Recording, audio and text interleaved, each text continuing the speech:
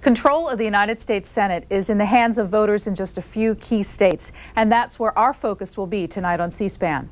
Working with television stations in 12 cities across the United States, our goal here tonight will be to bring you election coverage with a regional flavor. Throughout the night, we'll also be checking in with the editors of The Hotline, the must-read political tip sheet in Washington, for their analysis of what's happening across the country. That's what's ahead tonight on C-SPAN television. And on your computer, you can find state-by-state election results for the House, the Senate, and the governor's races at cspan.org. Let's begin our coverage tonight in Washington, D.C. at The Hotline with Editor-in-Chief Chuck Todd. Chuck, let's get an update on where the Senate races stand. Well, probably the biggest surprise at this hour, at this early hour, is the CNN's decision to call the North Carolina Senate race. They're the only network to call it, but it has given the Republicans a boost, and it's one of the sort of about 7 or 8 races that everybody was focused on in the last 48 hours that everybody thought was coming down to the wire. That, in fact, there seemed to be some Bowles momentum all throughout the afternoon. Democrats seem to be more excited about North Carolina rather than the Republicans, and now Republicans are feeling a little bit better with that call. Sort of makes their path to getting the majority back a little less bumpy for them, but it's still a long way to go, and it's amazing and how afraid I think the networks are going to be to call these races. That's why a lot of people are stunned, including folks that we've talked to at other networks, that CNN went ahead and projected Elizabeth Dole. What about the big picture for the Senate? Do you have any numbers right now about the overall leadership balance? Well, right now, just the basics are through. I mean, I think this thing is coming down to, both parties are going to be right around 48 seats, and it's coming down to these last 3 of where they're going to fall.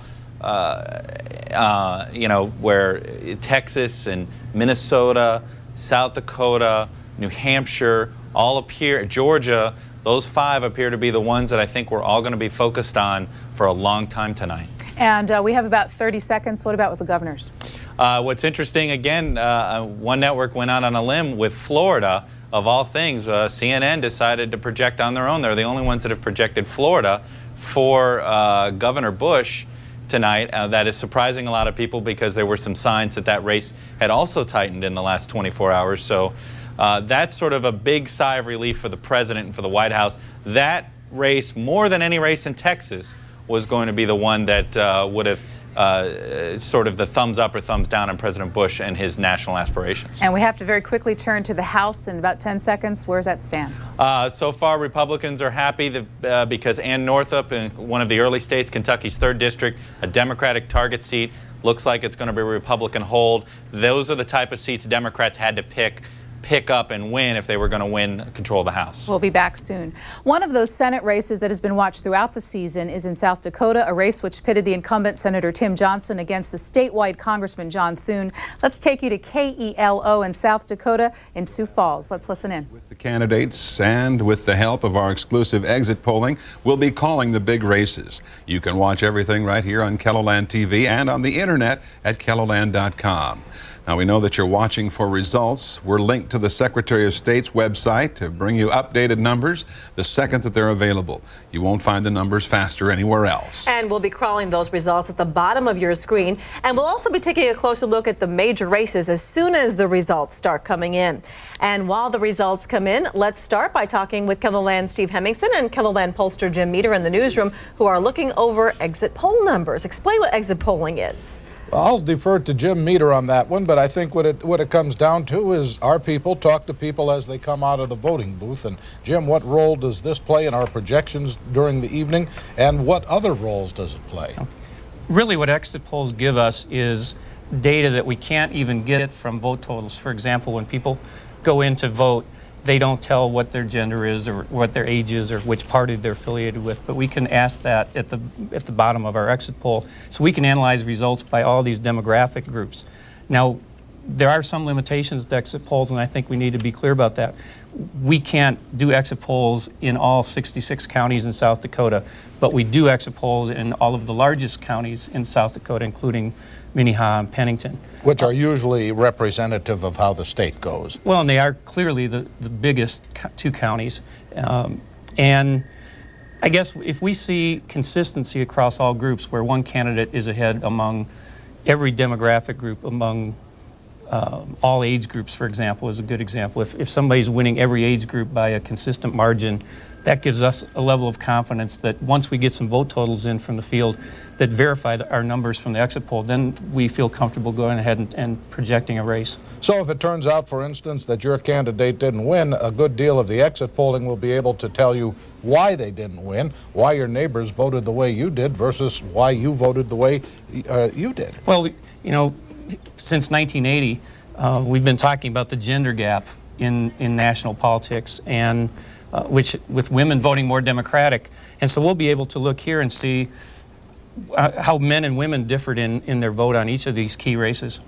All right, Jim Meter. And I should mention, we did exit polls on the Senate, House, governor's race, Secretary of State, Attorney General, and the 6-year term PUC. And we do expect to start calling some races in a very, very few minutes here, but our policy has long been we do not do it strictly off exit polls. We want to see some actual poll results, actual votes, to back up that what we're hearing is in fact what happened. And we have people out at our key precincts waiting to call in. We're anxiously waiting. There's a phone ringing now. Right. So we're waiting to get phone calls from those counties to tell us some actual vote totals. And again, if they verify what we found earlier today in our exit poll, that's when we have a comfort level. All right, and Angela, if anybody is keeping any kind of a history, it's my understanding the last political commercial of this season ran on KELOLAND at 5:27 this afternoon. If you want to write that down and pop a bottle of champagne. Say a little cheer. I think we all are. And those numbers you're seeing at the bottom of your screen, by the way, right now, so many of them are just 1% of the precincts reporting, so just a few numbers are starting to trickle in, and we're bringing you those results. Thanks a lot, Steve and Jim. Not only have we had pollsters working all across the area, we have crews all over KELOLAND working to bring you results and interviews. We're live in Pierre, where Republican candidate for governor Mike Rounds is holding a rally. In Sioux Falls, we're live from each party's headquarters. The Democrats are at the Convention Center, and Republicans are at the Ramkota Hotel. Let's go there first at the Ramkota and check in with KELOLAND's Jane Andrews and Anna Peters. Well, things here are just getting started. Bill Peterson, Carol Tweet, both candidates right now. We're both up on the stage, getting the crowd a little bit more excited.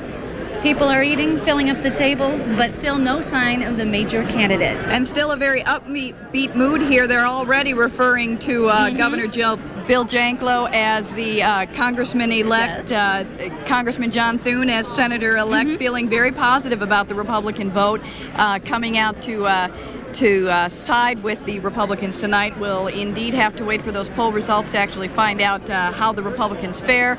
But certainly there are some key issues waiting for the Republicans, certainly whether they'll retain control of the House in Washington and whether they'll take control of the Senate.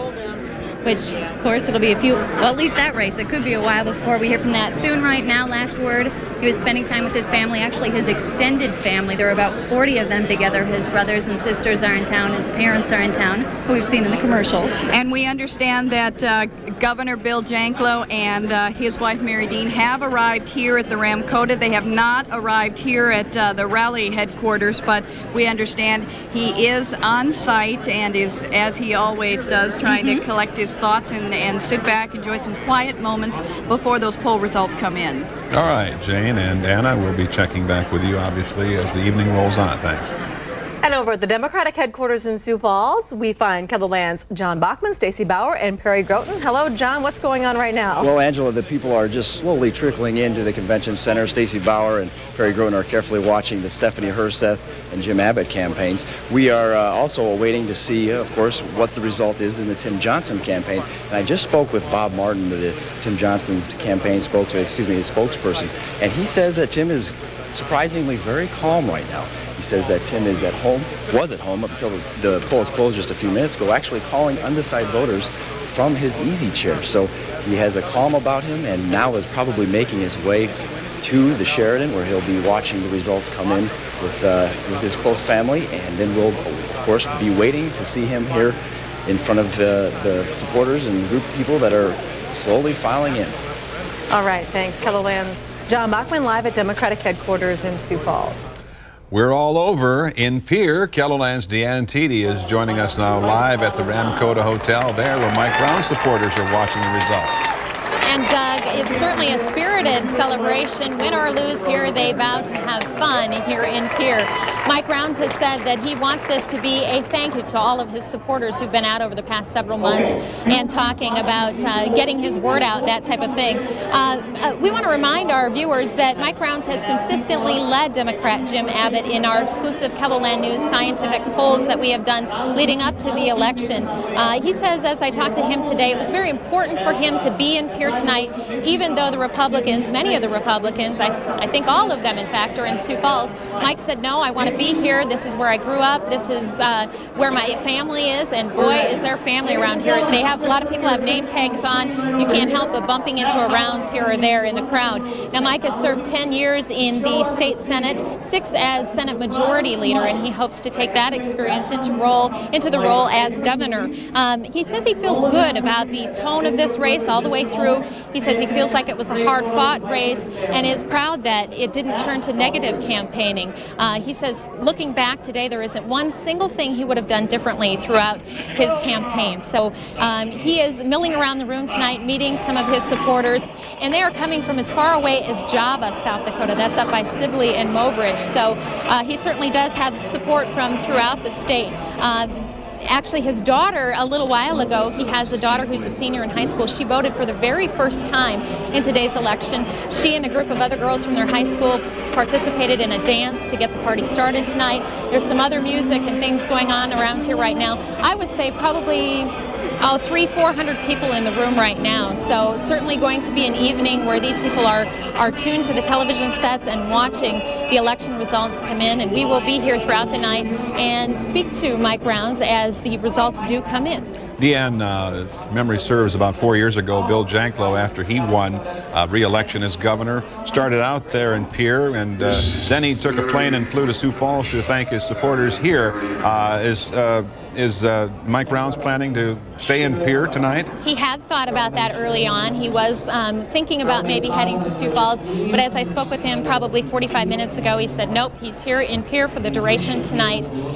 Again, he says it's very important that he is here to thank all of his supporters, and supporters have come from all over, including Sioux Falls, to be here and show their support for him. So he says he's sticking around for the entire party tonight. Of course, he's also wondering what's going on in Sioux Falls with the rest of the Republicans, but they are watching that closely as well. All right, Deanne TD in Pierre, thanks. We want to let you know, too, that the results can also be found online at KELOLAND.com. Now, no poll has been able to determine, if you factor in the margin for error, no poll has been able to determine a front runner in this race for U.S. Senate in South Dakota. Congressman John Thune is watching results from his Sioux Falls home, and that's where we find KELOLAND's Don Jorgensen.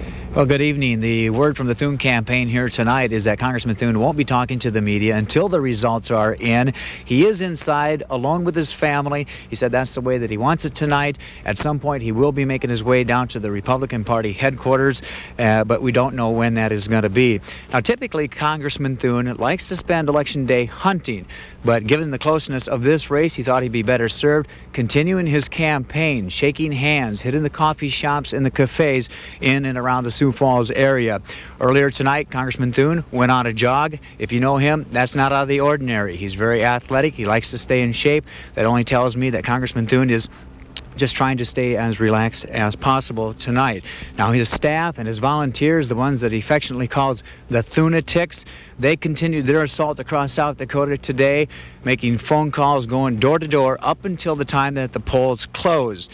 I can also tell you what Congressman Thune did not do today. He did not vote. That's because we understand that Congressman Thune and his wife Kimberly both voted absentee a while back in Congressman Thune's hometown of Myrtle. Now, I did talk with Congressman Thune earlier about tonight, about the importance of it, about his confidence level of getting a victory tonight. I asked him, what if he wins? And I also asked the tough question, what if he loses? We'll be having bits and pieces of that interview throughout our election coverage tonight on Campaign 2002. All right, thanks, Don. And you may remember that Thune was basically a shoo-in for governor if he would have chosen to run that race, and was persuaded by the president to run for Senate. We'll take a short, brief intermission here and be right back. Short and brief. And we're going to take a look right now at some of the tallies overall on where things stand. The House of Representatives right now with the races which have been tallied, and these results are from the Associated Press. Republicans in the current Congress 223 now have confirmed 46 seats, Democrats from 208 to 35. And to the United States Senate, here's how things stand again according to the Associated Press. The 108th Congress right now with 32 seats for the Republicans, 38 for the Democrats, and 2 for the Independents. And the senators who have been reelected to office thus far include Senator Mitch McConnell, Republican of Kentucky, Senator John Warner of Virginia, a Republican, and Senator Jay Rockefeller, a Democrat of West Virginia, all according to the Associated Press. Now we'll take you to the New Jersey network for coverage of the New Jersey Senate race. NJN senior political correspondent Michael Aaron will be watching the numbers for us throughout the evening, as well as providing analysis. He joins us now. Michael? Thank you, Ken. We'll be monitoring and analyzing the U.S. Senate, congressional, and county executive races tonight. Jim Goodman and Nick Acocella will join us later in the evening. For now, let me introduce 4 people who know as much about New Jersey politics as any 4 people you could find. NJN's 2 resident political analysts, Republican Roger Bodman and Democrat Rick Thigpen, along with Republican former Assembly Speaker Jack Collins and Democratic political strategist Julie Roginski. And control of the U.S. Senate and the U.S. House of Representatives will be decided tonight. New Jersey's races, of course, will play a role in the eventual outcomes. In the Senate, the Democrats had a 1-seat majority over the Republicans, but the death of Minnesota Senator Paul Wellstone and Governor Jesse Ventura's appointment of an independent to fill the seat temporarily means the Senate is evenly split. In the House, the Republicans hold the majority. Democrats would need a gain of 8 seats tonight to tilt the balance. Democrats currently hold 1 more seat than Republicans in the 13-member New Jersey congressional delegation. Of course, those national numbers will probably change by the end of the night, and maybe the New Jersey numbers as well. And now let me talk to our experts. Let's talk about the U.S. Senate race here. Let me start with you, Roger. Bob Torricelli drops out on September 30th. Frank Lautenberg's anointed on October 1st. Did Doug Forrester react as well as he could to this wholly unprecedented set of circumstances? Oh, I think he did. You know, listen, there's a certain illegitimate aspect to this entire election. I mean, and it's bizarre, it's weird, it's certainly never happened, and it'll be debated for a long time as to what was fair, what was right, and frankly, what was legal. But nonetheless, I mean, you know, you put yourself in Forrester's shoes. He had to literally change horses in terms of his campaign strategy. All of the stuff they had in research, all of the polling, all of the media work they had done aimed at Torricelli was no good, you know, all of a sudden. And now he had to go and re-aim his whole campaign at Lautenberg. I think he did a very credible job given the circumstances. So he came up with 3 big issues. Defense, Lautenberg's weak on defense. Taxes, Lautenberg's for higher taxes. And New Jersey ranks last in return on the federal tax dollar. By the end of the campaign, that was really the mantra coming out of Forrester. Was that as good as they could have done against Lautenberg, or did they miss something? No, they blew it, Michael. First off, there was nothing illegitimate about it. The state Supreme Court and the United States Supreme Court reviewed and passed on this decision. There was nothing tricky that happened, number 1. Number 2 is all Doug Forrester did was campaign against Bob Torricelli and then complain about the change. The voters didn't really hear about those issues. He blew his chance to have the voters pay attention to him. He didn't talk about the things that that are of concern to people of New Jersey, and the votors passed him by. Well, we don't know yet whether the voters passed him by. Jack Collins. I'm making a prediction. You're making a prediction. Jack Collins, what do you think about Forrester? I mean, Rick says that the public didn't get the issues that he was trying to use against Lautenberg, but those of us following the campaign certainly heard those issues. Were those the right way of combating or attacking Frank Lautenberg? Well, I think what he put forward are all credible issues, and I think he pointed out to the citizens of New Jersey where he was closer to George Bush. I think he should have used him a lot more. The polls show that George Bush is the most popular politician in New Jersey, and I think he should have grabbed on to George Bush maybe a little bit more. But I thought he did as good a job as you could do. Roger really touched on it. I won't argue with Rick about the legitimacy of it. The Supreme Court ruled. I thought the ruling was wrong. I thought it was an insult to the legislature. But it was ruled, and now we move on. And I do think that there was, if it were shorter term, there would have been more of a backlash from the citizens. I think they moved past it. But I think what happened was he spent all his energy getting ready for Torricelli, spending his money, his time, his energy, and now he has to start over against a new opponent where the new opponent, Frank Lautenberg, came in pristine and didn't have anything that he had to change. So I thought it was a difficult challenge for Doug Forster, and I think he did as well as he could do, and we'll see what the numbers show. Julie, from a Democratic point of view, you appreciate the difficulty of the challenge as Jack just laid it out? Listening to the speaker, I completely agree with what he said. In a way, Doug Forster squandered months and months and months of name recognition running against Bob Torricelli, and then here comes in a guy who's been around for so long that everybody knows who he is, everybody knows what issues he stands for. Doug Forster had nowhere to go. Some say he should have been more positive about himself sooner. At the least, he should have run comparative ads between him and Torricelli as opposed to just trying to take Torricelli down. Now, hindsight's 2020. Nobody had any idea Torricelli was going to drop out. And Michael, I'm going to jump in. They're letting Doug Forster off the hook. When he ran against Bob Torricelli, all he did was talk about Torricelli's ethics. Exactly. He ran a negative campaign. Yep. He had a chance to define himself. He never took it. He had a new opponent. It put him behind the 8 ball, maybe. But the fact is, he never talked about who Doug Forster is. He complained about the transition. Last word, Roger. When there's an incumbent involved, as Torricelli was, that race is always about the incumbent, and it's never about the challenger. And this particularly incumbent that was as wounded and as frankly ugly as the Torricelli circumstance was. Let me just final comment. Absolutely, and Rick has been in this long enough to know when Torricelli dropped out, Forster was crushing him, and that time it was a great campaign. But now all of a sudden, because of this rule change by our Supreme Court, it becomes second guessing. And Forster, no, we got to toss it back. But Forster was too successful by half. He beat his first opponent too early, right? He asked him to quit, and then when he quit, he got upset. Hey, you can't quit. All right, on that. Last week. On that, no, he said resign, and he hasn't resigned. We'll be back. We'll be back with more of this. Back to you, Ken. We're going to give you that chance, Michael. And right now, we're going to take a break from our Decision 2000. And as our night continues, we will be back to the New Jersey Network, which is public television in the state of New Jersey. Well, with the economy and corporate scandals the backdrop for election 2002, let me put on the record that the White House has just accepted the resignation of the Securities and Exchange Commission Chairman Harvey Pitt, which was offered this evening. Well, let's continue our coverage of some of the races around the country. We're going to take you next to WRAL-TV in North Carolina, where there was a closely fought Senate race pitting Elizabeth Dole against former White House Chief of Staff in the Clinton administration, Erskine Bowles. Let's listen in. To be working for Carolyn Grant right now, but that race is not over, as Mark's pointed out. Let me ask you. Not over, as Mark's pointed out. Let me ask you this question too. As a person who's run for office several times and served in the legislature a dozen years, one of the issues that Erskine Bowles brought up about Elizabeth Dole was she changed her mind, changed her position, particularly on Family Leave Act. I said to him last Thursday, I said, is there anything wrong with changing? That was the difference. He said, my position on fast track. He said, there was a point that I was for fast track. And when the textile industry came and we saw what happened with it, I realized that's not the position I should be taking. Is it tough as a politician to change your mind and then stand up and say, you know, I may have been wrong, or I may have just shifted in my thinking? I don't think it's tough. I think that it is the exception rather than the rule. I think politicians want to generally maintain a hard face and something like a way of saying, this is the way I've always believed, this is the way it is.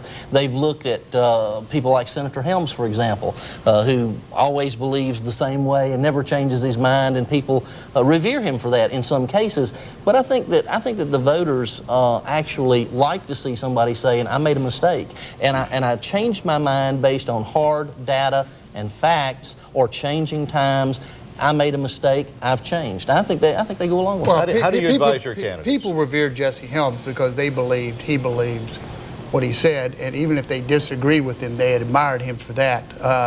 I tell candidates, and I sort out what they believe and to stick with the program. On some of the social issues, if you move on the life or the abortion issue, it can be devastating. And I mean, if you truly believe and you move, then you should say it. But to be candid with you, that can really cut you if you start.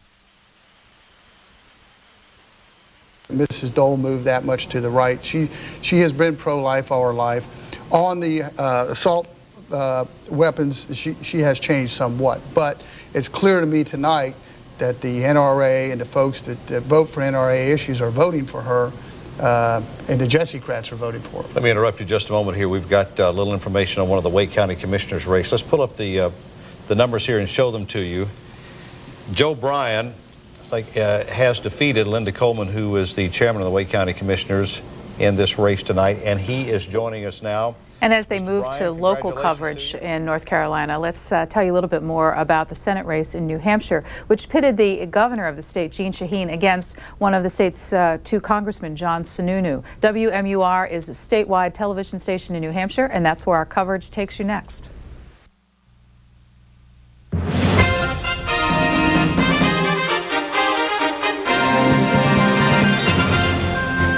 New Hampshire voters turn out in force. State election officials predict the ballots cast today may have broken state records for a midterm election. The reports that we've got from different parts of the state all seem to be the same, that the numbers are far exceeding what they were at the last time that we had a midterm election like this. It seems in New Hampshire we take our civic duty seriously, having researched the issues and the candidates. Education and prescriptions. You can see my white hair. Definitely the Senate, Sununu and Shaheen. Very, very tight, so every vote counts. And that U.S. Senate race may have driven many people to the polls. It plays a key role in the balance of the U.S. Senate. Good evening, everyone, and thank you for joining us for this special edition of News 9 New Hampshire Votes 2002. We will be with you all night long, bringing you up-to-the-minute election results and speeches from the candidates, from the race for Congress to the governor's race to the race for U.S. Senate. That's right. Our open U.S. Senate race is playing a big role in the balance of the Senate. And right now, let's take a look at some of the numbers in this race. Early on, Governor Shaheen came out of the box with heavy numbers. But right now, John Sununu, Congressman John Sununu, has edged ahead of Shaheen by about a 50 to 46% margin. Let's head right out to those campaign headquarters. Gene Mackin at Sununu headquarters in Bedford. But we want to begin with Scott Spradling, who is live at Jeanne Shaheen headquarters in Manchester tonight. Good evening, Jennifer. The name of the game here is getting the vote count as quickly as you can. As you can well imagine, with so much at stake, Shaheen and Sununu people have their own teams at virtually every polling location, getting numbers, reporting them in. So the numbers that you just saw on the screen aren't actually the numbers that they have here at Shaheen's campaign. So there is still some cautious optimism, but a knowledge overall that this race is going to go right down to the wire, just as everyone had anticipated. To talk more about where we are now and what it took to get us there, I'm joined now by Colin Van Ostern. He's the spokesperson for the Shaheen Senate campaign. Colin, welcome. How are you feeling? I'm nervously optimistic, Scott. Everyone's on the phones right now. We're having word from all across the state. We just recently got very new numbers that have about 88,800 votes for Shaheen, 86,500 votes for Sununu. But that's only a small portion of the state. There's a lot left to go, and it's going to be a long night. Some of the conventional wisdom was that Shaheen had to do well coming out of the big cities, leaning more Democratic, in order to fight off an onslaught of Republican votes that probably were going to come from the smaller towns. Do you believe that you can keep pace even if you just have a narrow lead? Well, what it looks like right now is that we have a very strong lead in Nashua. Manchester does not look quite as strong right now. We don't have solid numbers yet. But we also have, Governor Shaheen has had support from traditionally non-Democratic areas, places like the North Country, Berlin, where she worked to get the mills reopened. She had overwhelming support in an area that traditionally doesn't vote Democratic. And so it's going to be difficult to call this one based on early projections. All right, so we watch and we wait. Colin, thank you very much, and we'll catch up with you later on this evening. Thanks, Scott. All right, that's the story here from the Shaheen headquarters. Watching and waiting is the catchphrase of the evening. Back to you.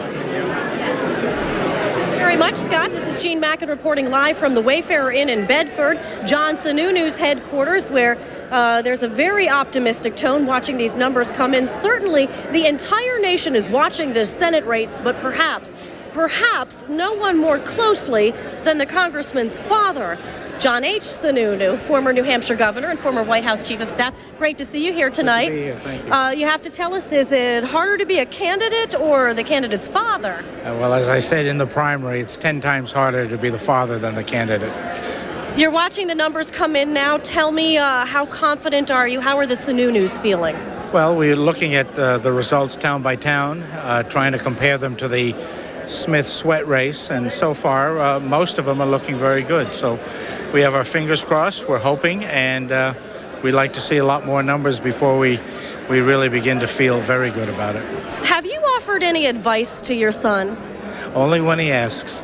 And what type of advice have you offered him? I won't tell you. All right, thank you very much. It's great to see you. Thank you. And I know that your family will be waiting anxiously in a private room as these numbers come in. Once again, John H. Sununu, father of the congressman and former New Hampshire governor and former White House chief of staff. Reporting live from Bedford, Gene Mackin, WMUR News 9. All right, Gene, thank you very much. Of course, that's the big race that we're going to be watching very closely tonight, but we want to cover it all for you tonight. We want to see how the race for governor is shaping up. And to the boards we go and see how things are standing right now. Craig Benson with a substantial lead at this point with 57% of the vote. Mark Fernald at 40%, of course, running his campaign on a 4% income tax as a means to fund education. John Babiar's also posting a 2.9% at this point. All right, very good. And we have team coverage of the governor's race. Kevin Flynn is live at the Fernald headquarters, but we begin with Audrey Cox live at Craig Benson's election night headquarters in Manchester. Audrey? Definitely an upbeat mood here tonight, Tom. It's safe to say there is a smell of victory in the air. And for Craig Benson supporters, there really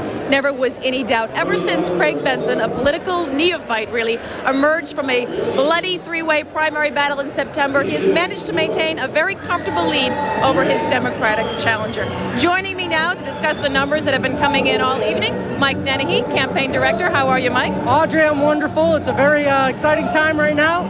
Very happy with the results so far. This campaign's been an exciting campaign. It's been about reforming state government. It's about a change in state government, the way we operate here in New Hampshire, and it's about doing positive change, making positive change without an income tax. And that's why Craig Benson has been so successful so far. Some people were distrustful of Craig Benson because they didn't really know him.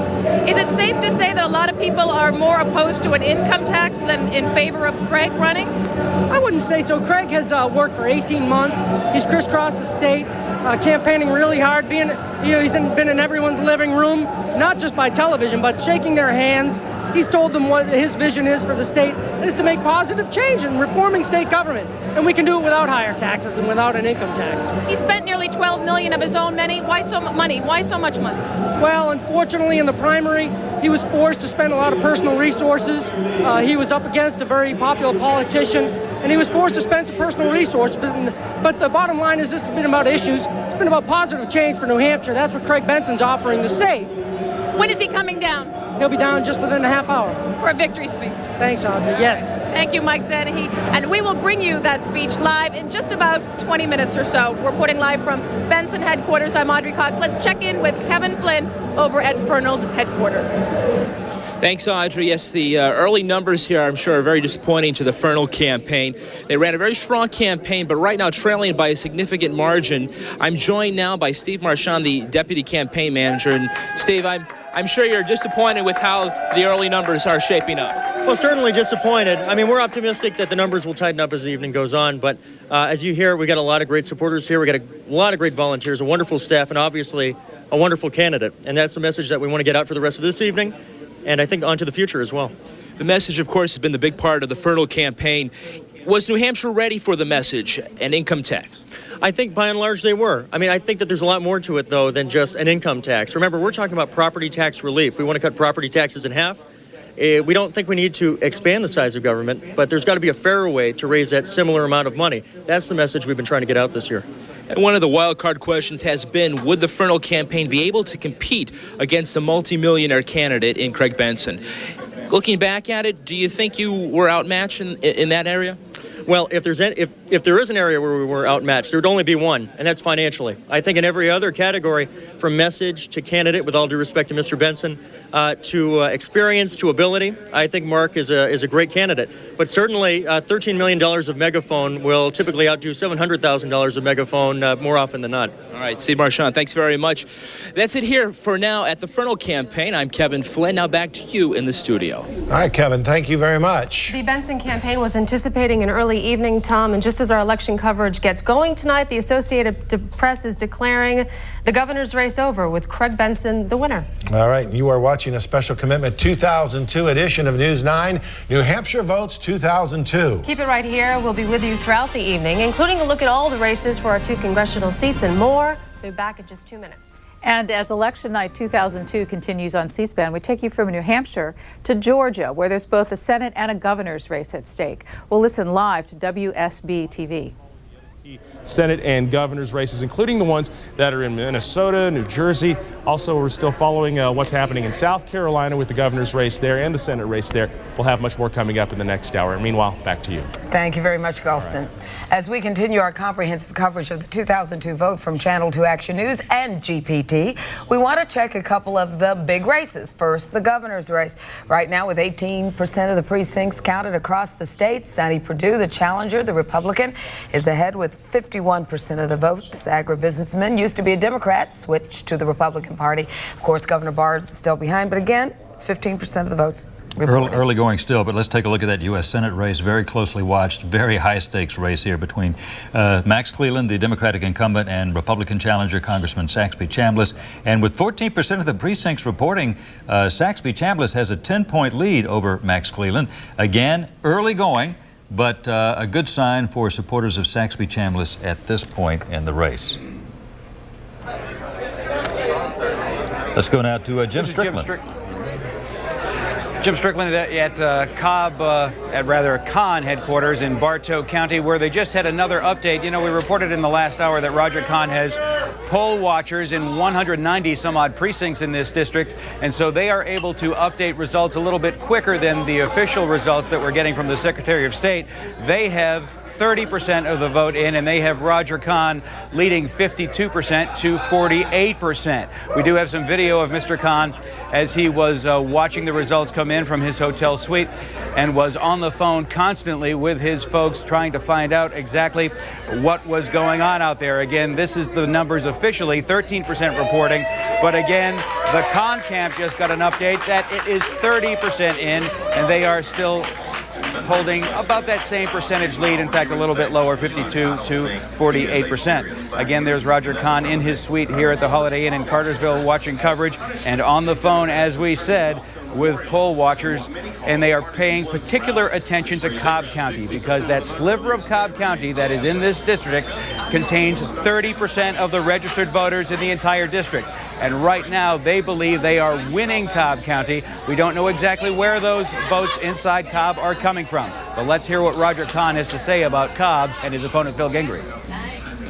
He has to win Cobb large to win this race, I think. And if he loses Cobb, I think he can turn out the lights and call in the dogs. More good news for Roger Kahn. His stronghold down in Columbus, Muskogee County, none of the votes, they say, from there have come in yet. Live in Bartow County, Jim Strickland, Channel 2 Action News. All right, Jim, thanks. Let's go now to Bill Nagat, who has some updated information for us. Bill. Well, John, we do have some information that Mike Bowers has just gotten for us. He's been talking to the Sonny Perdue people, and you have some figures that don't tell us how the whole night's going to turn out, but it's interesting information for right now. What they're telling me is with 31% reporting, Perdue 52, Barnes 47, and what they're saying is that there is a surprising turnout in South Georgia in favor of Sonny Perdue, and the margin in Gwinnett is much bigger than they expected. So this is coming out of the Perdue war room where they're crunching correct. Numbers, just as they're doing in the Barnes paper, but very quickly we need to point out it is early in the evening yet. It's awful early, and to be honest with you, I haven't heard anything yet definitive one way or another from the Barnes headquarters. I think it's too early to tell. It all depends on where those votes are cast. We'll just have to wait it out, Bill. This is one thing that Buddy and I totally agree on. It's very early, and we don't know much. But we want to make sure that voters have the latest information coming out of the campaigns. Thanks a lot. Back to you, Monica. Thank you very much. Of course, we're looking at a lot of races right now, and one of those that is, quote, closely watched also is Republican Phil Gingrey's headquarters in Marietta. Our Lori Geary joins us there this evening. She joins us live, and he's waiting to see whether Mr. Khan or he is going to be the one to go to Congress. That's right, and so are all of his supporters. It's a very crowded conference room here at the Marietta Conference Room. As you can see, several of Phil Gingrich's supporters have showed up watching and waiting for all of the results, but especially for this race that is considered a toss-up here in the 11th Congressional District. It's been a nasty race. Attack ads from both sides. It's also been very expensive. And Phil Gingrich told me earlier tonight that it's been definitely more heated than his run for the Marietta School Board and the State Senate. But this is the first campaign that I've had to run where, not only in the general, but actually in the primary, we had to beat two very good, strong opponents in the Republican primary to get to this position, to have a chance to go to the Super Bowl. And now we're in the position to go to Disney World, and we're really excited about it.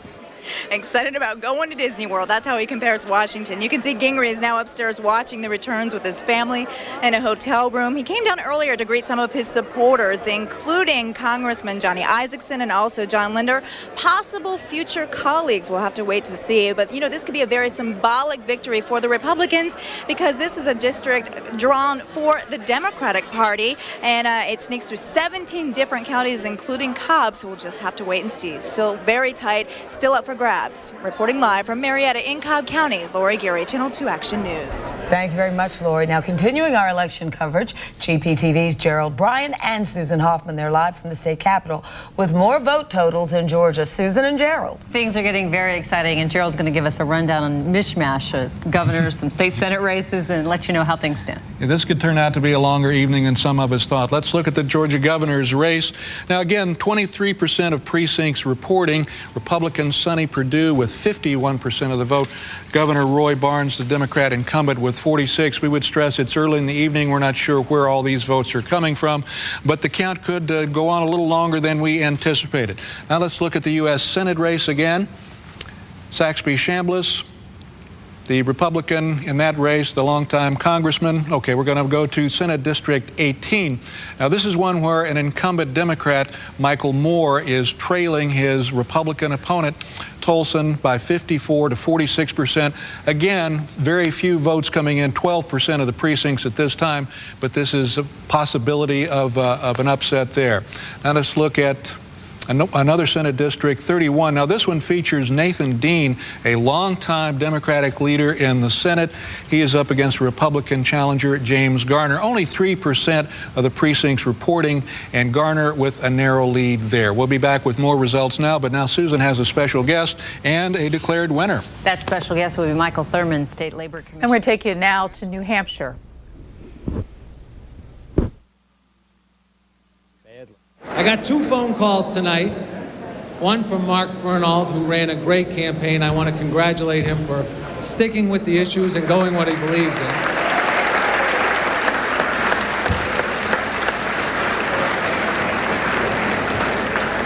The other was from the President of the United States.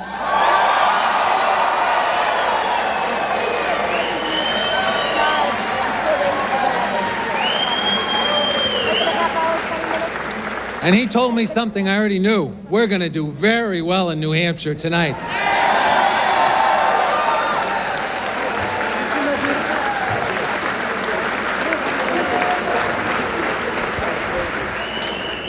"19 months ago, I started this campaign for governor and wasn't given a lot of chance to win.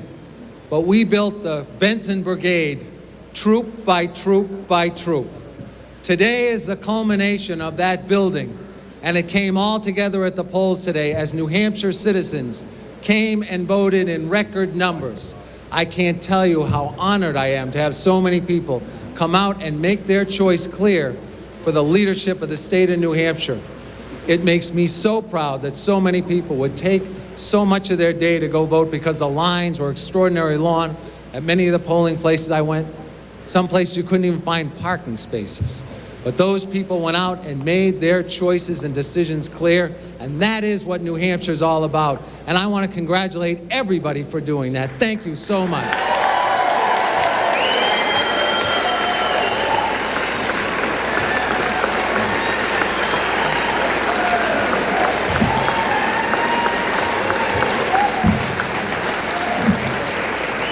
I'd be remiss if I didn't thank some of the people that helped make my Benson Brigade so good. course, it started in our kitchen with Denise and Lauren and Kristen. I want to thank them.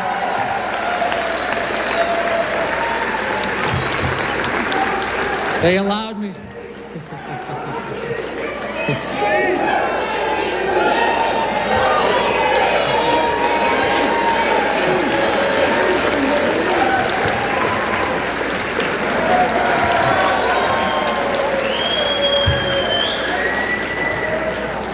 And then we built it brick by brick. We had a great chairman of our campaign, Jesse Devitt, who gave timelessly. Thank you, Bill.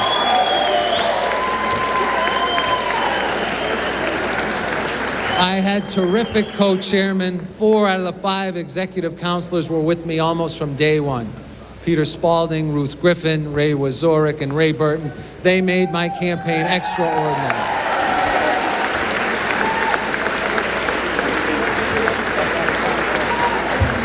I had some great finance people helping me on this campaign, led by Anna Grace Holloway and Susan Dupree. I'd like to thank them.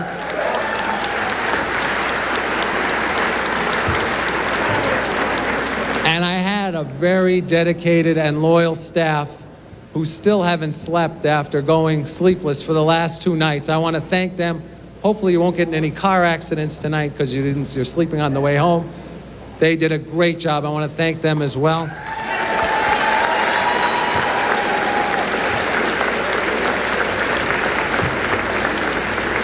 I want to give one more thanks to Governor Merrill, who risked his political career to come out and back a political neophyte.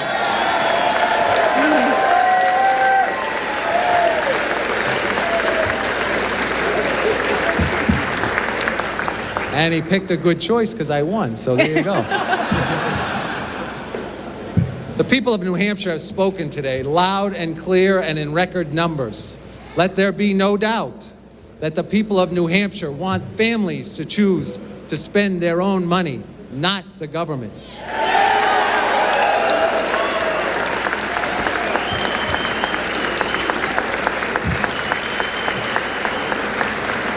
Let it be said that New Hampshire will be the home to entrepreneurship because we're going to let entrepreneurs establish their dreams right in this state and take their money and invest it in those small dreams they have and turn them into great businesses with great ideas.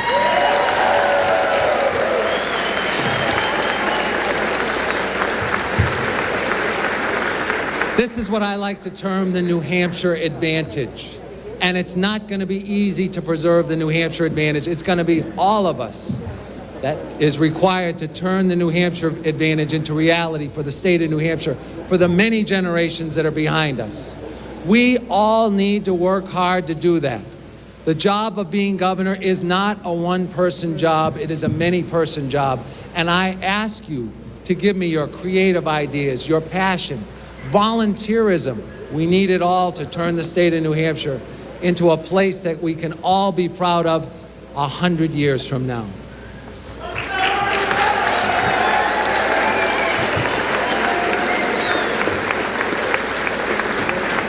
And it's all going to start with an attitude adjustment.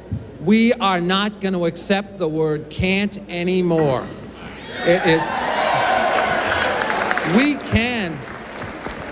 can pass the New Hampshire advantage on to our children. We can fix the problems in this state, and we are going to do it together. That is what makes New Hampshire great, coming up with an attitude that allows us to be successful and then working hard to make that happen.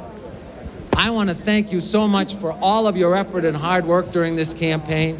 I didn't have enough time to mention all the people that worked so hard and diligently on my behalf, but I can't thank you enough. And I want to leave you with this last thought. New Hampshire is the greatest place in the world, but together we're going to make it better. Thank you very much.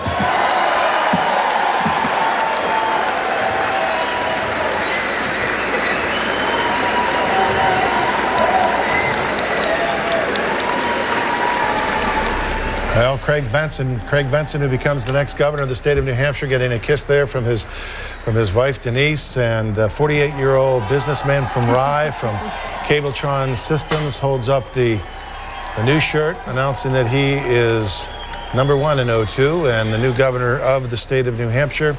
who promises and did promise during the campaign to start state government with a new blank sheet of paper.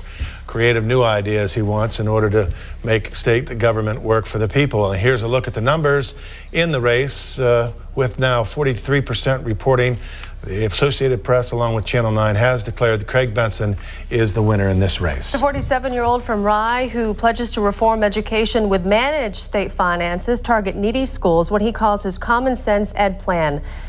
You could call him a little bit wealthy, too. He's worth approximately $600 million. It was a very heated primary race that he fought to get here tonight. Spent well over $7 million of his own money to defeat a very strong candidate in Gordon Humphrey. And we want to take a quick break. We're going to come back. We're going to take a look at the 1st and 2nd congressional district races and that all still too close to call U.S. Senate race. We'll be back.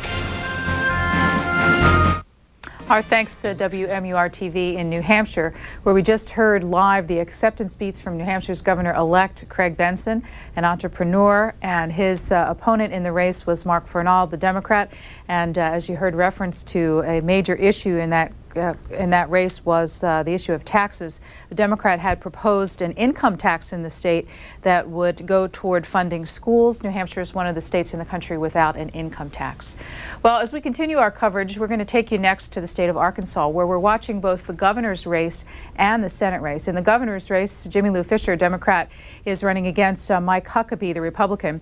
And the Senate race there pits Tim Hutchinson, the incumbent, against a challenger with a well-known last name, the Democrat Mark Pryor. Let's listen in to KATV in Arkansas for an update on that race. Senator Blanche Lincoln. We have at least 12 different cameras scattered all over the state, following each of the election parties, bringing you the results, bringing you the reaction to what is happening tonight, also bringing you information on the election process itself. We thought that voting would be over by this time tonight. Guess what? Polls are still open for another hour. They'll be open until 9 o'clock tonight. So let's head out to our Michelle Rupp, who's covering this angle and this newest development from the Democratic Party headquarters. It was the Democratic Party who petitioned the judge to sign an injunction keeping the polls open until 9 o'clock tonight. So let's go now to Michelle. And Michelle, what can you tell us from there? Well, we quickly moved to the Dunbar Community Center, and some of the poll workers who were here, as a matter of fact, as we came in, they were just getting word that don't start packing up just yet. We're going to be here for a little bit longer. There hasn't been anyone that we've seen come through to vote. It's been pretty quiet, and actually we've been really the only ones here. But it was about 6:45, 7 o'clock this evening when we got the call that the judge had signed the injunction to go ahead and extend the polling hours just in Pulaski County until 9 o'clock this evening. We had the opportunity to speak with Ron Oliver, who is the chairman of the Democratic Party, and Robin Carroll, who is legal counsel for the Democratic Party, and this is what they had to say. To avoid the disenfranchisement of a number of voters who were calling and saying that there were polling places, I believe about 10 or 11 in number, that were running out of ballots and had been out of ballots for an hour or more, and that they were very, very frustrated and afraid that they were not going to be able to vote. So we asked the judge to extend the voting hours, and he granted that injunction. The problem has not been that they don't have enough ballots. It's been that they've been very slow in taking the ballots out to the polling places when they run out. Now, all of the rules still apply. If you are in line at 9 o'clock, you will still be able to cast your ballot. And like I said, here at the Dunbar Community Center, you can come right in and vote. This is probably the quickest you'd be able to vote all day, especially what we've seen here in Pulaski County. Karen and Carrie. Michelle, again, tell us how many folks have you seen come back through after the 7 o'clock closing time? Here at the Dunbar Community Center, we haven't seen anyone. Like I said, as we were pulling up, they were just receiving word to unpack their briefcases and sit back down. They were going to be here for another hour and a half or so. It took a while for the word to get out to the polling places, so a lot of confusion. Do they set up or do they take down? Michelle Rupp, thank you very much. No lines right now. Good time to go. Best time to vote all night. Well, the folks who are overseeing all of this, the election process, we want to go now to our Gina Martin, who's standing by at the Election Commission. She's spoken to the chairman, Charles King. So, Gina, what can you tell us about how this all came about and how this may affect actually what's going to happen down the line. Well, we learned at about 7:21 tonight, and I'm saying 7:21 because that is when the election commissioners learned of this judge's ruling. So they had approximately 9 minutes, they say, to contact 124 polling places across Pulaski County. So it's been quite chaotic actually behind these closed doors. They keep shutting them. There's a whole bunch of people in here waiting to find out more information. They do support the judge's ruling, they say, but it obviously makes for a much longer and an even costlier night for them. They obviously have to pay the poll workers who are out at the polling places. The judge's ruling reflects the large voter turnout. Charles King was telling me that the voter turnout has been unbelievable. They think that there's more voters who turned out for this election than the last presidential election. Now, another concern that they had here is the ballot availability. We've been hearing problems all night in terms of the ballot availability out at the polls, and this judge's ruling makes that even more difficult because now they're sending folks back out to those polls to try to get more ballots out there. And I was listening to Michelle a little bit ago, and she says it was a slow process, and I can tell you from an observational standpoint, it has been a slow process. Gina, they made a big splash some time ago, just about a week ago, saying that they were going to print extra ballots, having extra everything, so they didn't run into problems at the polls. Was it just a distribution situation here? It seems to be a distribution situation. I can tell you from an observational standpoint, there didn't seem to be much organization to the distribution process. I was observing how they were feeling the phone calls coming in from all the different polling places, a church here, a school there, and they were saying, hey, did anybody get more ballots out to this place? And people were like, I don't know. And these are some volunteers, so you do have to give them the credit for volunteering their time. But again, there didn't seem to be much organization to the process itself. So I'm sure that adds more fuel to the fire. All right. Gina Martin, thank you very much. And we should emphasize there are a lot of good people working these polling sites, working to make for as good an election as possible, but some problems apparently could not be overcome. And when you don't get paid, you are a true volunteer. When you offer to get involved in an election process, it is lengthy and, as we've seen, very complicated. It was the Democratic Party who petitioned to have this poll extension, but we want to go now to our Jason Peterson, who's covering the Tim Hutchinson campaign for Senate. If the votes come in on his side, then actually it would benefit him. Although in the 2nd District here in Central Arkansas, we see typically Democratic voters. Is that not correct, Jason? Well, that's correct. The Republicans here have been on their phones trying to figure out what's going on, what the possible ramifications could be, and frankly scratching their heads. You know, a couple of years ago, there were long lines at a polling site in Maumelle. As long as you were in line by 7:30, you were allowed to vote, even if it was 8:30 or 9 o'clock. They are concerned about changing the rules at this stage of the game. Kevin Crass is an attorney for the Republican Party. And when you learned about this, what was your initial reaction, Mr. Crass? Well, to tell you the truth, I was at home with my boys, and I got a call that an order had been entered, so I rushed downtown, and on my way down, before I had even learned that an order had been entered, my 12-year-old called me and said that there had been a mechanical call placed to our home that said the ballots were going to be open till 9 o'clock. And it raises a great number of suspicions in my mind. What we have here is an order entered at 6:45 on the night of the election to keep open the election or the ballots until 9 o'clock. And let me make this clear. The Republican Party does not want anybody to lose their right to vote. But what this is about is something much bigger, in that we are changing the rules right before the election is to close and to allow the polling places to be open until 9 o'clock. The problem with that is not every ballot or polling place has been notified of that. So you have certain polling places open, certain polling places closed, and that's a complete disenfranchisement of the voters and a violation of equal protection. The rules in Pulaski County have been changed so that they're different from any other county in the state of Arkansas. Now, there have been voting problems throughout the county, probably affecting voters of both Republican and Democratic persuasion. Why didn't the Republican Party file a motion like this, or why do you think the Democratic Party did? Well, I'm not sure why they did and why they did it without giving us notice. One can only wonder. But the point is, there have not been reports of long lines of people not being able to vote. This was entered at 6:45 before the ballot closed at 7:30. By law, anybody in line at 7:30 could vote, and yet they've gone in and changed the rules without notice to the party and without notice to the complete public that the ballot will be open till 9. It's interesting, the Democratic Party asked the judge, who I respect a great deal, to keep it open till 10. He declined that and said he's only going to keep it open till 9. The problem is the notice. You changed the rules at the last minute. It's not fair to the voters. Legal challenges? Well, we're working on our options as we speak, and we'll see if they're available. Whether they're available tomorrow will be another question. All right, Mr. Krass, thank you for joining us. Now, Pulaski County traditionally does vote Democratic, so if this order was to benefit either party, the Republicans do feel the Democratic Party would have the advantage. All right, the legal options already being considered. It could be a very long night, a long couple of weeks. It could take some time to figure out what the results are of tonight's election. Hearing Florida all over again, right here in Arkansas, right here in River City. Well, we want to turn to our Matt DeCampo. He's covering the Mark Pryor campaign for us That's tonight. correct, and we're going to go now to Mark Pryor's election headquarters, or the election party as it stands tonight. Matt? Well, Kerry, people filing in here, you see a lot of Mark Pryor stickers. You also see a lot of I voted stickers, people who have been through the lines in Pulaski County. Many of them I've talked to, not really surprised by the decision, or at least the perceived need to keep the polls open later until 9 o'clock. Democratic Chairman Ron Oliver, you saw Michelle talking to him earlier. He stopped by the Pryor campaign here. I asked him point blank, how important are these votes to Mark Pryor's campaign and his chances to unseat Tim Hutchinson? He says, well, with 1 out of every 8 votes in the state coming from Pulaski County, the votes are really important to any campaign and not just Mark's.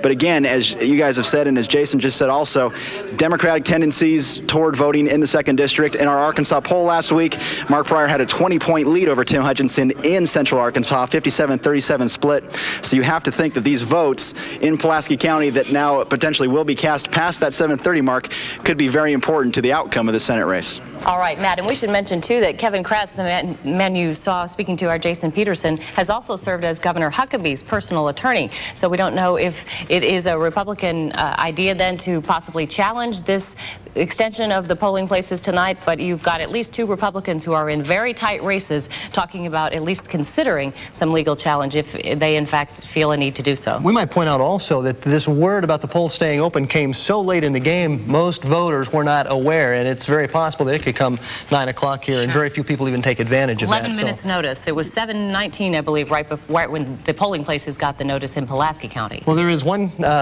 senator that is probably thankful she has not been a part of this somewhat hectic and crazy campaign year. Senator Blanche Lincoln is in the studio with us, and we will join her and ask her a few questions when we come back. Stay with us. Well, as election night 2002 continues on C-SPAN, our next stop will be Georgia for the United States Senate race. While that race has not yet been called, at this point, with about 34% of the precincts in the state reporting, Saxby Chambliss, a congressman, a Republican in the state, has a very healthy lead, 56% to 43% over the incumbent Max Cleland. WSB-TV caught up with Mr. Chambliss to talk to him about his reaction so far. Vote with 20% of the precincts counted. We'll go right to Richard Belcher, who is live with Mr. Chambliss. Richard. Let me say that the numbers that we're showing on the screen are slightly lower than some of the numbers that we are seeing from the Chambliss campaign here, where they've got about 31% of the precincts reporting. I think that's the same numbers that Mike Bowers had a couple of minutes ago. I'm joined by the candidate. You are getting a pretty good early run here. Well, it's nice to see the numbers where they are right now, but this is going to be a long night. This is going to be a very, very close race. We knew it was an uphill battle when we got into the race a year ago, and we've worked awful hard, but I tell you what, I've had a grassroots organization in all 159 counties where my volunteers have worked so hard, my staff has worked so hard, and I think it may be paying off tonight.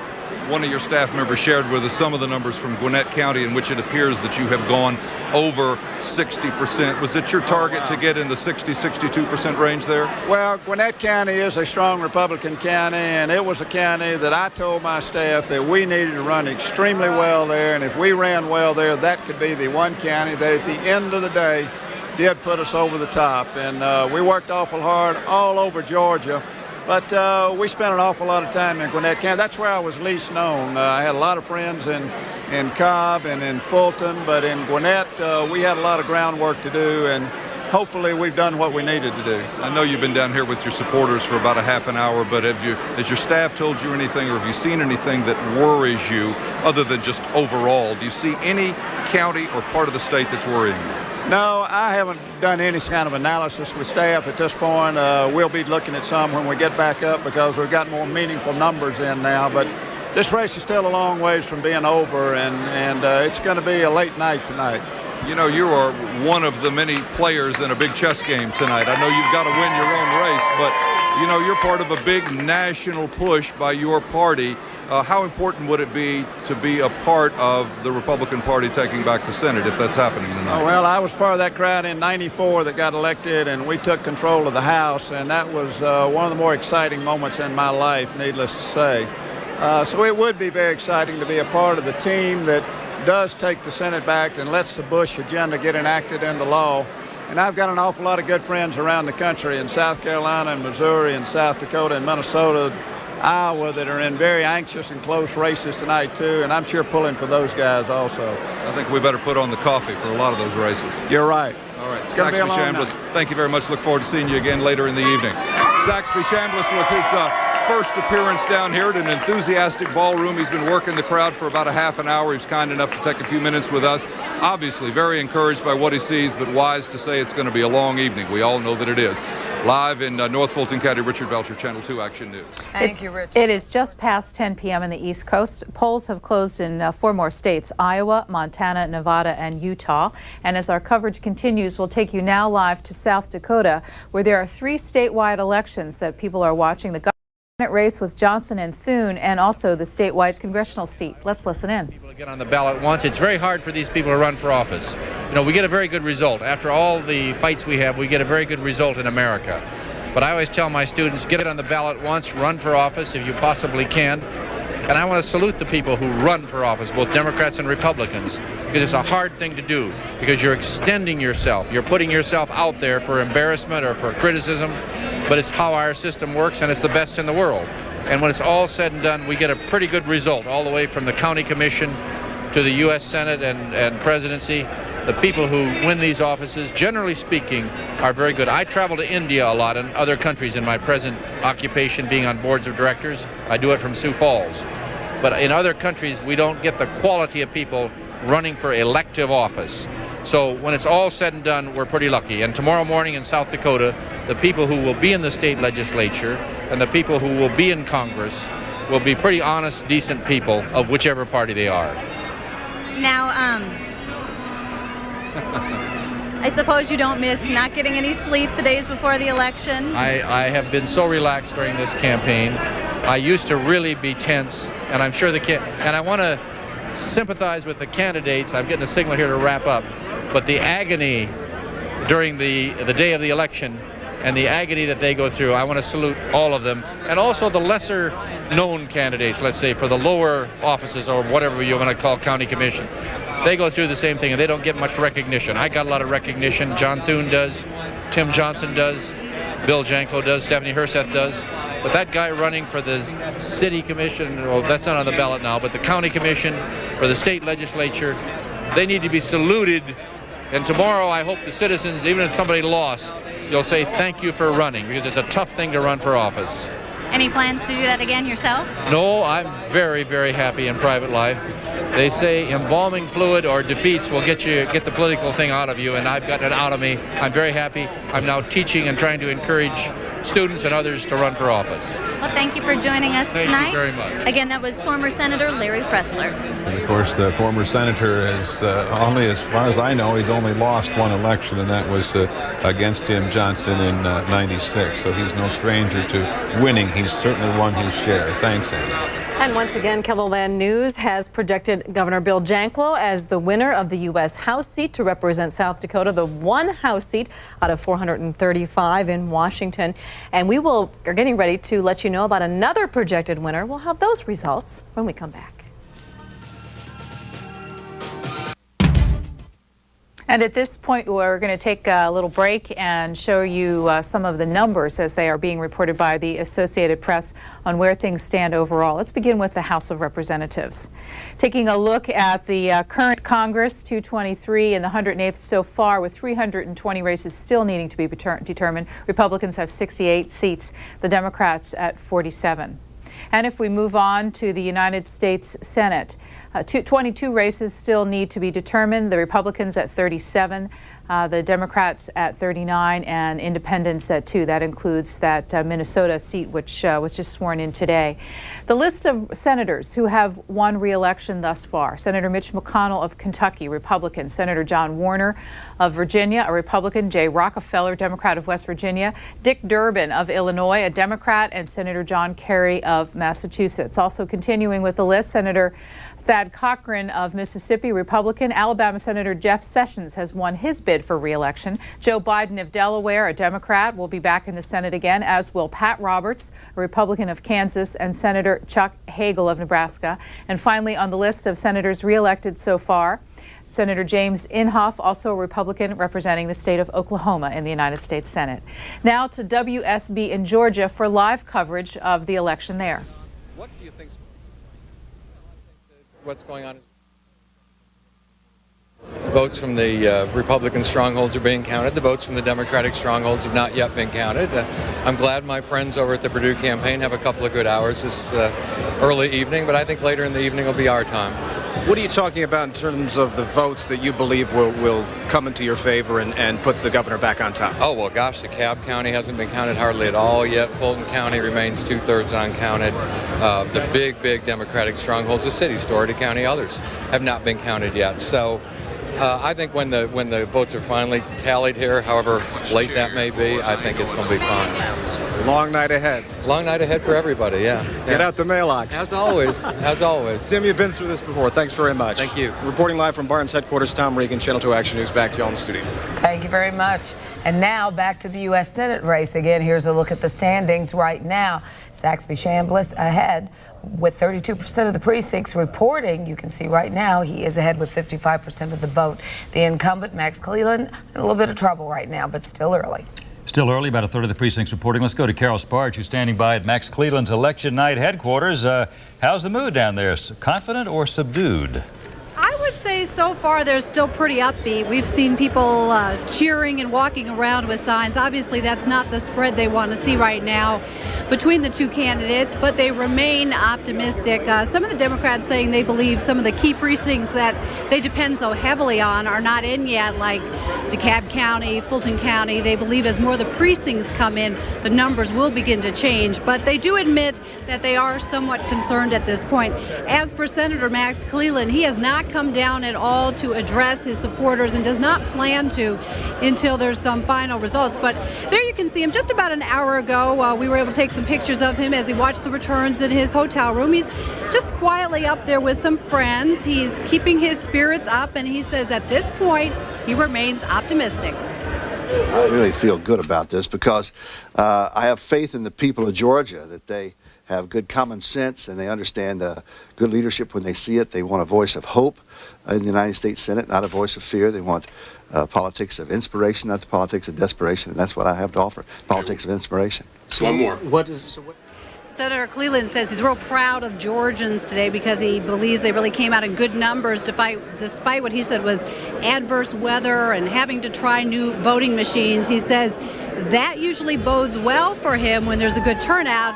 So far, that does not seem to be the case yet tonight. We'll, of course, continue to follow this and hope to hear from him later tonight. We are live from the Hyatt Regency in downtown Atlanta.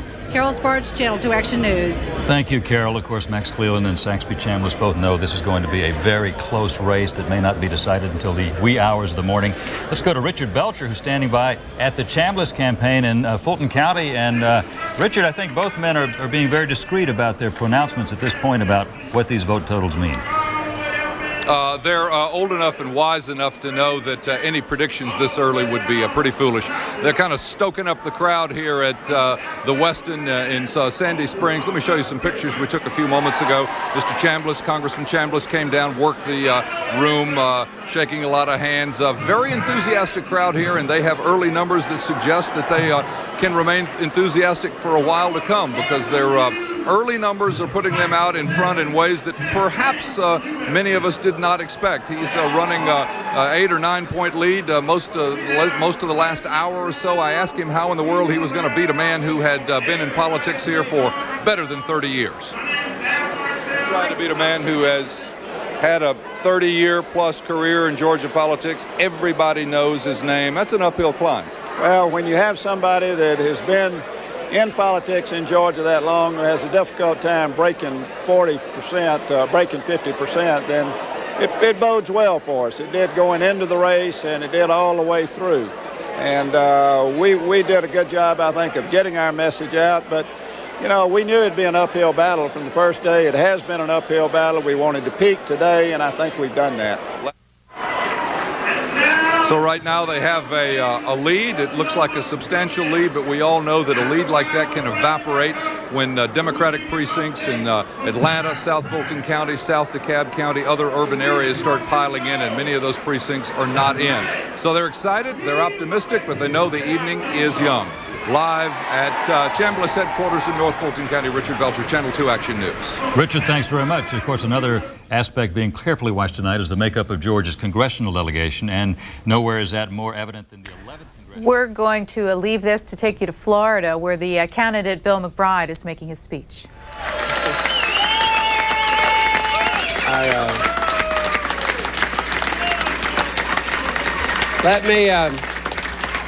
Let me say that I'm proud and pleased, and I've got more. There's more love in this room than I deserve. I want you to know that I want you to know that this has been a wonderful experience for so many people, and I'm so proud of all of you. I called the governor just a moment ago, and I congratulated him and wished him well. Let me know. Wait a minute, please. Hold on. It's very important. What I've talked about all during the campaign is consensus building and family and treating Florida like a family. And this was an election about choosing the head of the Florida family for the next 4 years. I want all of you to consider that and consider your support and your help, because the new head of the Florida family, this governor, needs support. I think we've moved the agenda into, I think, the right place. All of you should take a great pride of that.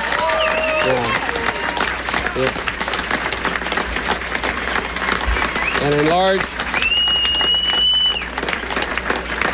large measure, it's because of your efforts and the things that you did that we've now got his campaign and our campaign started talking about the same issues. That's good for Florida.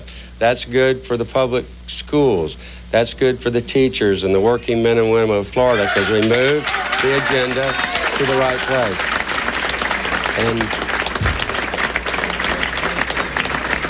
And I'm enormously proud and confident that because of your good efforts and the efforts of this campaign, and the hundreds of thousands of people that voted and cared so much about the public schools and about making Florida work for families, that this agenda has been moved, that we made a difference, and that more importantly, all of you did. Now let me thank my mom, who's down here in the front.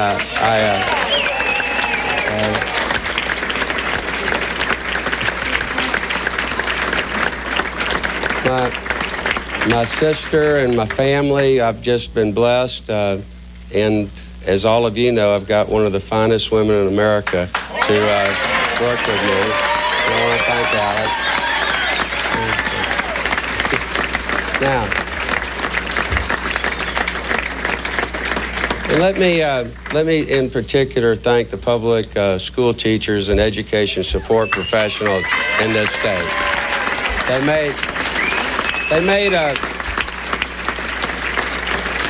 made such an important commitment to this campaign, and I'm also proud to be here with their leader, Maureen Dennon. And Maureen, thank y'all for everything y'all have done.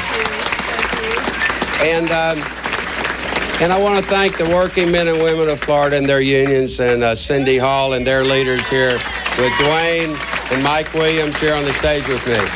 Thank you.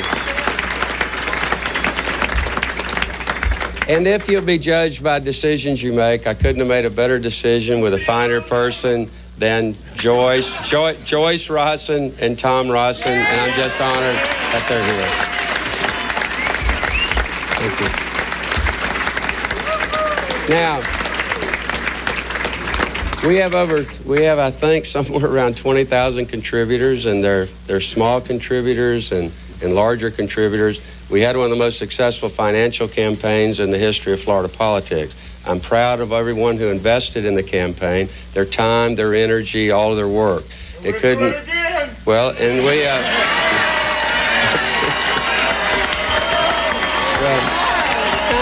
no, let me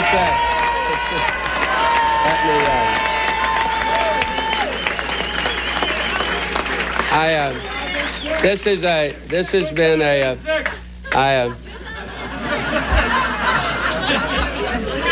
you know, I promised all of you a short speech so many times during the last 18 months, and I really want to, I'm going to make this a short speech. This has been a night that all of you have given so very, very much for. Now, it isn't, though, about personalities, and it was never about me or my family or Tom Rosson or Joyce or the people on this stage. What it always was about was whether or not we could make statements about Florida's future and make sure the political discourse and the dialogue of this state was improved. I think we've done that. You should be proud of that. And now it's important.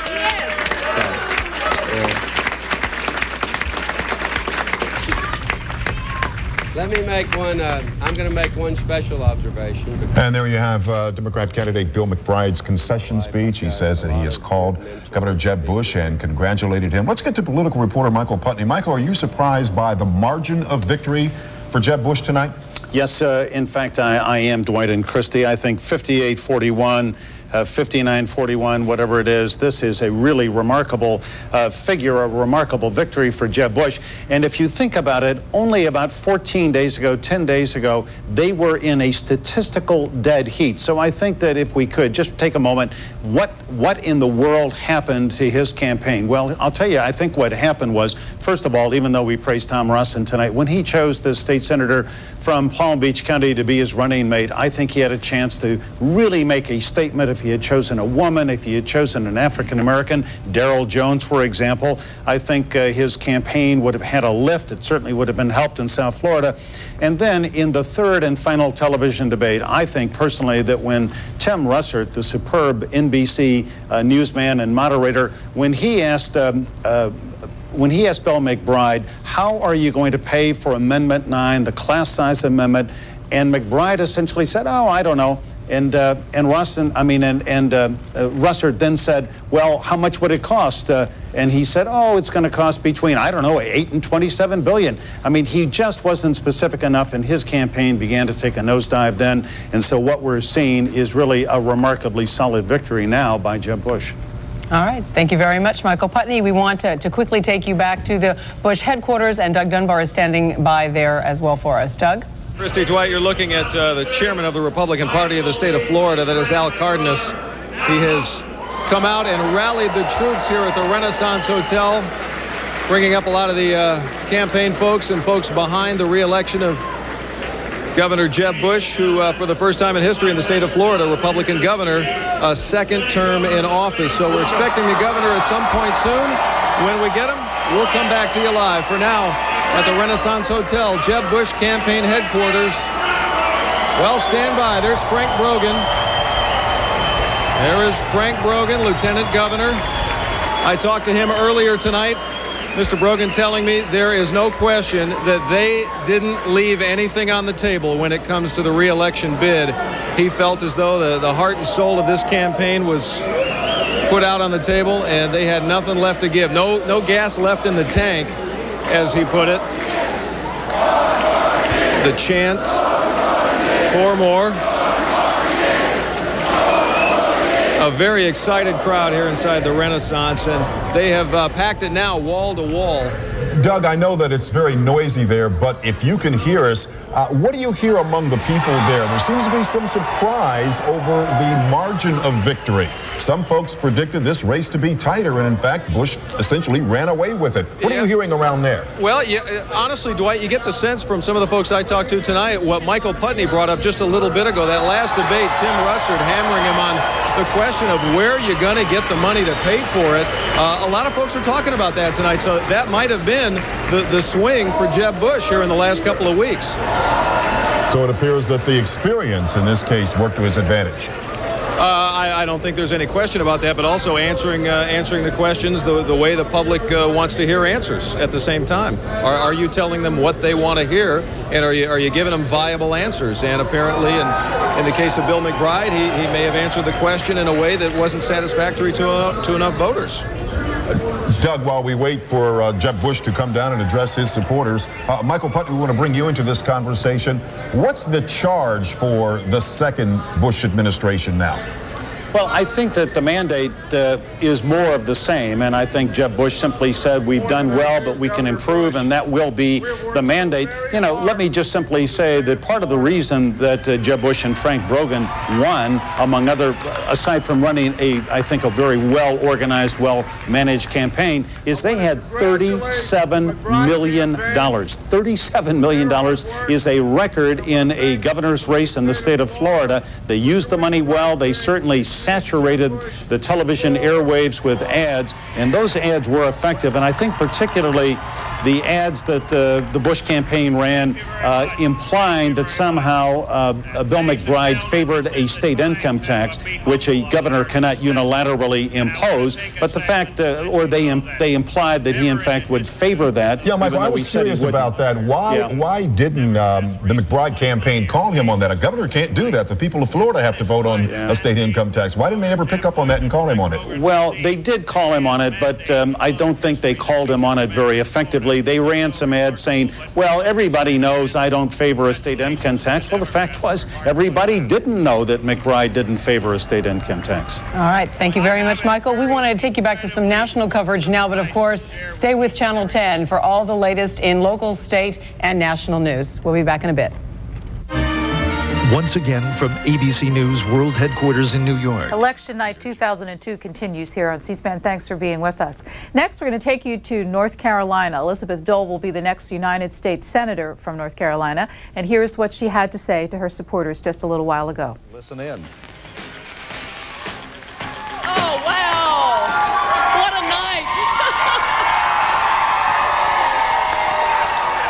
Oh, my word. Thank you so much. What a wonderful, warm welcome. I'm thrilled to see you all.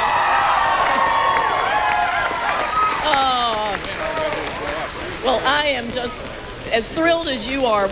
We'll never forget this night, will we? Great.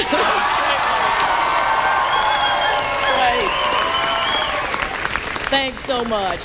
And I want to tell you that just a few moments ago, I had a call from Erskine Bowles. And he was congratulating me on tonight's victory. He was very gracious, and he had a strong campaign, and certainly he cares about the people of North Carolina. And I want to ask those who voted for Erskine Bowles to please give me a chance, because I intend to be a senator for all of North Carolina.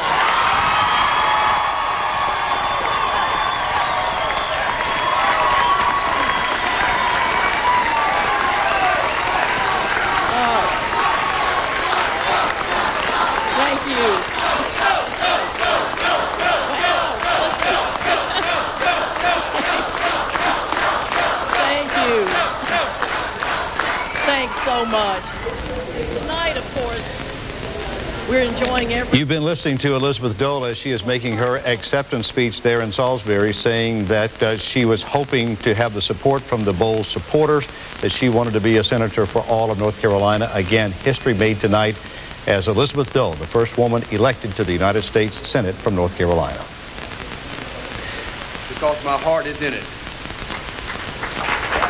They just told switch. They didn't introduce it.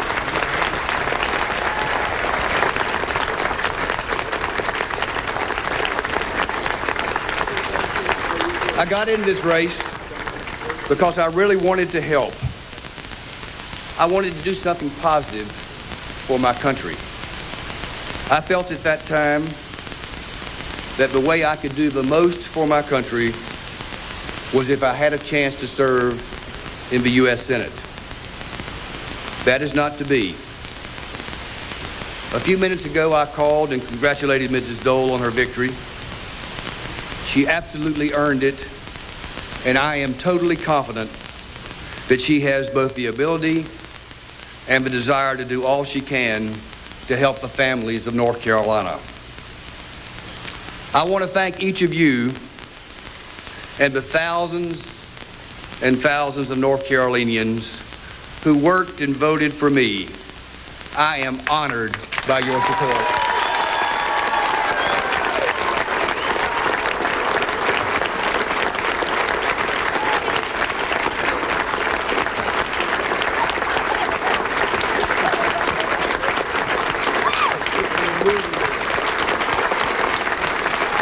Thank you.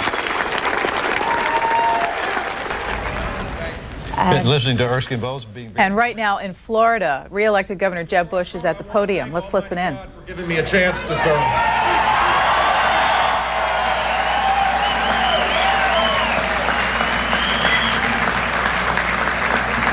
I want to thank my great Lieutenant Governor who's been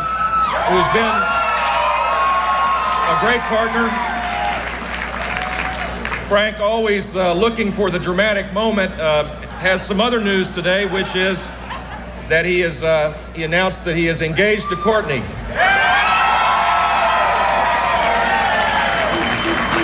I want to thank my mother and dad for being my inspiration in life.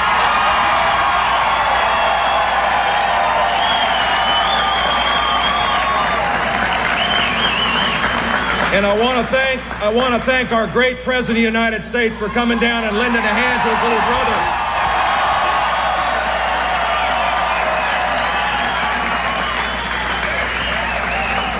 I'm so lucky to have a great First Lady in my life, Columba. She's a great First Lady for the state of Florida.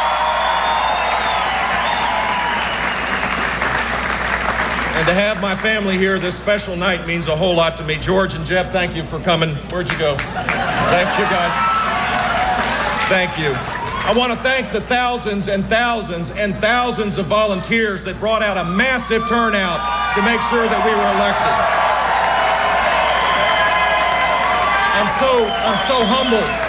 I'm so humbled and grateful for the support that existed all across this state. I want to thank our great team. Greatest state party chairman of all the 50 states, Al Cardenas. Republican Party Finance Chairman Al Austin. Al Hoffman, who gave up a lot to make sure that we had an adequately funded race. My co-chairmans, Julia Johnson is one of them that was here. And a great campaign team led by Karen Unger and Ann Herberger. I thank you all so much.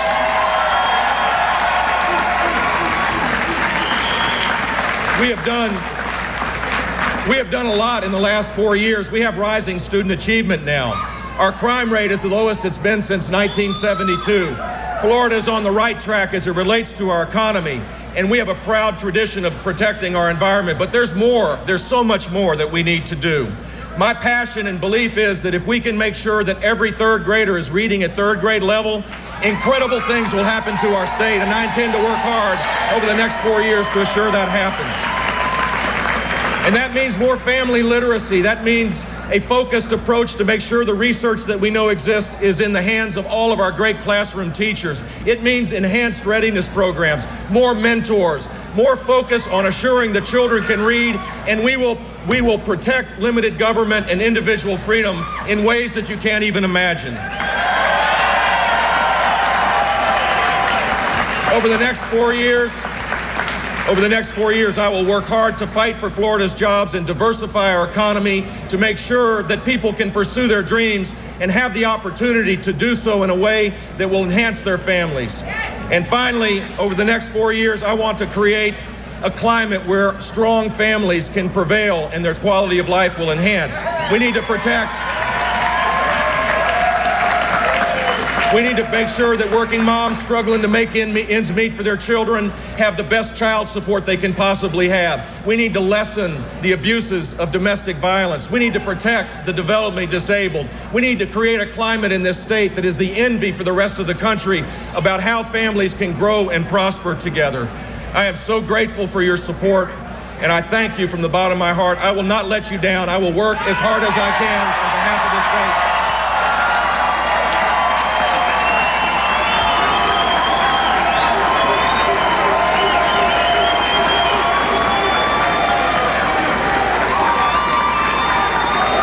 A mis amigos de habla español, estoy muy agradecido por el apoyo que siempre ha brindado a la familia de Bush. Thank you all very much. God bless you all.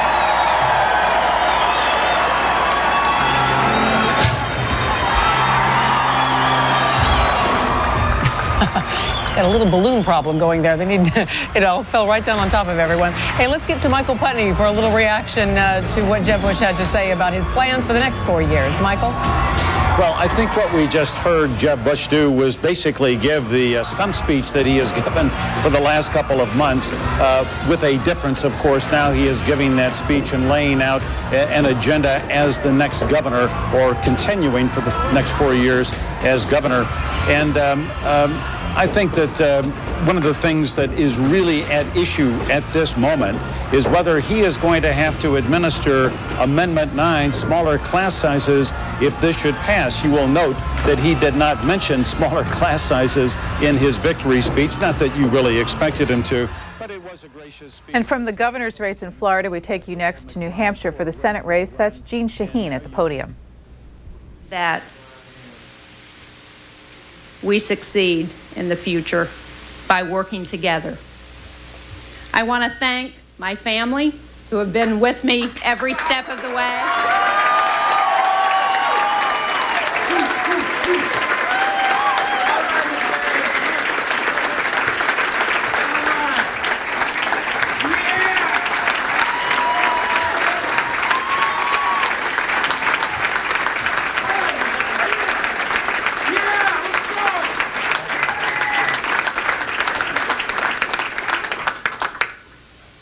My husband, Billy, you all know, he's been out there on the stump doing a great job. That's good for another kiss. Come on,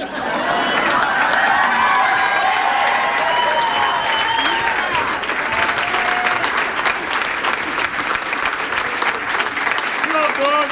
You get what you get, right?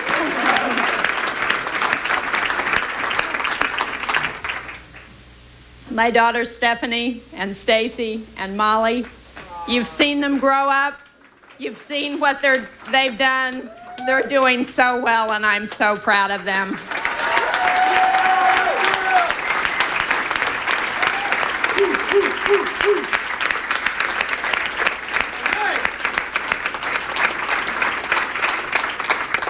My son-in-law, Craig, my other son-in-law, Ryan, is in the Air Force, and he's on duty right now, so he couldn't be with us, but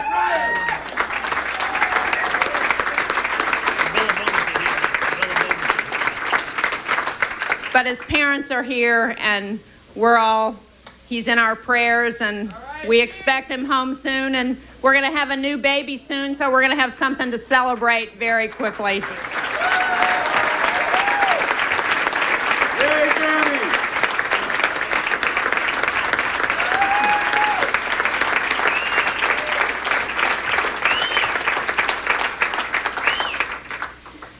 And I want to thank my staff, who have done such a wonderful job throughout this campaign. They have done great.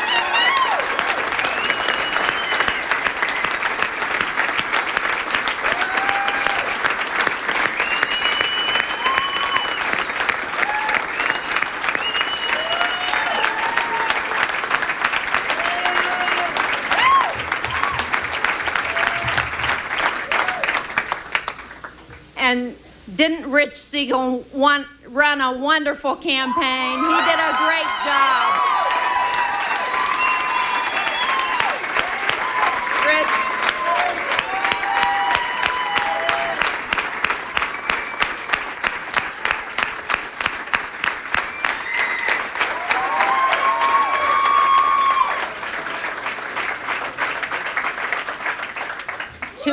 all of the volunteers who have worked so hard, those of you from New Hampshire and from all over this country, I thank you from the bottom of my heart. Thank you all.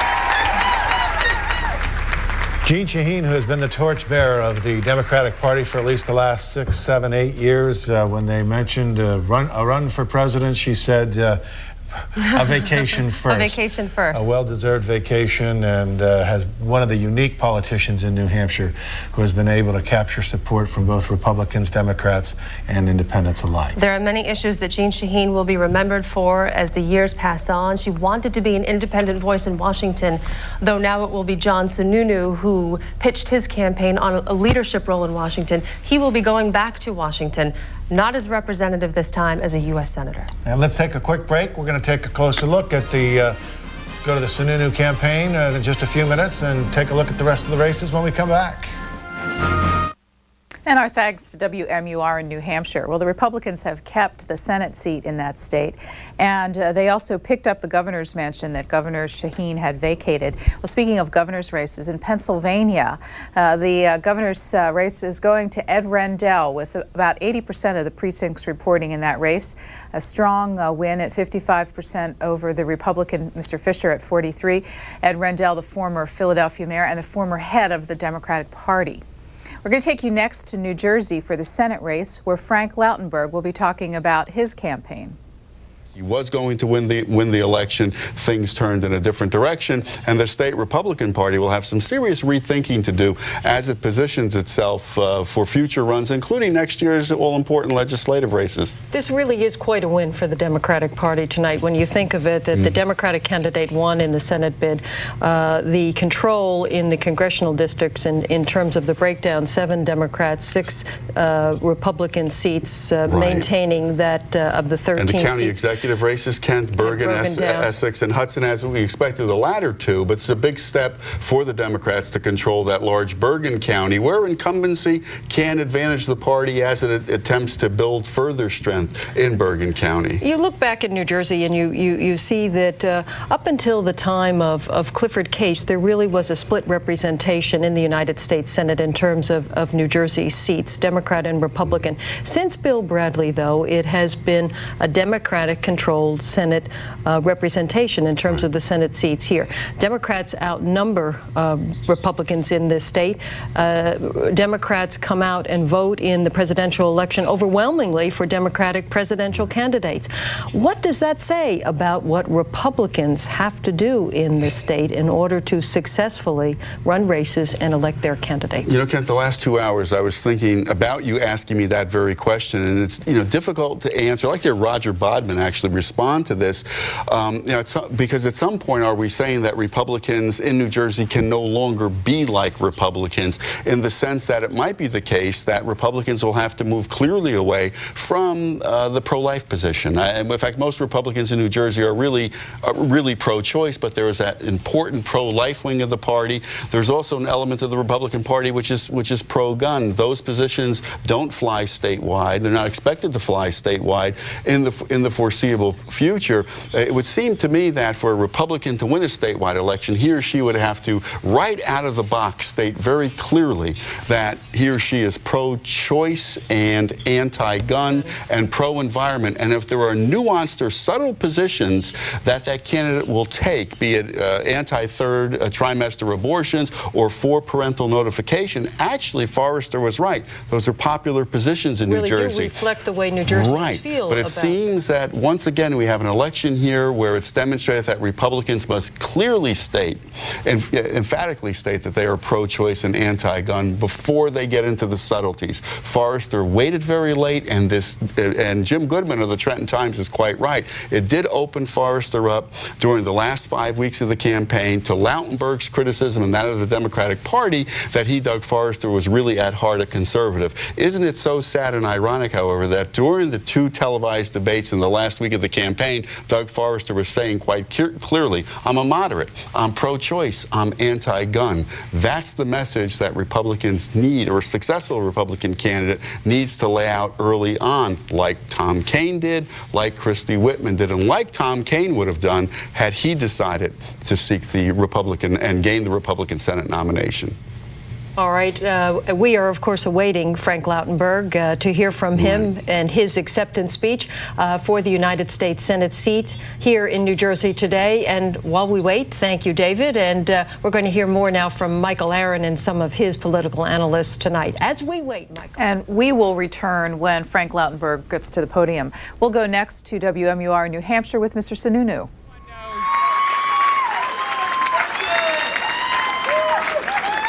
Anyone that's been close to a campaign knows and understands how important the fundamental of family is. Of course, my wife, Kate, the kids, they have handled this so well. Thank you, Kitty. Thank you very much.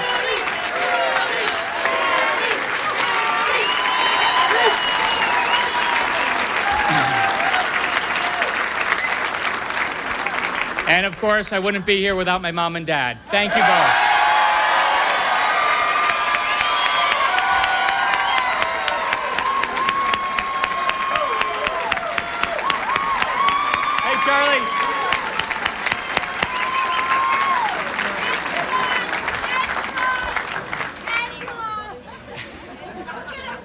My mom and dad, my aunt is here, my brother is here.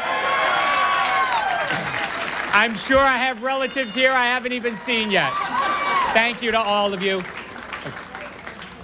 Can't thank my family enough, of course, but I also can't say enough about my campaign staff and my congressional staff that have worked so long and hard.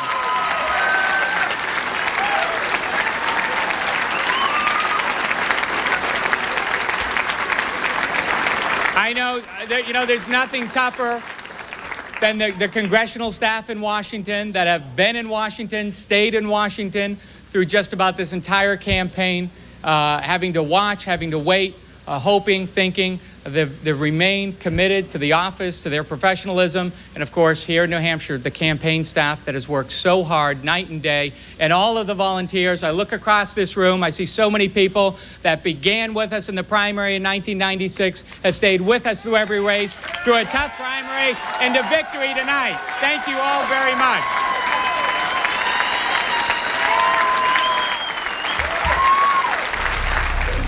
He is just. And Frank Lautenberg is now at the podium in New Jersey. We'll watch next. Speech here. Hey! Boy, am I proud of him. The next speaker will be my grandson, Alexander. Oh, no. Sorry. Anyway, that's quite a crew we have here, isn't it? Look at that. We have 3 more who are home sleeping. They couldn't get here tonight. But these 5 that's good representation. My friends, thank you. Thank you all. Thank you for this wonderful night.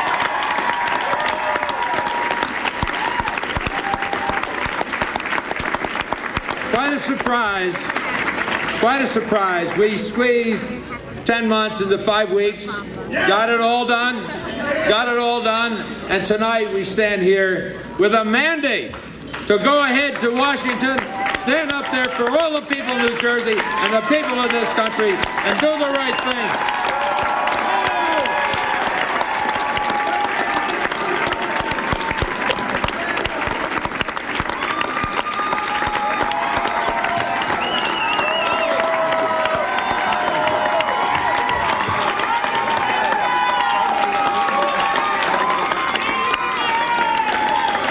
Thank you.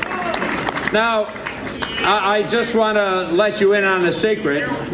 It's past my bedtime. I had a glass of warm milk, and I'm feeling very spry.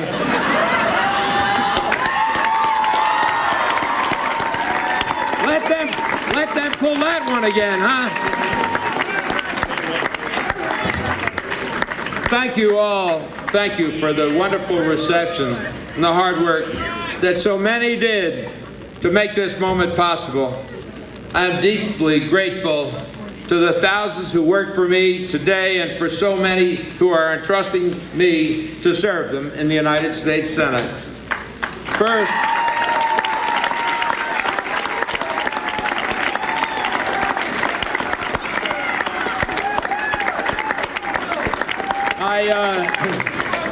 I just got a call from Doug Forrester.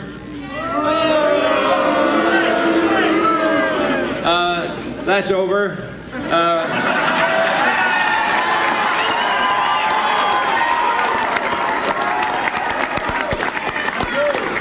can afford to, and we want to be nice.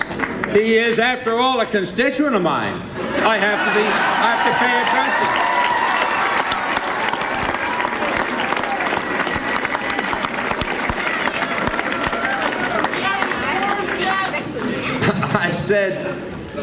I spoke to him. I said that I respected the fact that he worked so hard on the campaign. He did, though we differed in views about how to govern and what we owed the people of New Jersey and our representation. We differed sharply on how Senate responsibilities might be carried out, but it is testimony to the strength of our democracy that diverse views can be freely expressed without repercussion or recrimination. That's a test of a democracy.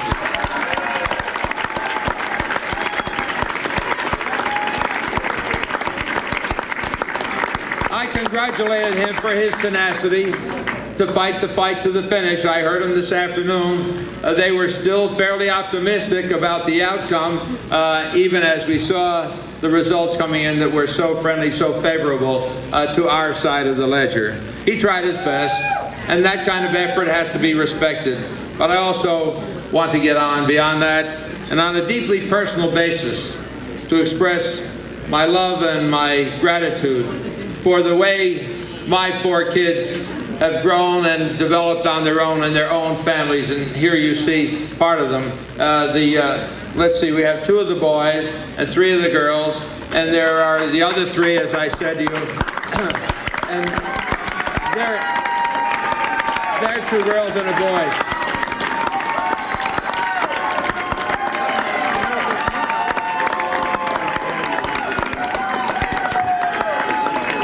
Josh introduced each one of them, and so I need to go through the naming again, but here you see the 3 of them. Bonnie's 2 daughters. Bonnie is my nearest and dearest. There's Bonnie. She worked so hard in this campaign. And my commitment is to do for your children, for your families, what I want to do for these children and my kids' families. I want to make sure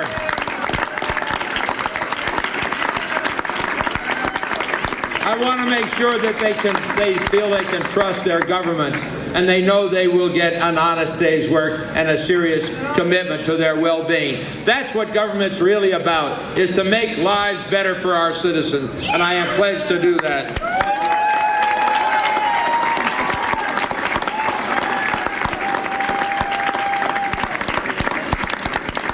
They're clapping for you. I particularly want to express my gratitude to Josh, to my son, who put aside his family and his business responsibilities for these past 2 weeks to act as a surrogate and a representative for the Lautenberg campaign. And I heard from Governor McGreevey and Senator Corzine about what a good job he did and how proud they were to be on the same stage with him and how they thought he represented us all so well.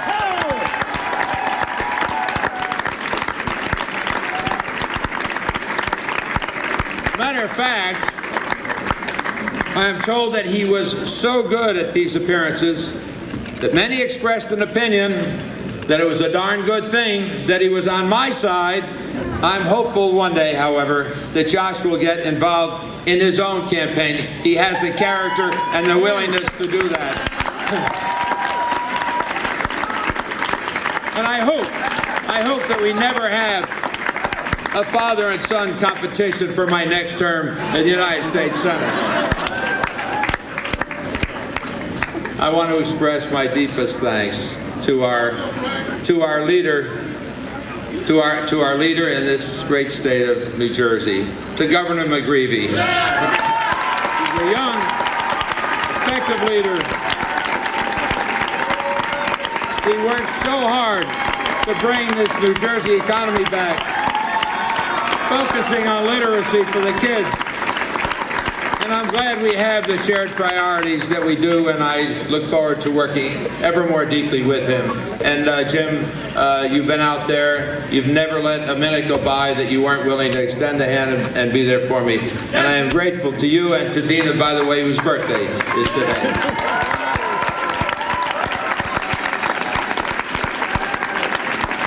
She said to me a few weeks ago, she said, Frank, you want to give me a nice birthday present? Win this election, will you?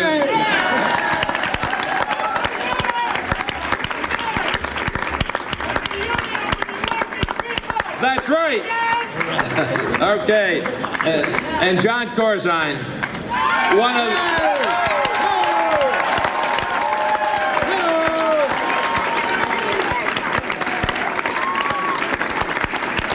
of the best senators that I have ever seen, and I'm talking about from 18 years of experience and watching the Senate before that. He's a tireless worker. He's so committed to what is right for the people of New Jersey and what's right for our country. We are so lucky to have John Corzine as our senior senator. And I know my place. Imagine me, junior. I thought the last one I was junior to was Abraham Lincoln, for a crying. Anyway, but we have our priorities set.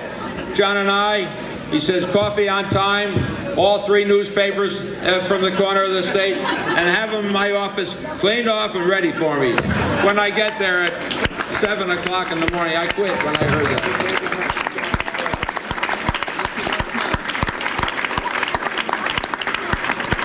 He's a man with a great heart and unbounded energy to serve the people of our state, and I look forward to our work together for years to come. I also want to express my thanks to our Democratic state chairperson, Bonnie Watson-Coleman. What a great job she did. She worked so hard.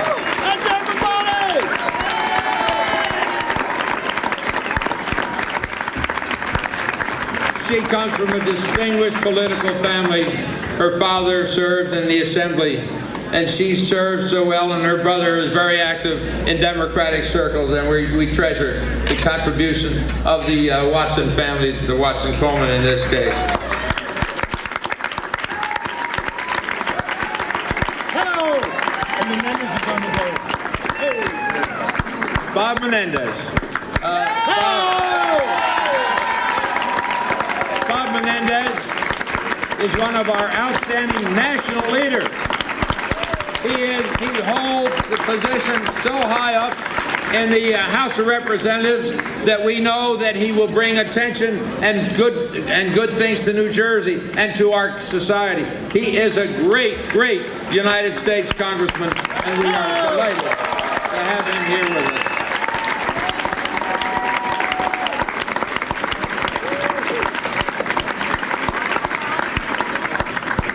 I also want to take a minute to thank some of my good and outstanding people in the campaign team. I'd like to thank each one of them, but we have to keep it a little brief, and I just want to mention a few in particular who were so significant. By the way, I must tell you something.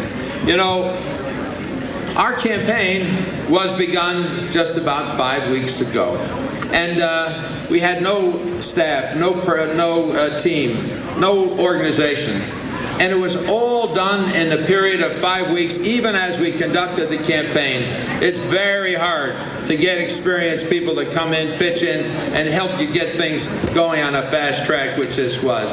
But we had the most generous offers from people who I hadn't seen for 15 years, who worked with me in the old days, who volunteered, who left their jobs, got permission to leave their jobs for a few days to come out and work for the Lautenberg election, and it was wonderful, a wonderful sight to see, and we owe them a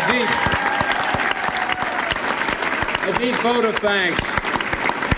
But I particularly want to mention, and I would ask if they're here on the stage, Kevin here, Kevin Hagan. Hey! Raise your hand. Patty McGuire.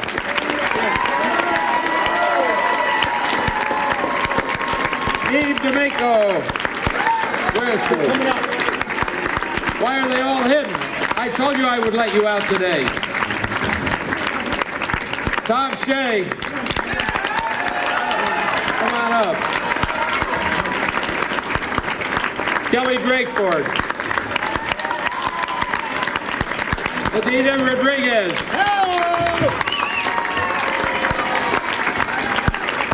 And some longtime Lautenbergers, like Jim McQueenie.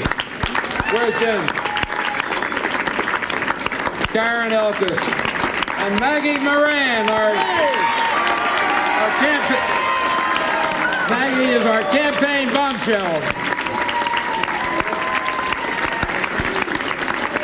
I'm so grateful to all of them and those here unnamed, but all of you I thank so deeply.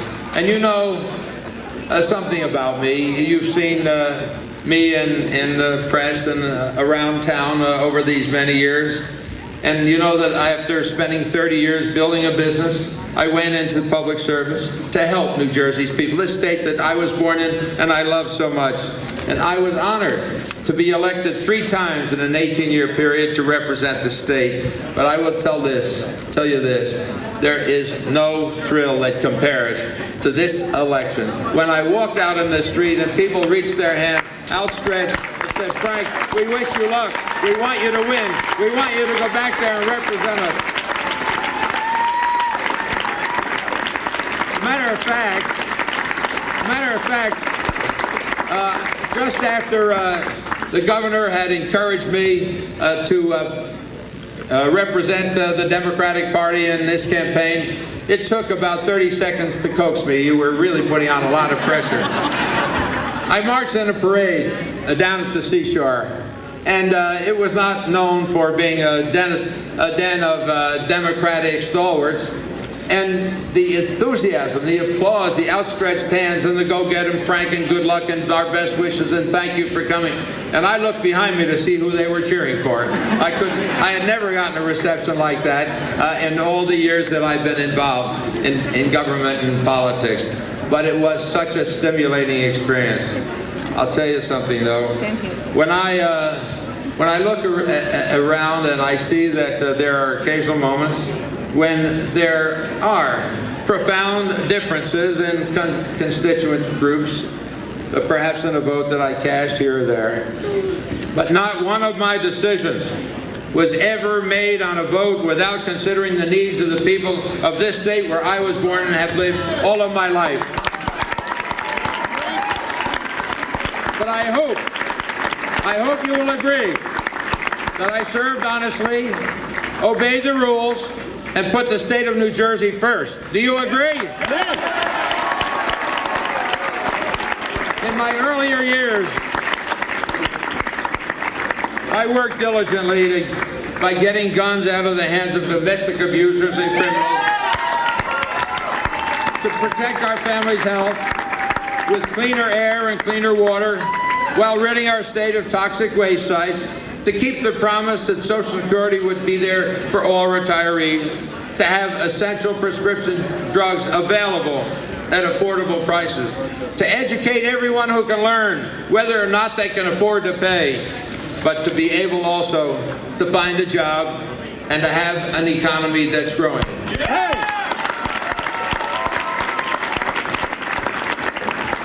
And John Corzine and I share that agenda totally. I want to be able to continue these programs, even as we ready ourselves to defend our country at home and fight terrorism against our citizens wherever they may be. This was a highly compressed campaign, only 5 weeks long, but we did everything that we had to do.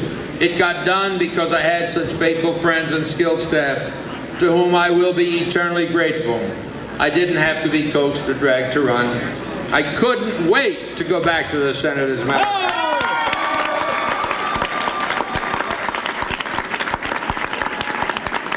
So I thank all of you. I thank all of you for the support that you gave me. I particularly want to thank organized labor, who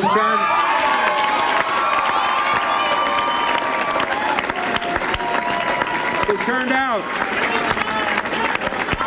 who turned out because they knew that I would be loyal to them, that I come in my own beginnings from a working class family, and my father used to pray that there would be a union to represent him as he worked to slave them. And then he could work in a safe environment. And that he knew that labor would share a place in the way this country was run. And I thank you for the input and the output that you gave to my campaign. I will never forget it. So I thank all of you for the support and, yes, the love and affection that accompanied it. So many of you sent good wishes, and I'm grateful. And I must tell you, I can't wait to go back to work, and I thank you very, very much for this opportunity.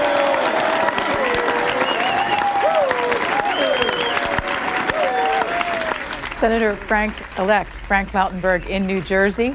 6 weeks ago, he thought he was a retired former United States Senator. He'll now be going back to Washington and thanking his supporters in New Jersey. Next to WFAA-TV in Texas, where there's been a victor declared in the race there for governor, Rick Perry against Tony Sanchez. We'll listen in. Will you join me in the effort to create new and better paying jobs and to lower homeowners' insurance?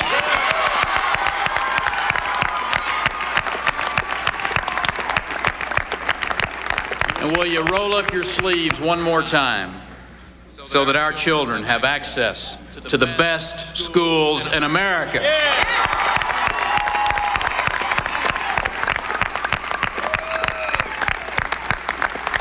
Tonight, my hand goes out to legislators and citizens of both parties.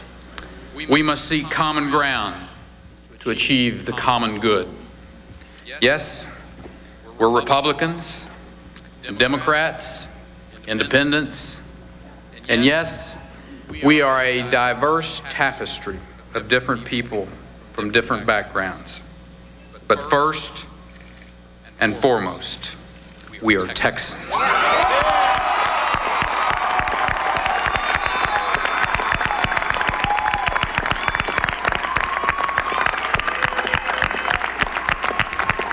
We share common hopes, we share common dreams, and one common Texas.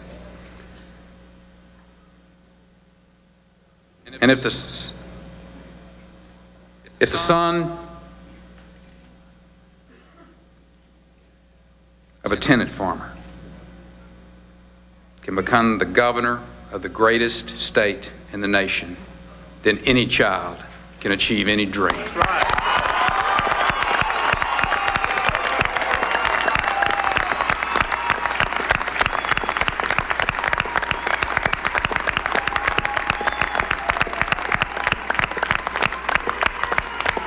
And it is those little ones who leave the house every day, backpack in hand, the whole world in front of them, that this election was really all about. They're the ones that are worthy of our every effort, our every devotion. They're more important than politics. They're more important than political labels. For their sake, may we all put aside the differences that divide us for a cause greater, the cause of opportunity and prosperity for the next generation.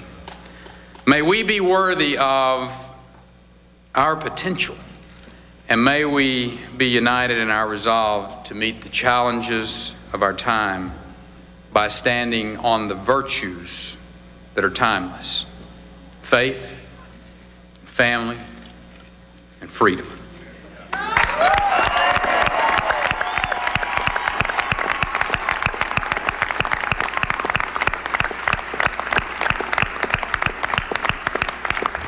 On behalf of the Perry family, I want to conclude by saying we are truly humbled by the great blessing that has been bestowed upon us by the people of Texas.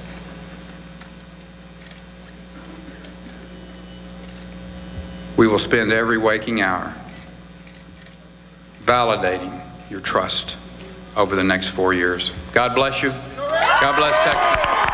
And may God bless this state forever. Thank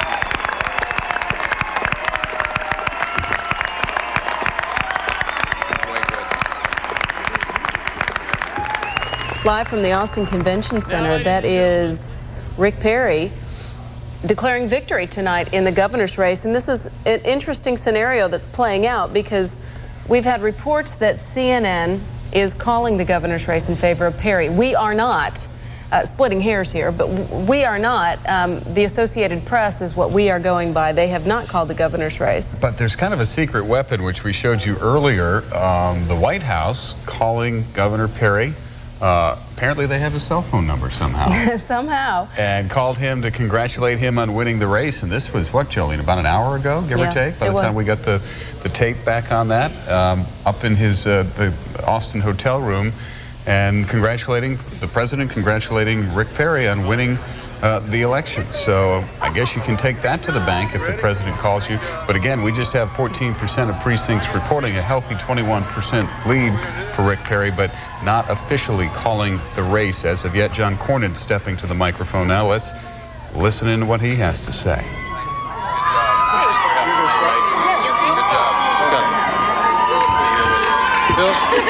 I'm not sure we got this. Off with the old and on with the new. John Cornyn, our great new senator.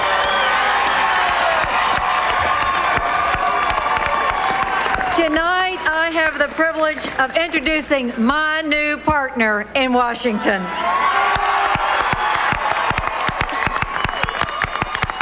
Texas has elected a man who will work with me to fight for Texas in the United States Senate. A man who will support President George W. Bush's agenda for our country. A man who will continue Phil Graham's strong legacy. Together, we will work to make the tax cuts permanent, create a strong national energy policy, and confirm President Bush's judicial nominees like Priscilla Owen. Together, we will fight for a strong and secure United States for future generations. Ladies and gentlemen, it is my distinct pleasure and great honor to introduce the next senator from the Lone Star State, my friend and now colleague, John Cornyn.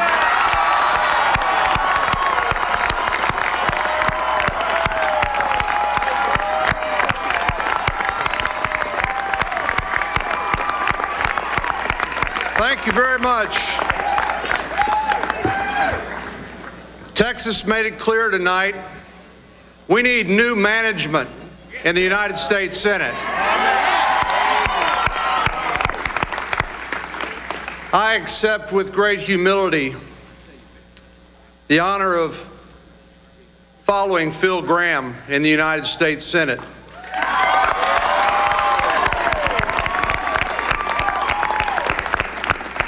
Because, Phil, they're awfully big shoes to fill. And I want to speak, and I know I speak for all Texans and really all Americans when we say thank you for your valiant service in the United States Senate on behalf of all of us.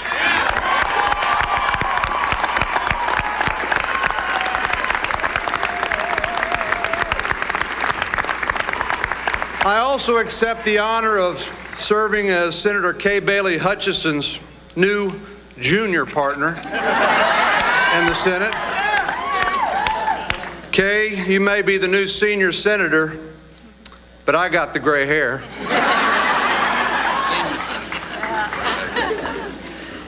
First and foremost, I want to thank God.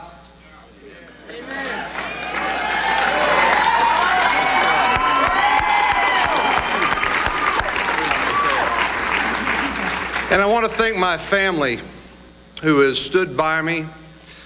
Lo, these many years, my wife Sandy and our two daughters, Danley and Haley, and my mother. My mom is here, with us tonight. And, you know, I could not have been elected tonight with your help without their love and support. And my gratitude for that is undying.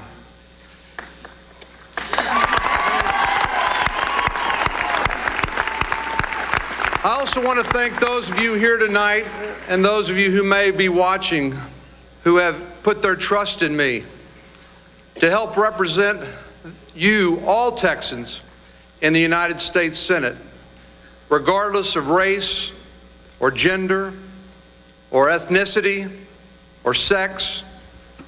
I want to be a senator for all Texans.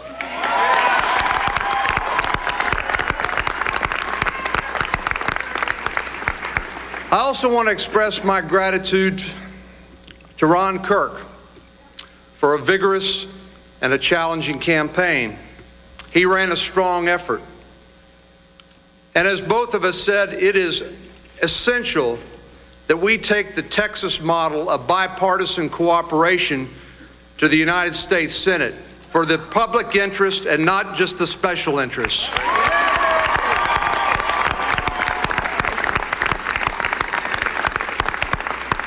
As you know, I wanted to go to Washington. I want to go to Washington to work with Senator Hutchison and those who will help break the gridlock on prescription drug coverage for seniors, creation of a Department of Homeland Security, greater energy independence from imported oil from troubled regions of the world like the Middle East, and yes, to confirm President Bush's law and order judges.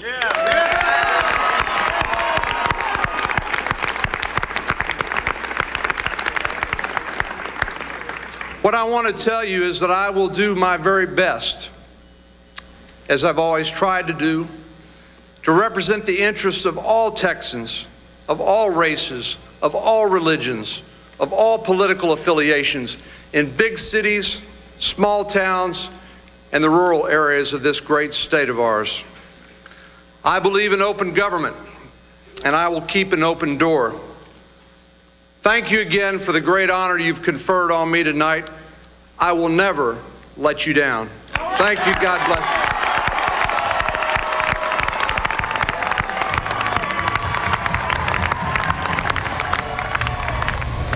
you. And again, acceptance speeches from John Cornyn to be the next senator from Texas, and Governor Rick Perry to continue as governor of Texas. Small point here.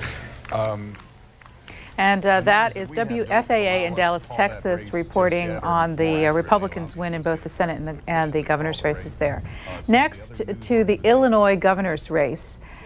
This is from our station we're working with in St. Louis, Missouri, reporting on it.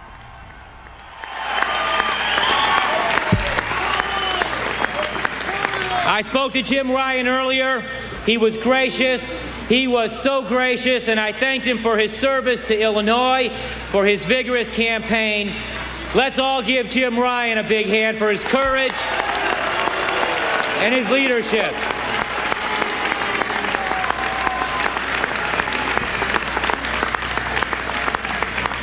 Tonight, ladies and gentlemen, I want to thank the people of Illinois. I want to thank the people of Illinois, not just for their trust in me, but more importantly, for their belief that in this great state, at this challenging time, we can build a better life.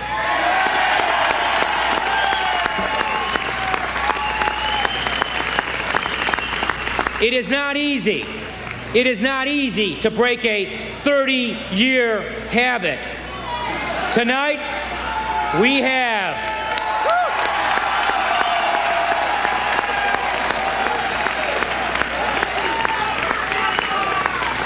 But this election, ladies and gentlemen, is not a partisan win.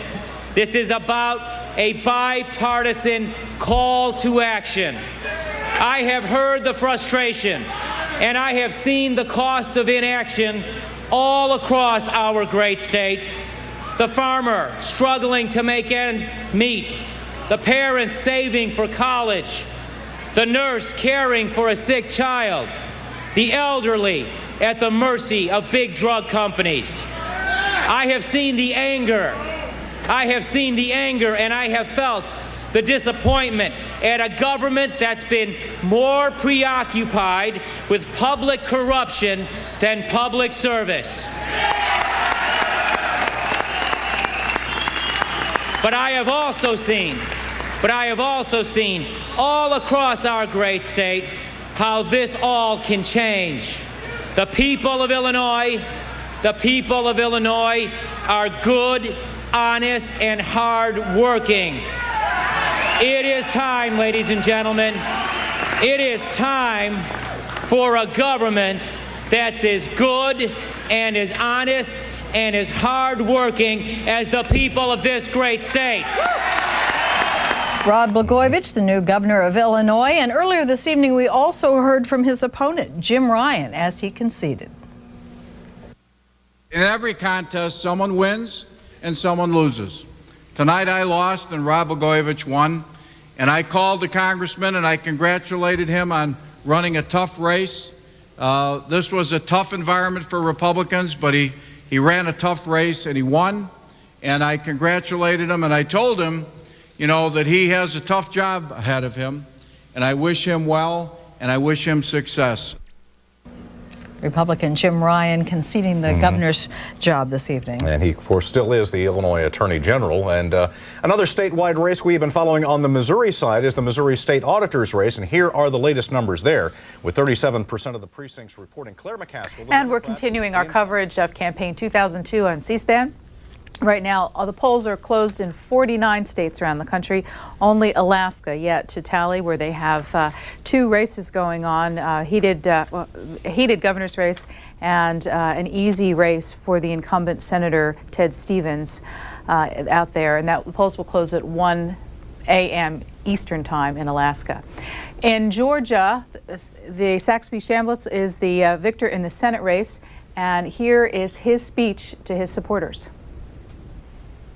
You can't underestimate the value of that Saturday morning visit by the president to Cobb County on the weekend before the election. Congressional race is also very important in this partisan mix in Congress. The 11th district. Phil Gingrey running in an area that was drawn for the Democrats. Let's go now to Lori Geary. She has Phil Gingrey live.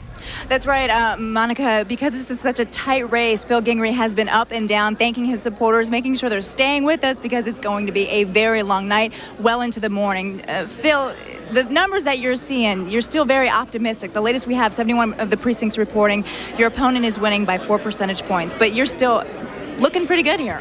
Lori, I'm sorry, did you say my opponent was winning by 4 percentage points? Well, that's not true.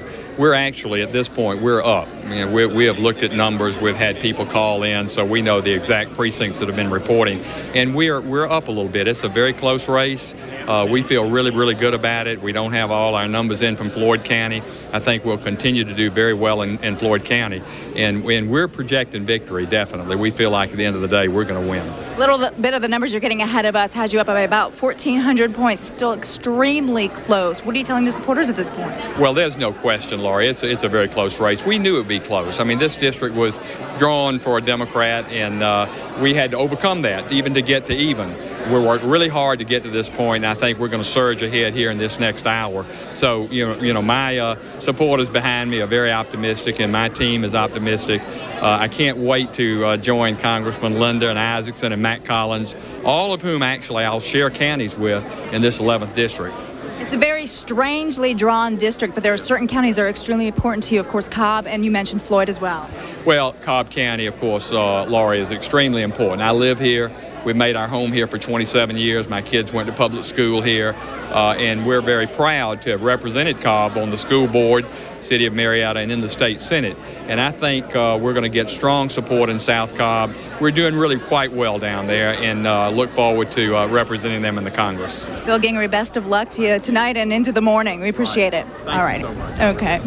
And as someone mentioned to me, it's going to be a long night. Get the coffee out, get the pillow, because it's still a very close race, but still a lot of optimism here at the Gingrey camp. Reporting live from Marietta, Lori Geary, Channel 2 Action News. Thank you, Lori. A lot of jubilation over at Saxby Chambliss headquarters, where he's just entered the room. The numbers so far have held up all evening. It appears that he is going to defeat Max Cleland, the incumbent. Right now, with 76% of the precincts reporting, Chambliss is ahead with 52% of the vote. Channel 2's Richard Belcher. Chambliss was a congressman who came into Congress in '94 in that famous Republican Revolution, but really not widely known outside his Middle Georgia area until about a year ago, when he launched this campaign for the Senate against one of the most popular political figures in Georgia, certainly one of the best known political names in Georgia, Max Cleland, a man who had run for statewide office so many times as Georgia's Secretary of State and then most recently for the U.S. Senate. And then he had made his name nationally by running the Veterans Affairs office in Washington. Exactly. And Chambliss obviously is making his way to the podium. We will certainly carry his remarks live when he gets there. But right now, we want to go to Jim Strickland, who's standing by to give us the other side of that 11th District congressional race. Jim is at Roger Kahn's headquarters in Cartersville. Kahn leading, but Gingrich still saying he's convinced he's going to win, Jim. That's right, John. You know, as the complete antithesis of Phil Gingrich, Roger Kahn has been sequestered in his hotel room, conspicuous by his absence, saying he's still uncomfortable coming out here to address the crowd or the TV cameras until there is a more clear result. Although he did consent to an interview outside of his hotel room just a few moments ago. Percent in, we're up 52-48. How do you feel about it? Well, we feel pretty good, guardedly optimistic. Because a lot of our good votes still aren't in yet. We've seen pretty much a stall on the returns. They've really slowed from early in the evening, haven't they? Yeah, apparently they have. Let's talk a little bit about spending in this race. A lot has been made of your personal means, but you believe you may be outspent when all the dollars are counted? Oh, I think so, if you count the third-party money, particularly the National Republican Committee. What did that mean in terms of this race and how difficult it was to run it competitively? Well, very difficult because they came in and started running personal attack ads, and it made it very difficult. People, no matter how ludicrous the ad is, no matter how big a lie it is, a certain percentage of people will believe it. In fact, and next, as our coverage continues, we'll take you to a station in the Washington, D.C. area for coverage of the Maryland governor's race, which pitted Kathleen Kennedy Townsend against Congressman Bob Ehrlich. He ran an effective campaign. You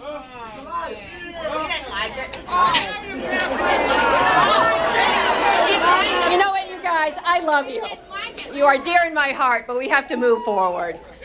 And I ask that each of you join with him in doing what is right for Maryland, in keeping the promise of full funding for our schools, our police with the tools they need to solve crime, including ballistic fingerprinting of firearms, safeguarding the Chesapeake Bay, protecting the environment. I hope that with the campaigning over, with the charges and countercharges fading away, we will understand that the things which unite us are far more powerful than the things that divide us. We will need a sense of common resolve as we enter the difficult months and make hard choices. There's a budget to be balanced, and we must all work with our new governor to do it responsibly, not just for next year, but in ways that build the prosperity and social progress for the next generation. I want to express my gratitude for the advice, the experience, and the wisdom of our extraordinary candidate for Lieutenant Governor, Admiral Chuck Larson.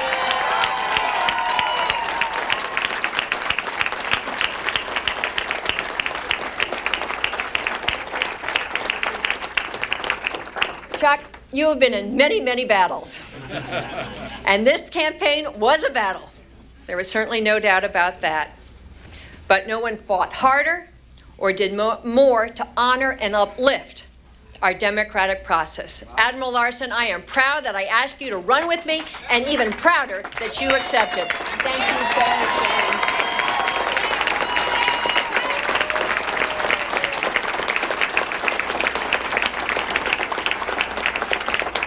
I want to thank Governor Glendening, who gave me an extraordinary opportunity for service, and I want to thank him. To Senator Paul Sarbanes, a statesman, and I have to tell you, a fabulous father. Michael Sarbanes is a great Deputy Chief of Staff.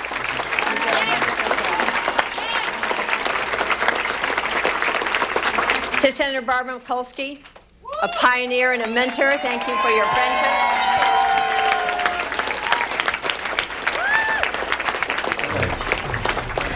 Congressman Elijah Cummings. All right, Kathleen Kennedy Townsend making a very gracious concession speech.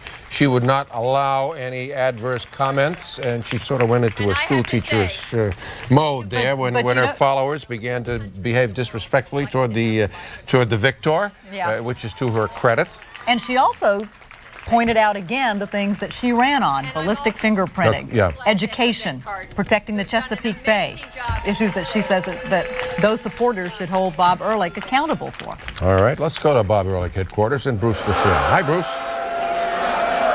Hey, guys, I want you to listen to what they're saying here.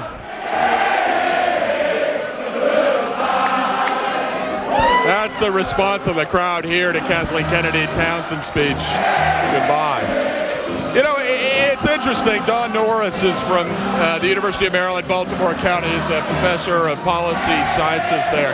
And we've been talking about this, and there's a way in which this is almost less about Bob Ehrlich and more about the kind of candidate that Kathleen Kennedy Townsend was. Because as you look at the races throughout Maryland, in Baltimore County, the district, the congressional district that Bob Ehrlich gave up, a Democrat won there. Dutch Ruppersberger by almost precisely the same margin. By about 8 points. And you have Van Hollen winning in Connie Morella's old district in Maryland's 8th by a large margin as well. And yet in that environment where Democrats were winning throughout Maryland, Kathleen Kennedy Townsend was unable to win. Why? She ran a very bad campaign. It was her campaign to win, or rather her campaign to lose, and she lost it. And people have been telling her and her campaign people this for months. She was saddled with this difficulty with connecting with the voters. She had a difficulty somehow speaking. She was prone to make mistakes. She sat at a historically black college, Bowie State University, and called it Coppin. George Bush makes mistakes, but people laugh about them. For some reason with Kathleen, that didn't happen. She just didn't have a connection with the voters. It was almost, I think, often when she made a mistake, she'd try and make a joke about it, and the joke was almost worse at times than the mistake itself. Exactly. So tell us about Bob Ehrlich. What kind of campaign do you think he ran? He didn't run a very good campaign either. He basically said, you should vote for me because I'm not her. He stayed away from the issues. He did not run a very active campaign. So where does it go from here? That's the big question. Bob Ehrlich said to me today that people first, before the election, want to talk about politics. And then as soon as the election is over, they want to talk about governance. How does a Republican govern in this Democratic state, and how will Bob Ehrlich govern? We're going to leave that analysis of the Maryland governor's race. You also noticed that WUSA is calling the Connie Morella race one of the other most closely watched House races in Maryland for Van Hollen, the Democratic challenger. Next, we'll take you back to Georgia. Saxby Chambliss is talking to supporters.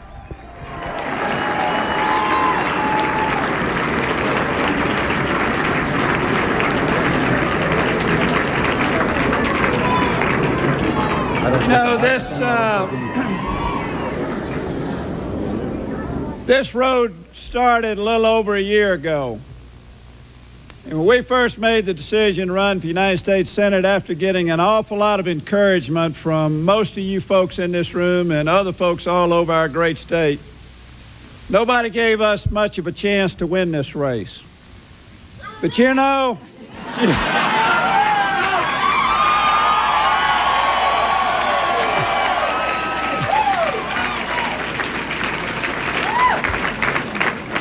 you know, as Julianne and I thought about it and as we prayed about it before we made that decision to run, we knew that if you put people ahead of politics, good things can happen.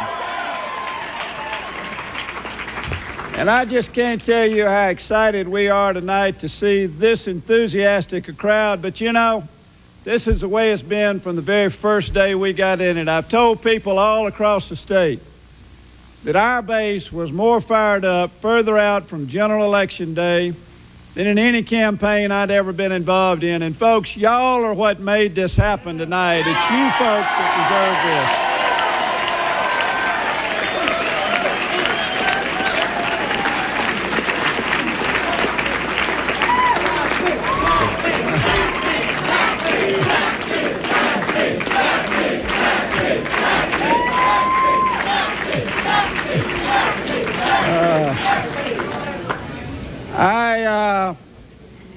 I just got a phone call a minute ago from a guy who's a pretty special friend.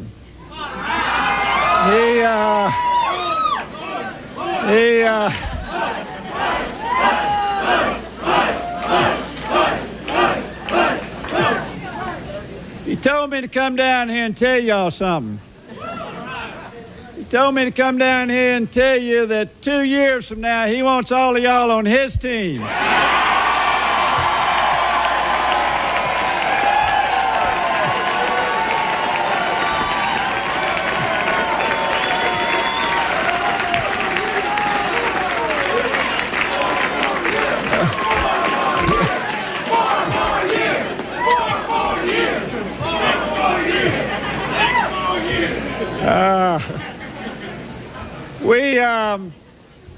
You know, something like this never happens without a lot of hard work. And you folks have worked awful hard. We've worked hard, but you folks have worked hard. And as I said on primary night, we believed in grassroots. We believed in putting an organization together in all 159 counties in our great state. And most of those 159 counties are represented here tonight. And it wasn't just one person or two people in each of those 159 counties. It was 4, 5, 6, 8, and 10, and it just kept multiplying. And you folks went out and not just went door to door, but you stuffed the envelopes. You made an unbelievable number of phone calls. And I just can't tell you how much I appreciate the hours and hours and hours of work that you put into this race. Worth it, Sex Bank!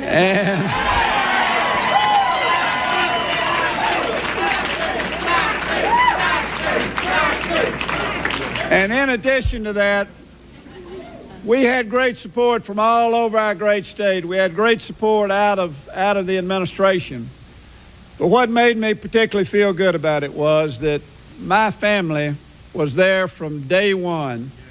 And Bo and Joe and Leah and Little John and Little Parker. How about Little John and Little Parker? Are they pretty good?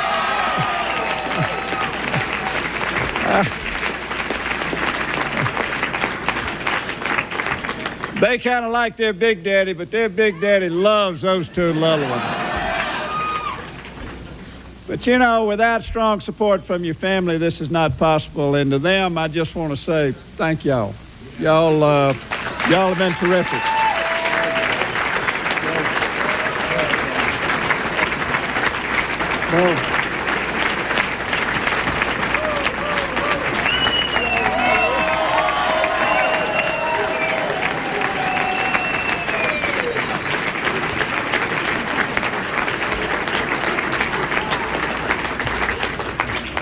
Wow.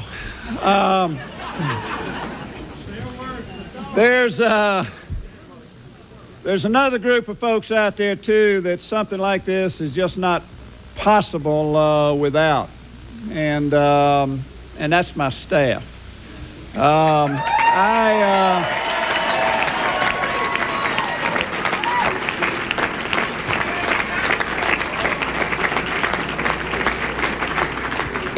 I've been very blessed with great staff in my 8 years in Washington.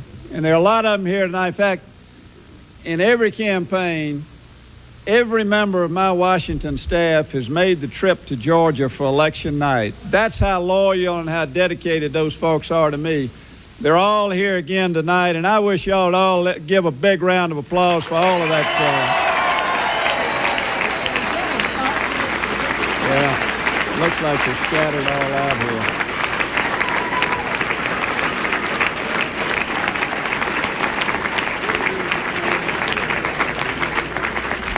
And there are a couple of, if I started singling the ones out that are special, I'd leave somebody out, but there are a couple of them that I do want to single out. I've got a good friend as my consultant. He's been with me from the very first day that we began this road in the House and this road in the Senate. He's been a guy who has the greatest insight to Georgia politics that I know of. He's a guy who's, when he needs to be tough, he can be tough. But for the most part, he's a big teddy bear. He loves what he does, but most of all, he loves his family and he loves his country. And every time Tom Perdue and I have a conversation about what we're going to do with respect to our race, his first thought is always what we're going to do is best for the country. And Tom Perdue is a great American. Where's Tom? Tom, y'all give Tom Perdue a big hand.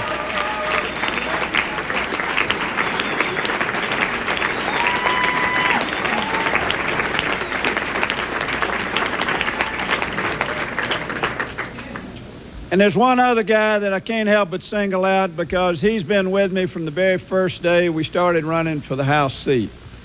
He's been with me through every campaign. He's been my chief of staff in Washington. He's like one of my family.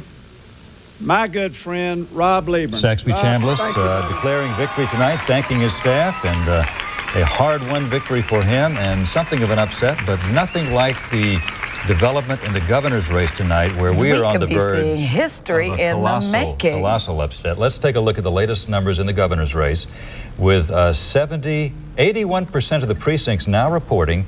Still very close, but Sonny Perdue has got a 4 percentage point lead over incumbent Governor Roy Barnes. Not that many more votes to be counted, and Bill Nye. And we will return to Georgia as the results continue to come in that governor's race. Well, Saxby Chambliss will be coming to Washington as a new United States Senator. Let's take a look at how the tallies stand overall for the Congress right now. The House of Representatives, the number of races still to be determined is 182, and how it stands, 139 Republicans have claimed victory, 114 Democrats. For the United States Senate, still 14 races to be determined. The tally stands at 42 seats for the Republicans, 43 for the Democrats, and that one independent. The list of United States senators who will be going back to Washington includes Senator Mitch McConnell of Kentucky, John Warner of Virginia, both Republicans, Jay Rockefeller of West Virginia, a Democrat, and Dick Durbin, also a Democrat of Illinois. John Kerry won re-election in Massachusetts. Thad Cochran will be going back to the Senate. He's a Republican of Mississippi. Senator Jeff Sessions of Alabama, Republican, will be returning, along with Joe Biden, a Democrat of Delaware. Pat Roberts, Republican of Kansas, is back for another term. Senator Chuck Hagel, Republican of Nebraska, will be returning, as will Senator Jim Inhofe, Republican of Oklahoma. Jack Reed, Democrat of Rhode Island. Senator Carl Levin of Michigan, a Democrat, will be returning to the Senate, as will Senator Susan Collins of Maine. She's a Republican. Senator Max Baucus has won re-election in Missouri, and in New Mexico, Senator Pete Domenici, Republican, will be returning to the Senate.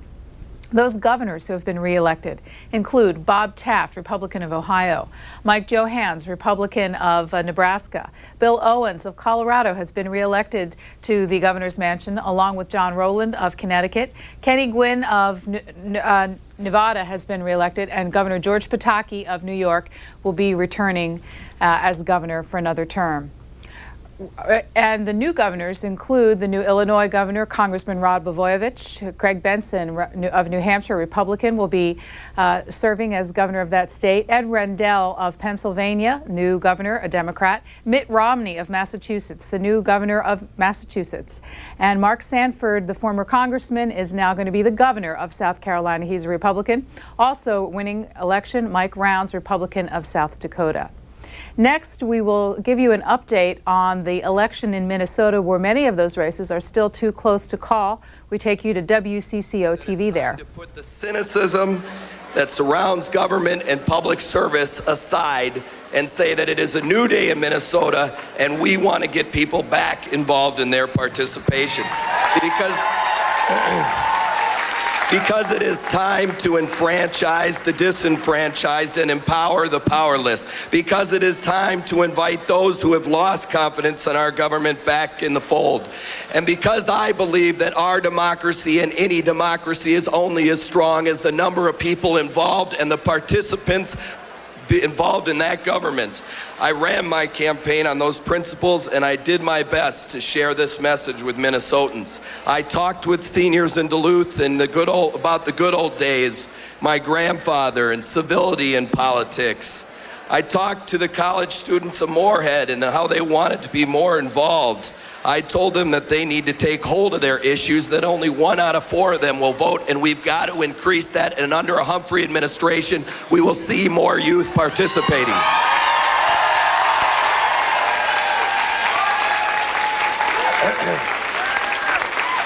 And I told each and every Minnesotan that I met that only, or above all, one principle will guide my administration. Every vote will count in a Humphrey administration.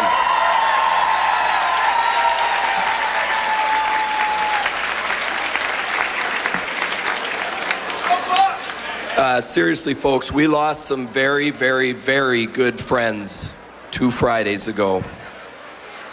We cannot replace them, but we can work hard on behalf of their issues, because it is so clear that their issues are our issues, that we are Paul and Sheila Wellstone. I wish they were here this evening, and I am incredibly sad that they are not.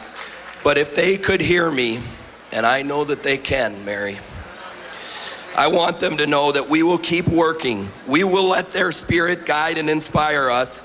And I believe that we will all be victorious tonight.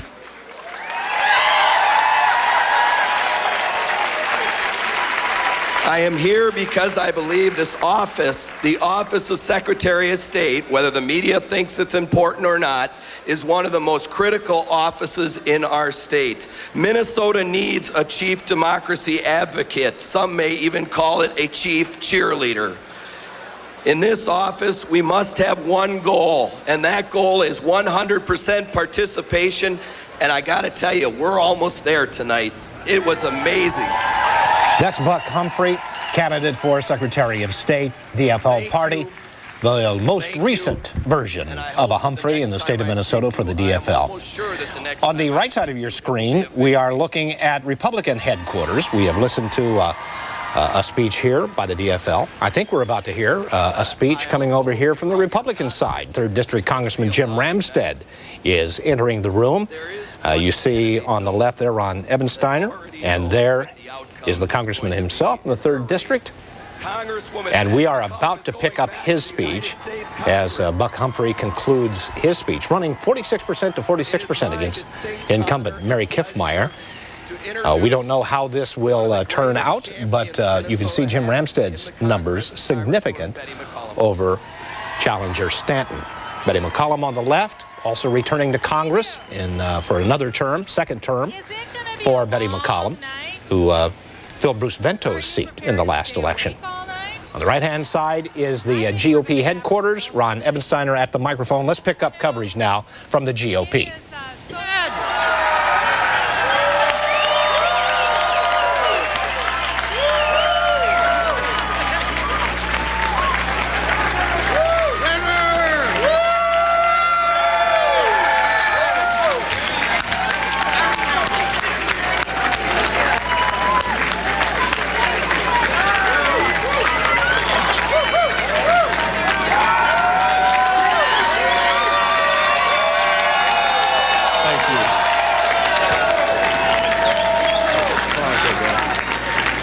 Thank you. It's a great night for Minnesota.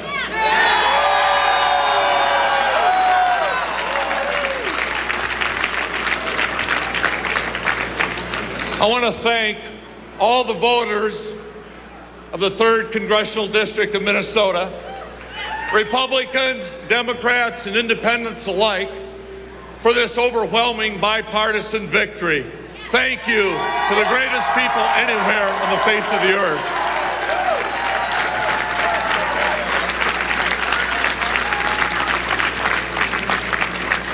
This is a real team victory, and I want to thank the entire Ramstead team for your support, for your love, and for your hard work. Thank you, Ramstead team.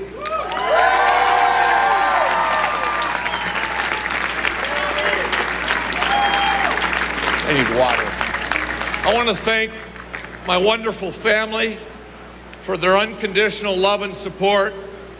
Thank you, Catherine. Thank you, Kristen, my sister, my nieces, my nephew, my brother-in-law, and certainly my wonderful mother and dad, who, as most of you know, are too ill to be with us. Thank you, Mom and Dad. I want to thank the best friends and supporters of anybody in public life, the Ramstead team.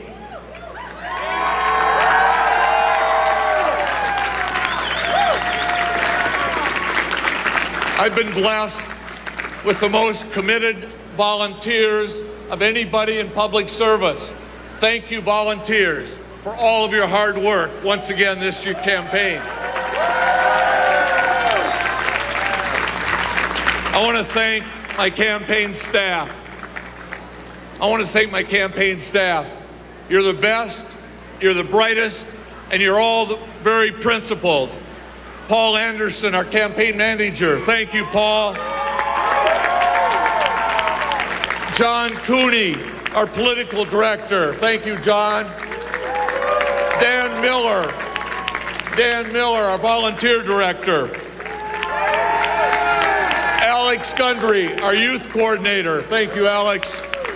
And Shelley Hobbs, our intern. Thank you all very much. I want to thank my finance committee. John Magnuson, our finance director. John Berg, our finance chairman, and Neil Lapidus, our wonderful treasurer. Thank you, Finance Committee. And finally, I want to thank my congressional staff. Dean Peterson, our chief of staff, and all of our Washington office and our Minnetonka office, who represent the greatest in public service and do such a wonderful job working for the 650,000 people who we are privileged to serve. Thank you very, very much for your hard work.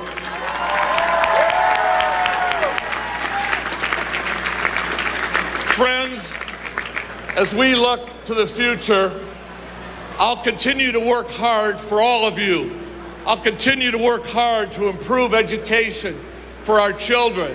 I'll continue to work hard to pass a prescription drug benefit for our Medicare seniors.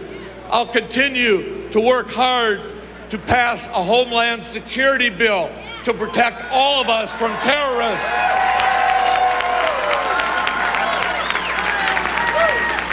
And believe me, I'm sure looking forward to working with Senator Norm Coleman to pass that bill.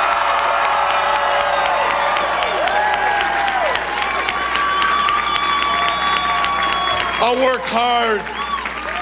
work hard with all of you to protect our environment for us and future generations, and to fight crime and drugs to keep our people safe. Above all, I'll continue to work hard to make government work for the people of our district, to make the federal government responsive to the needs of the people of the 3rd District of Minnesota. Jim Ramstead speaking to all of his supporters there at GOP party headquarters, 3rd District Congressman returning once again for another term in the United States Congress, where he said that he will continue to work to make the United States government responsive to the needs of the people of the 3rd District of the state of Minnesota. We left Betty McCollum as she was taking the stand, DFL candidate, 4th District Congresswoman, going back now for a second term, and we pick up now a taped portion of what she had to say to her supporters. Now, Buck seems to think I've won the election, but Ramsey County's not in yet. Hennepin County's not in yet. St. Louis County's not in yet. So we do have a long night. But I did hear straight from my sister. My sister told me, Montemita Junior High, I carried. And as our election coverage continues, our next stop is South Dakota. The TV station is KELO. Let's just listen in to Governor Bill Janklow in his bid for Congress. This country is paramount. We need to do something about an energy policy that frees us from the dominion and control of individuals in countries that don't understand democracy, don't understand our culture and our way of life, and don't look at us in a friendly way. We need to really address the issues of agriculture independence. We need to create more and better jobs in this state. And the point that I'm trying to make is the work of America is never finished. The work of this country is never done. The needs of our people are never truly fulfilled. But the most important thing of all is that every single child that's born or lives in this country has the right to a quality education. And that means it's the local communities within the local frameworks of our communities where those decisions are made with help from all levels of government. Ladies and gentlemen, I hold no illusions with respect to this responsibility that you apparently have given me this evening, but I can tell you this: each and every one of you that I talk to, that I visit with, that I debate with, are mentors and teachers. Each and every one of you force of me to do the best that I can. Each and every one of you, when you challenged, gives me your best ideas and your best suggestions. But when we put it all together, tonight's been a marvelous night. As I looked at those results come in, the people of this state have spoken up and down the ladder, from the courthouse to the State House. There's a new destiny ahead for America. There's a new course that this country is going to take. It's a course of freedom. It's the course of a nation that is under God, indivisible, with liberty and justice for all. It's a nation that understands. It's a nation that understands that we pledge allegiance to one flag. The sovereignty of this country is truly the sovereignty of our people. And over the years that I've had the privilege of serving you in public life, I'd like to think that it's prepared me for these challenges ahead. But please understand, once all the votes are counted, once the election's over, once again, all of us are South Dakotans. Once again, all of us are united as a people, and we all have a responsibility to work together until the next elections. You know, I tell students when I visit with them, in less than 60 days, I leave Pierre. And I'm going to walk down the steps of the Capitol, and I'm going to get in an automobile and I'm going to drive away. I don't have to sneak away in the dark of night. There's no mob coming looking for me. The new governor is not coming into office on the front end of a tank.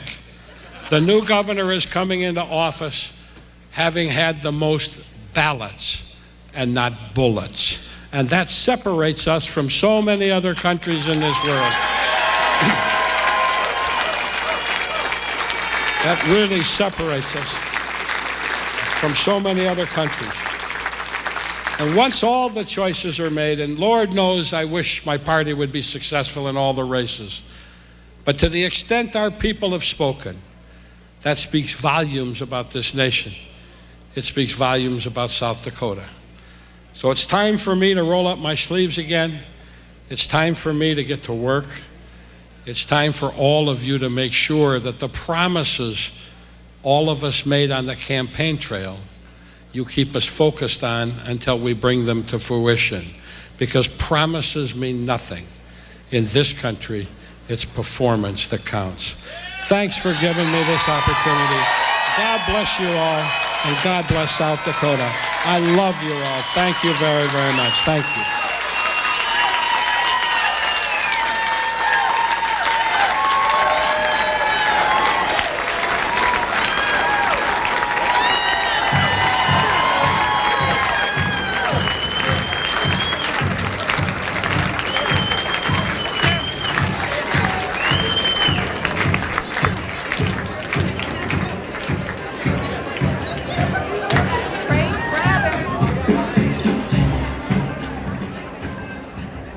Governor Bill Janklow, who has served that position longer than anyone else in South Dakota history, is going to continue his political career. Some said that he probably would never run for a seat in Washington again, but he chose to. That was Governor Bill Janklow, who will be coming to Washington to serve in Congress. South Dakota has just one congressional seat, so it's a statewide seat as well. Let's take you to Washington, D.C. Bob Ehrlich's victory speech in the race for governor there. That no other Republican has done. He won not only the white male vote, but apparently he won the white female vote, which is very unusual.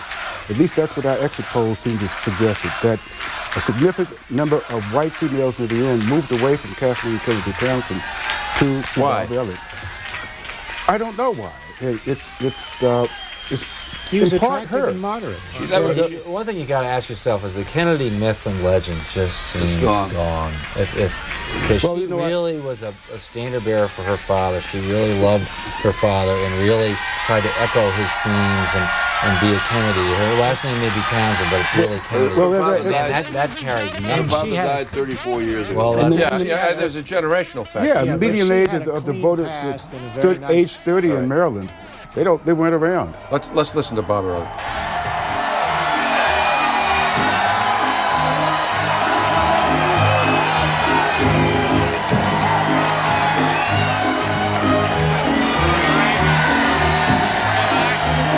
Well, I guess he's not going to talk yet, so we'll talk. Mark Schreiber was in here earlier, and I was asking him about this. The so-called Kennedy mystique. He was rather reluctant to discuss it. So. But she was supposed to be the golden one because she had a really sterling history. She had a clean past, unlike some of the Kennedys who had checkered histories. She had been the lieutenant governor, and she was way ahead in a hugely democratic state. She was just a bad candidate. We were talking about her as just a potential vice presidential candidate just a couple of years ago. If you start out, if you're a candidate, and what you start out with, your prime asset is celebrity. Right. That's what you have to begin with. Well, the longer you're out there, if you don't reinforce it with something, the more you lose it. Here's Bob Ehrlich.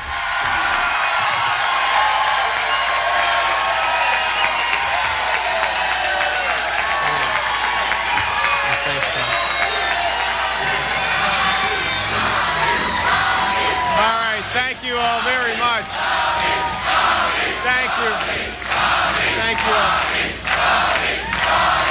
Thank you all very much. Thank you all very much.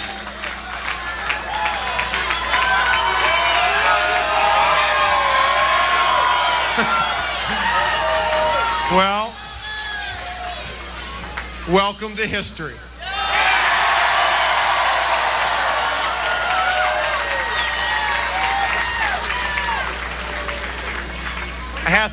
I have some people behind me. I'd like to come forward right now. All right.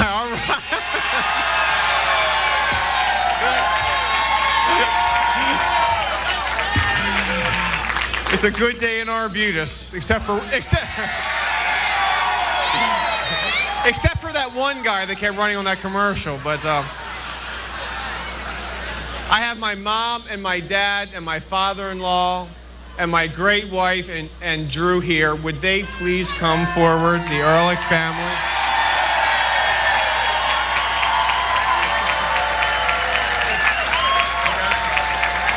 You gotta wait. Wait one more time. One more time.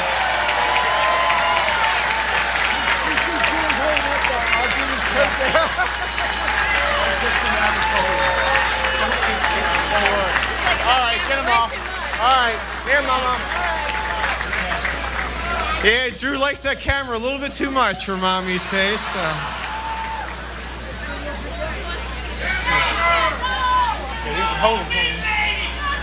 And you know what? I just said welcome to history. There's walking history here, and his name is Michael Steele.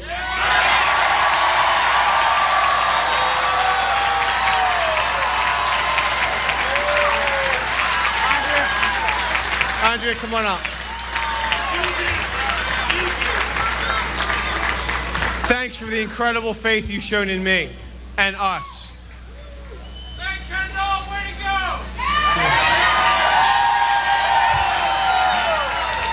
She always gets more press than I do. You have humbled this family and this team and this staff beyond belief. This is an incredible night. Thank you all very much.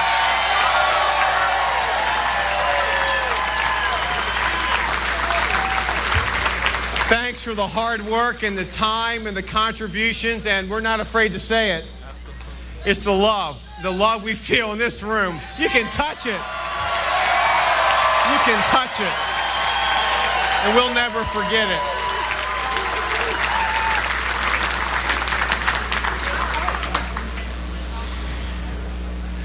I want everybody to listen to my words. And I want required respect because she deserves it. I want to thank the Lieutenant Governor.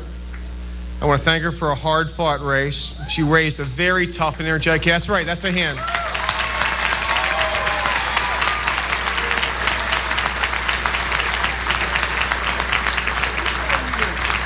I respect her 8 years of service to the state of Maryland as Lieutenant Governor, and she'll continue to contribute to this state in very positive ways, and she was a very class act when she called me a few days ago, and I want another hand for Lieutenant Governor.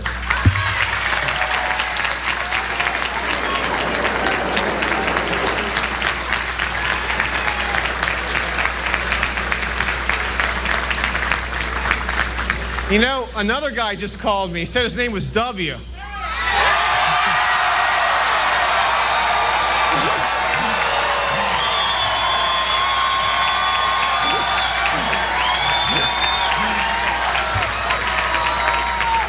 He was pretty excited. I asked him when I could visit Camp David, then I remembered, hey, that's ours, right, Mike? He didn't laugh. President's very excited. And he said to say thank you to you as well. Thank you for helping make this night possible.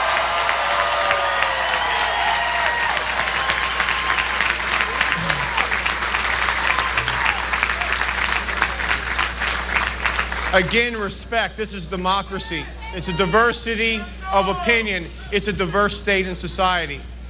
To Lieutenant Governor's supporters, and it wasn't unanimous today, as we know. It was a national race with very high stakes. It's a bitter campaign. A campaign sometimes can be very bitter, and it was hard fought. And we have legitimate differences on the issues, and that's what this great country and this state, the Free State, are all about.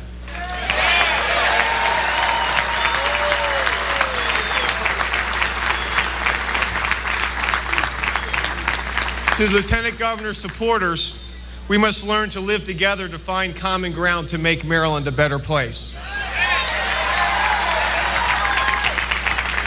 Please know we will reflect a diverse Maryland. It is a very diverse state. Absolutely.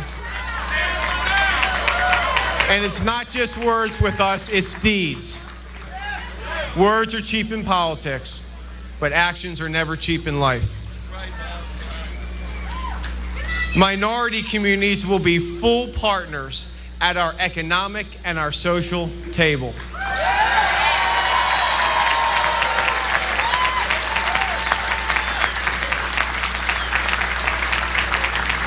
To the newly elected members of the Maryland General Assembly, we want to talk to you. Yeah, absolutely. I love the legislature. It was 8 great years in my life.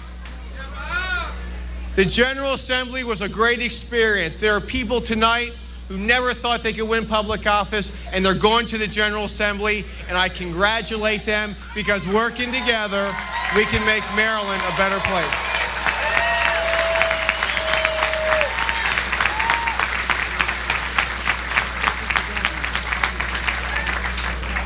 To Republicans,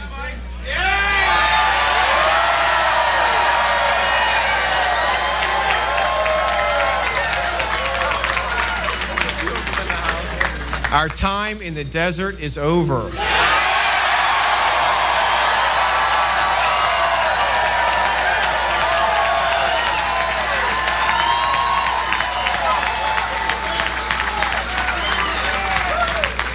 But as we know, power must be held responsibly and successfully.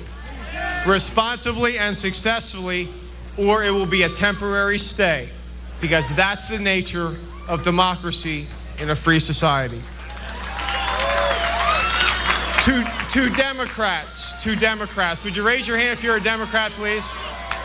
All right, thank you very much.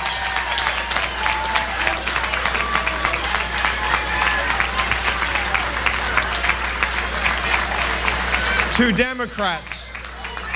True partnership can bring great progress to the great state of Maryland.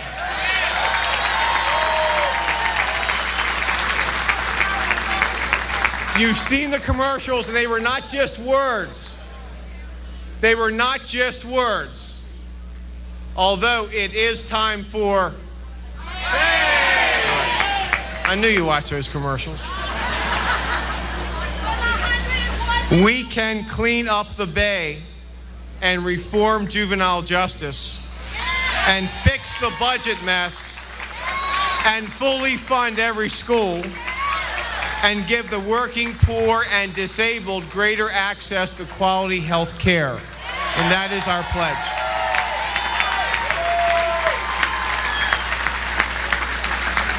And we can only do it if we work together, y'all. If we can only do it if we work together, as we know. To independents. Any independents here? That hand went up real quick. I promise to you I'll keep that independent streak I've been known for in 2 different legislatures. All right? That's my promise to you. To everyone, we want the same thing. All parties. Effective, efficient, compassionate government. That's what we want. But responsible government means living within its means, and we need to do that.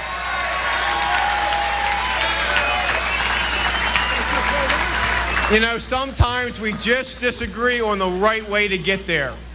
Sometimes campaigns are about legitimate differences on the issues, and that's what this campaign was about. So tomorrow, life goes on. Anybody gonna be late for work?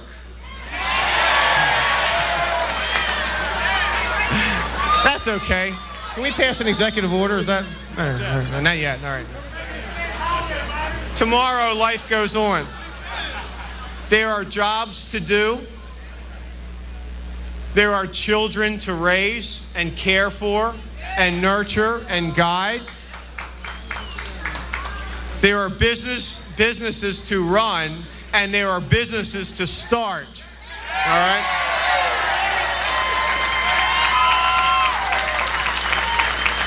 There are people to help. There are people to help because there are people in need as a new era in Maryland politics begins. Yes! Could I just have your attention just for another 30 seconds? Everybody's excited. By the way, y'all look very good on TV. Not as good as you do. Michael and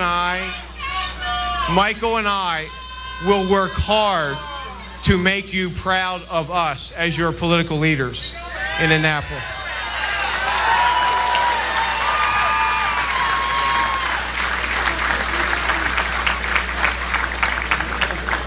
Next to getting married to Kendall Ehrlich,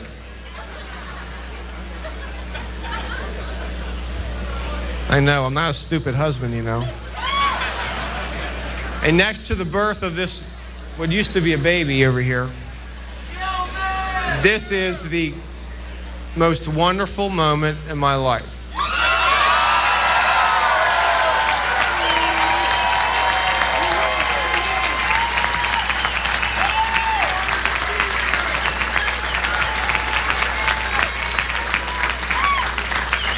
We feel it when we walk into rooms, when we attend forums, when we're walking down the street and people get excited, they get energized. And as I've said many times in the course of this campaign, we've been threatened almost on an hourly basis. You better win or I'm going to move to fill in the blank, right?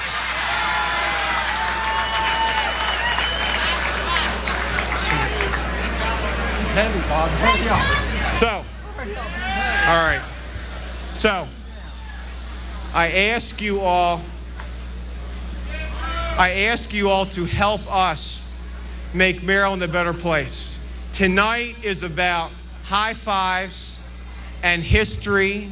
High fives? We did not practice that. Yes, Mommy is scared, let me tell you. Where you want to move to? Annapolis. Annapolis, right? Exactly.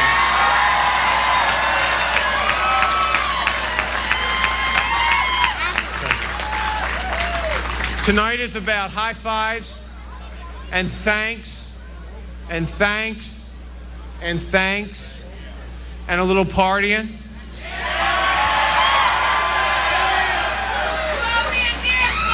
And a lot of people would dance, and I can't dance. That's the problem. We're going to open up that house too. I guarantee you. We're going to open up that house. So please enjoy yourself tonight. You all have made not only Maryland history, but American history tonight. All right?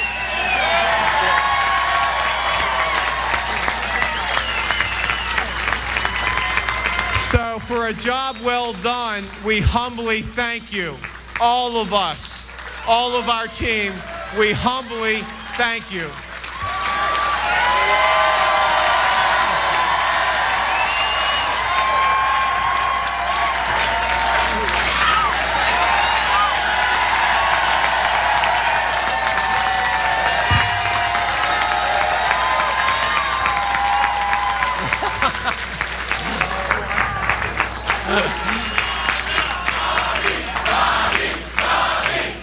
Thank you. Governor-elect Bob Ehrlich. I've been talking with my friends here, and we've decided that breakfast with Marvin Mandel is what turned this thing around for this guy.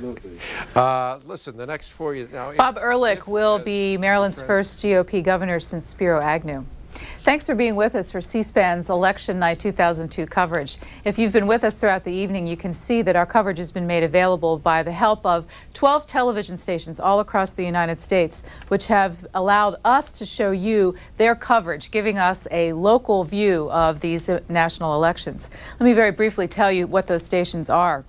WCCO in Minnesota, KLO in South Dakota, KATV in Arkansas, WMUR in New Hampshire, New Jersey Network, the public television station there, KSDK in Missouri, KUSA in Colorado, WSB-TV in Georgia, WRAL in North Carolina, WPLG in Georgia, WFAA in Texas, and WUSA in Washington area, which you've just been seeing.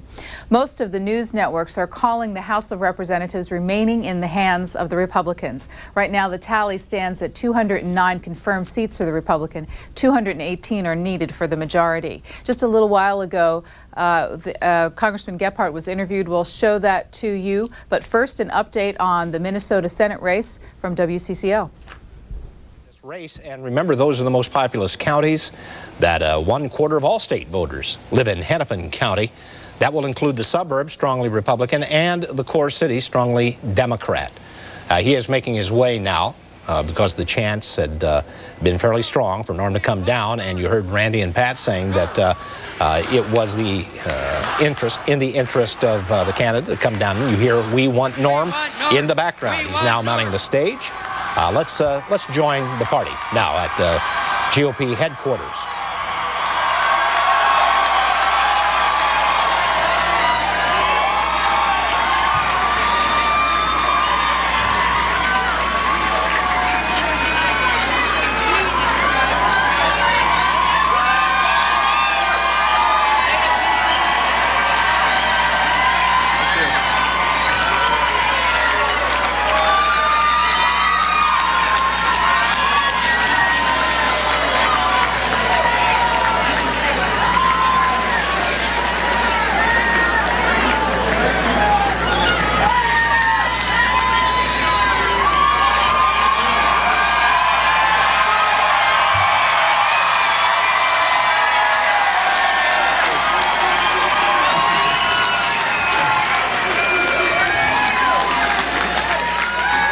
This is Norm Coleman, his wife Lori behind him, a huge crowd.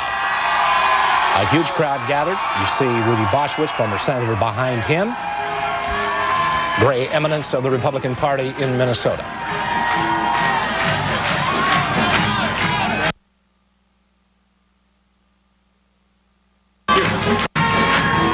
Thank you. Thank you.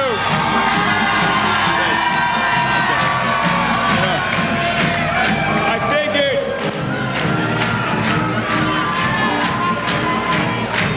Thank you.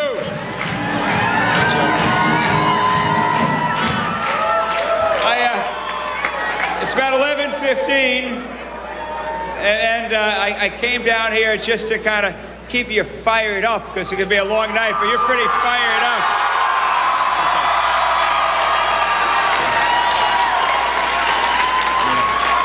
We got the future. I got to tell you, when you see the energy in this room, you know that the future is in and with the Republican Party. There's no question about that.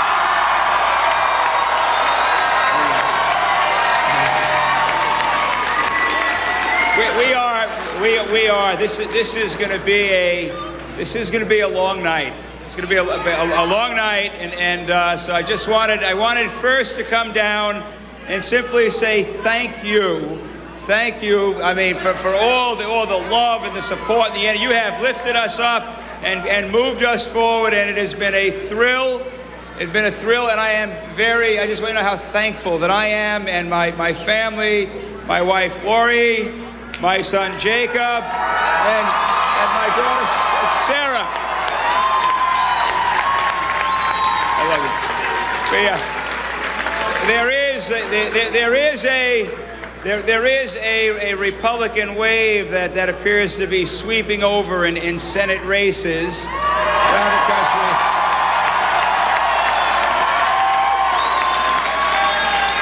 I believe we've been projected winners in New Hampshire in a race that folks worried about. I believe in Colorado, Senator Allard has been projected winner. In Georgia, Saxby Chambliss is a projected winner. In North Carolina, Elizabeth Dole is a projected winner.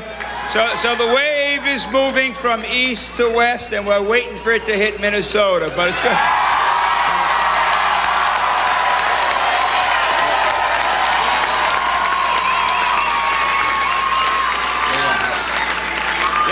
I can tell you that in this race, the polls kind of went back and forth, but the crowds kept growing. They kept growing all the time.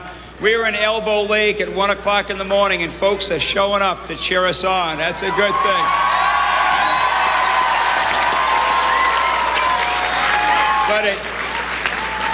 But it is going to be a long night. We're doing it, this race really is being done the old-fashioned way. We did it the old-fashioned way. We worked for it. We worked for it.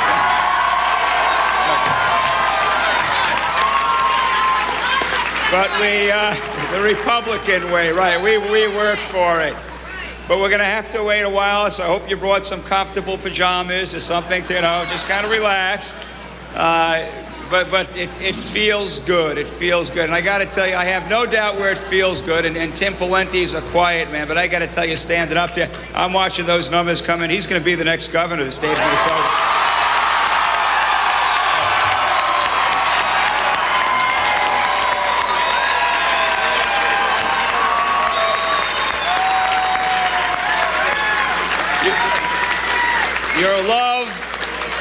Your love, your passion, your energy, and your prayers have carried us so far. We have gone through a very difficult election. The great tragedy of the loss of our Senator Wellstone, and his family, and the families of others, and we all mourn for that. We all mourn, and we miss Paul Wellstone. We do.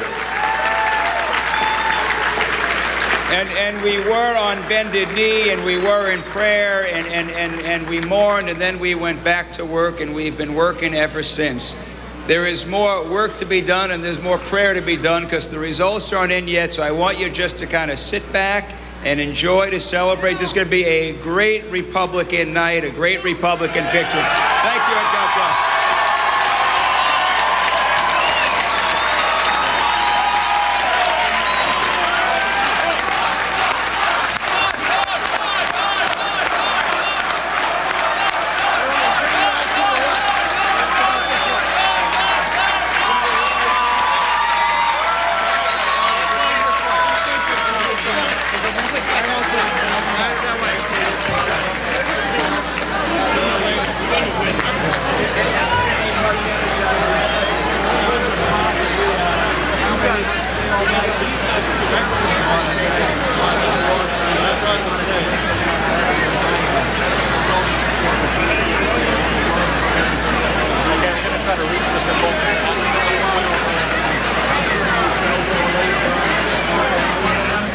Norm Coleman with his first address to the assembled throng at GOP party headquarters at the Radisson South in Bloomington.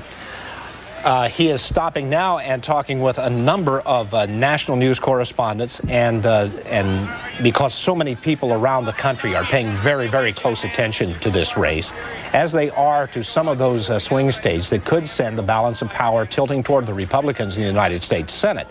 Now, we've seen some things happen. You heard that Norm Coleman said that Colorado in the Senate race had been given to Mr. Allard as a Republican, but we don't know that for sure.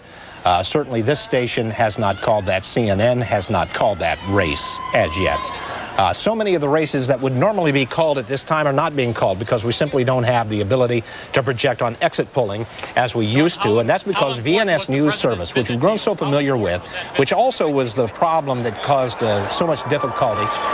We've got Bill Hudson standing by now with the candidates.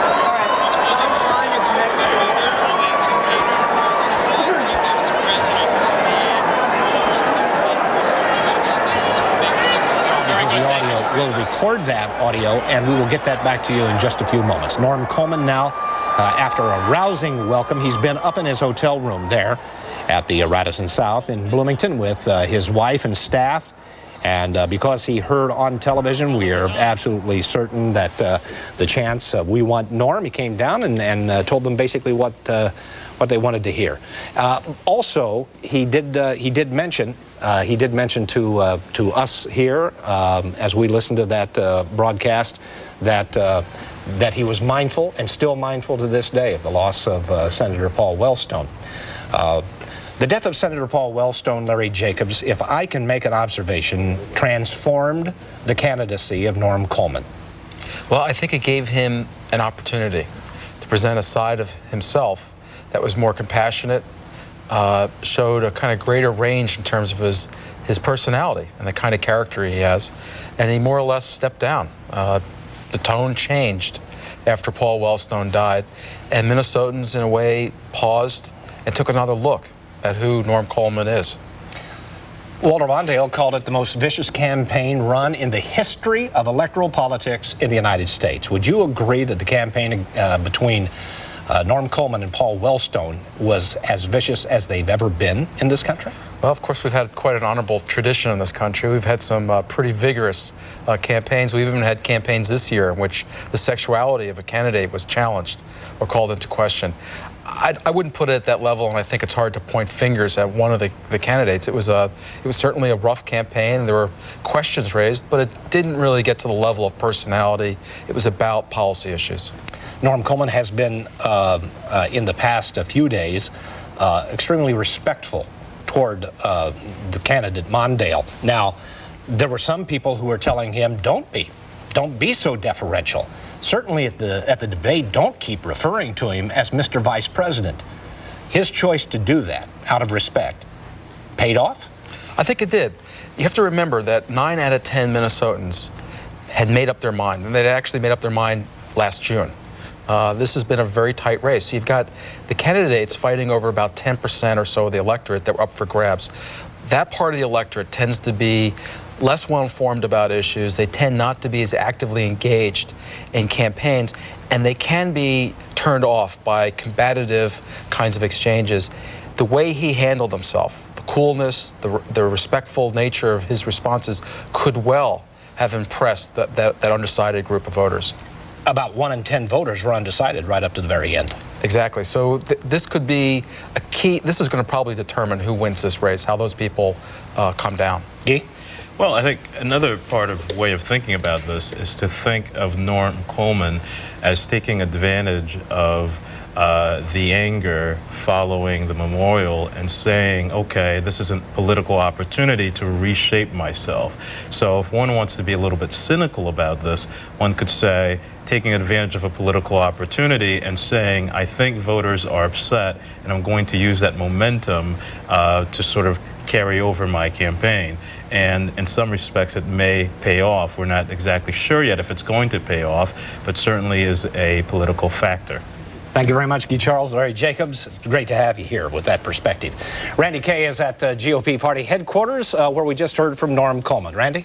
That's right, Don. The night is continuing to get more exciting here. We are here with John Klein, who has been running against Bill Luther, and this is, I guess, the third time's a charm. Is that fair to say? I have heard that, and I certainly hope that's the case. I felt like this is a very different race than the previous two because it's a very different district, for one thing. What is different about the districts, would you say, that's looking like it's going to bring you a victory tonight? Well, it's in partisan terms, it's clearly a more Republican district, but I happen to be very well suited to it. I live and have lived for a number of years in the suburban sort of population center, and yet I have a good connection with the rural parts of the district because my wife's family, who's been here for 4 generations, has a farm down in Houston County, and so I have the ability to connect with the farmers and with the folks who live in the suburbs. I know that you're stopping by here before you go up to the podium tonight, but I have to ask you about the campaign and the so-called sham campaign with Bill Luther. How much do you think that took a toll on his campaign? Yeah. Well, there's an irony there because, of course, they put him on the ballot in an effort to strip votes from me, but it was an unethical thing to do. It's just not right to have somebody on the ballot or do anything for the express purpose of tricking and deceiving voters. And this I think the voters have responded to that. And just so our viewers understand, this was somebody who they had put out there for the voters to possibly vote for, who wasn't exactly right. They invented a new party called the No New Taxes Party. And the effort, of course, the admitted effort. This is not my accusation. I'm just relaying what has already been very accurately reported. The admitted purpose was to strip votes from me and help Congressman Luther. And when voters found out that it was designed to mislead them, to play them for fools, I think that it's probably backfired on them. All right, Mr. Klein, we're going to let you get up to the podium. I know you're anxious to do so. Anything you want to tell us that you're going to tell everybody here? No surprises anywhere. Thank you very much. Thank you very much for joining us. We appreciate it. Don, here we are with John Klein back at the Republican headquarters at the Radisson South Hotel. Send it back to you. All right, we'll be joining you just a little bit later, Randy, along with Pat Kessler and others out in the field. WCCO's got about 90 people out in the field today to bring you the best election coverage we possibly can for election 2002, a momentous election in the state of Minnesota. And it's looking like it will be a late night in Minnesota with the Senate race and the governor's race still too close to call there. And we'll keep an eye on it with our affiliated station WCCO, who's helping us by letting you see their coverage tonight.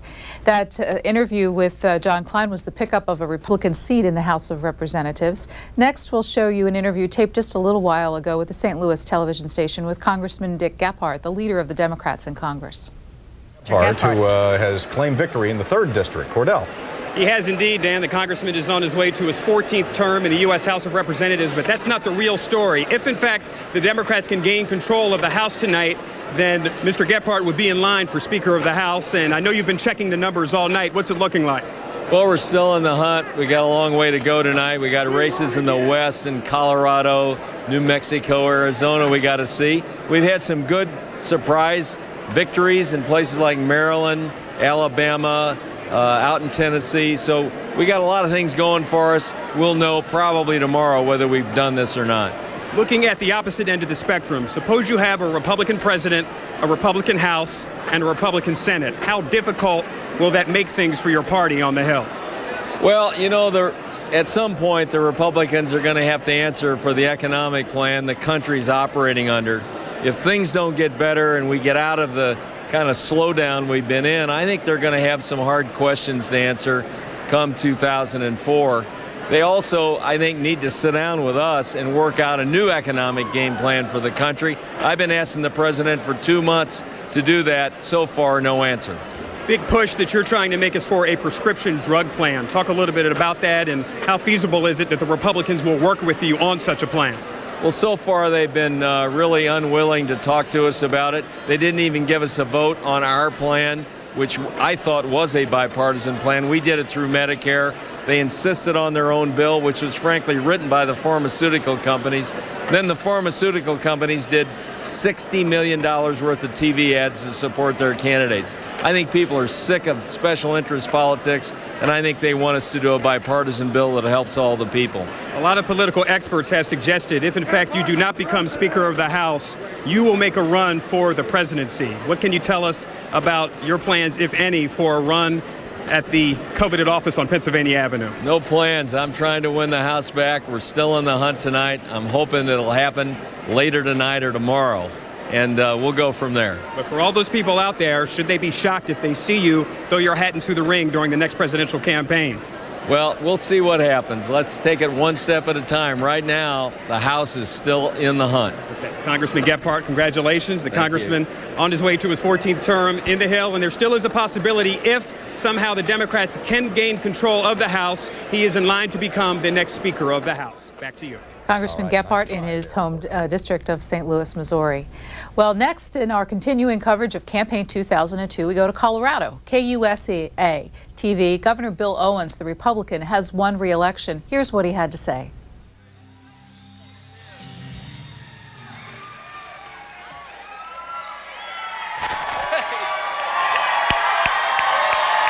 Thank you, everybody. Are we having a good time?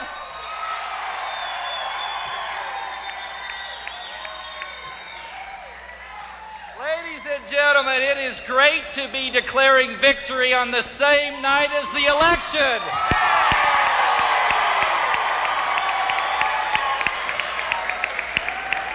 You may remember 4 years ago when my talk at this podium was a little later. It was actually into Wednesday. It is great to be here again on the same day.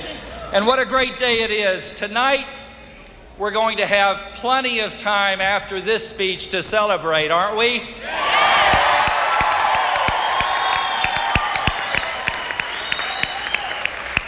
Ladies and gentlemen, I don't think it's any secret, but I have to let you in on one fact. We've won, and thank you very much.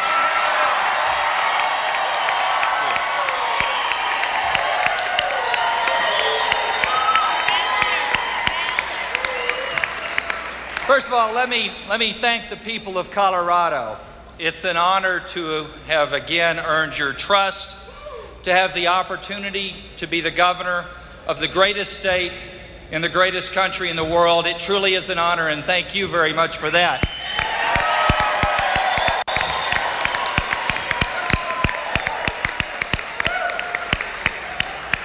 And I also want to thank my wonderful family, a lady who's a great mother, a great friend, and a great First Lady of Colorado, Frances Owens. Thank you.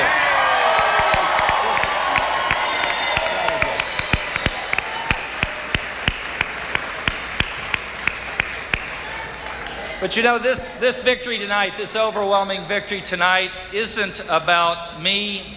It isn't even about all of us gathered here this evening.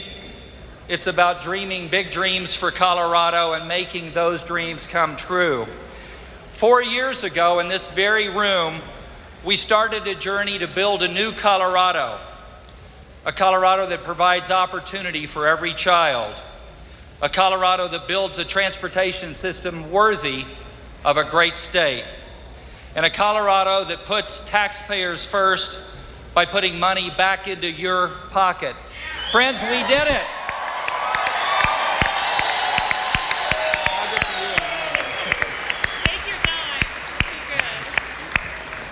You know, it surprises some, but it shouldn't have. We kept our promises, and tonight the people have renewed our contract for 4 more years. Thank you very much.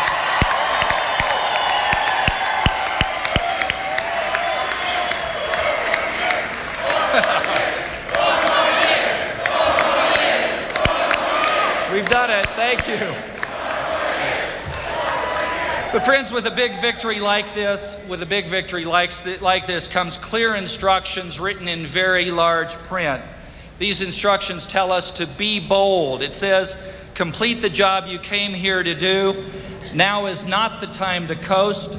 Now is not the time to be satisfied. Now is the time to continue the work to improve our system of public schools.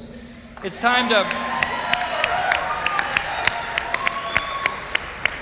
to continue the progress we're making on building Colorado a 21st century transportation system, and it's time to continue to boost our economy by putting the taxpayers first.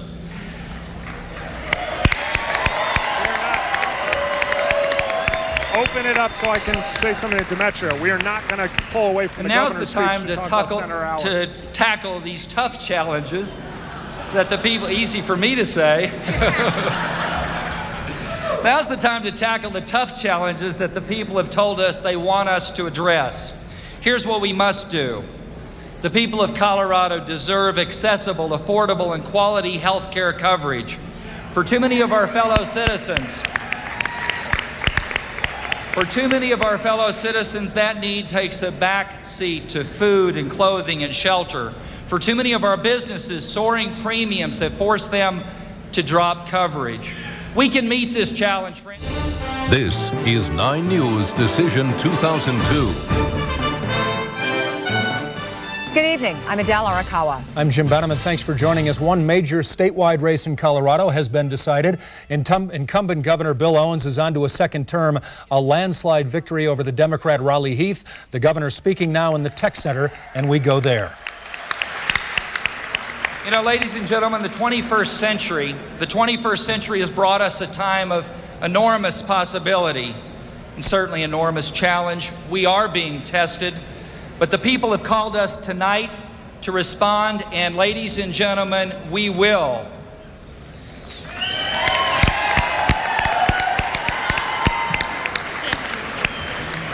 Tonight we embark on the second chapter of a story we began together 4 years ago in this very room. It's a story filled with the certainty of a better future for all Coloradans. It's a story of opportunity for all the families who call Colorado home. It's a story of a great people meeting great challenges. Together we believe that we could dream dreams that are as big as our mountains and as bold as the deepest blue in our skies. Together we've made these dreams a reality. Together we're going to prove that Colorado's best days are always ahead of us. Ladies and gentlemen, thank you. God bless Colorado.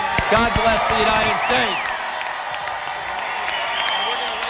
You've been looking on live. Governor Bill Owens there accepting Colorado's vote for a second term as the governor of Colorado. And there you see the vote in 65% to 31% over the Democrat Raleigh Heath. And Floyd Cerulli has called that one, and Floyd called it early.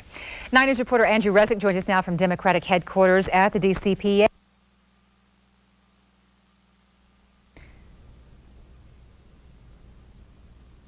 Thanks for being with us as C-SPAN's Election 2002 coverage continues. Lots more ahead as we bring you coverage from 12 local television stations around the United States, where a few of the races are still undecided. Joining us right now is Chuck Todd, the editor-in-chief of The Hotline, the political daily here in Washington.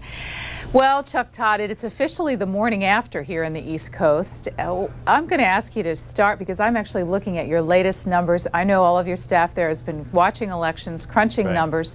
Give us an overview on the Senate. Where does it stand? Well, right now, with all the races that are still out to be called, there's only 3 left that appear to be called, or 4, no, 3, Missouri, South Dakota, and Minnesota. There is no way the Democrats can get to 50 seats tonight or tomorrow. At best, they would need the December 7th runoff in Louisiana, because that's now been officially, she will not get to 50%. That's been officially called. So at this point, you know, all Republicans need is one win out of Minnesota, South Dakota, or Missouri, and they take control of the Senate. Chuck, stand by for just a second. We're going to listen to Senator Hutchinson conceding in Arkansas.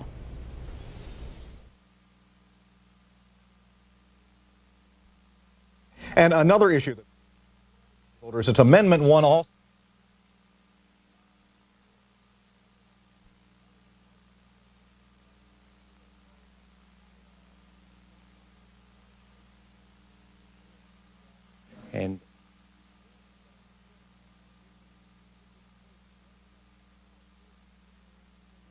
Time, because I got a few things I got to say. I mean, it has been 18 years.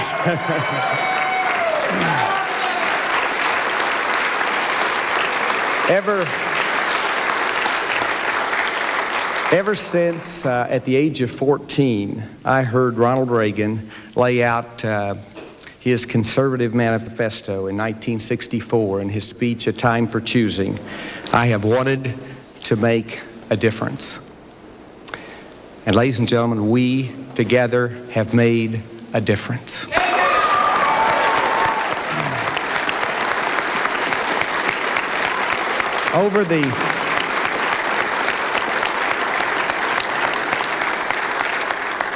Over the 18 years that I've been privileged to serve in public office, we have witnessed many great events.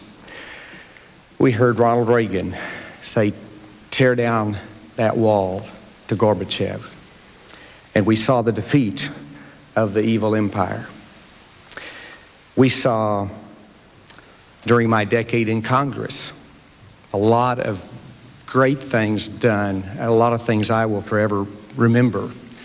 We had the fight for the $500 per child tax credit, that family tax relief that finally was signed into law. And I remember the day we had the signing of the contract with America and the '95 elections and the Republican Revolution and the Republican majority that took control of the House for the first time in 40 years. We'll remember you,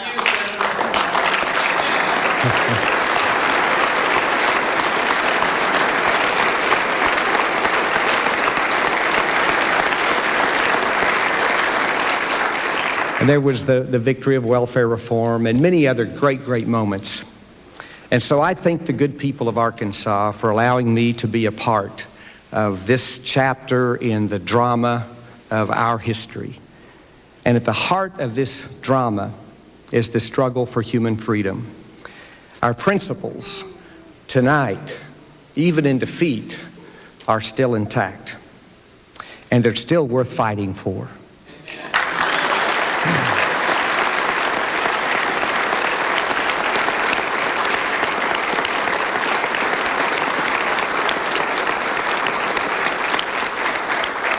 Values like the worth of the individual.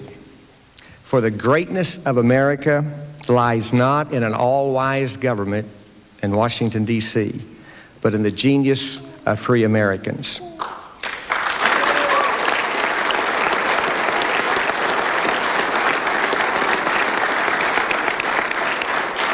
And we know that the threat of tyranny is still very much alive in our world.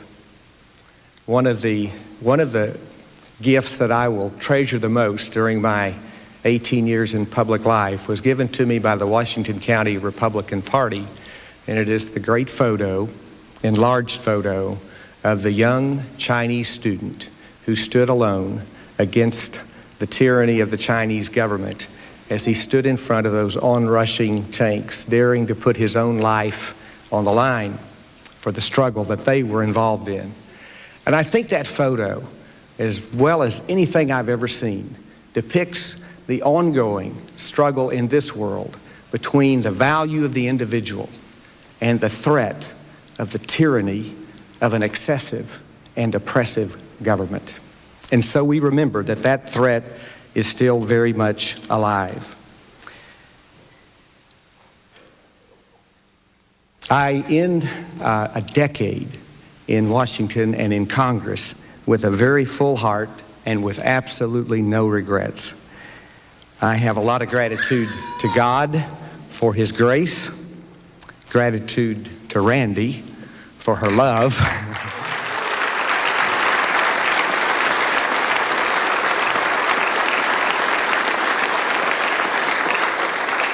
gratitude to the people of Arkansas for the privilege of serving, and gratitude to friends like you for your loyalty.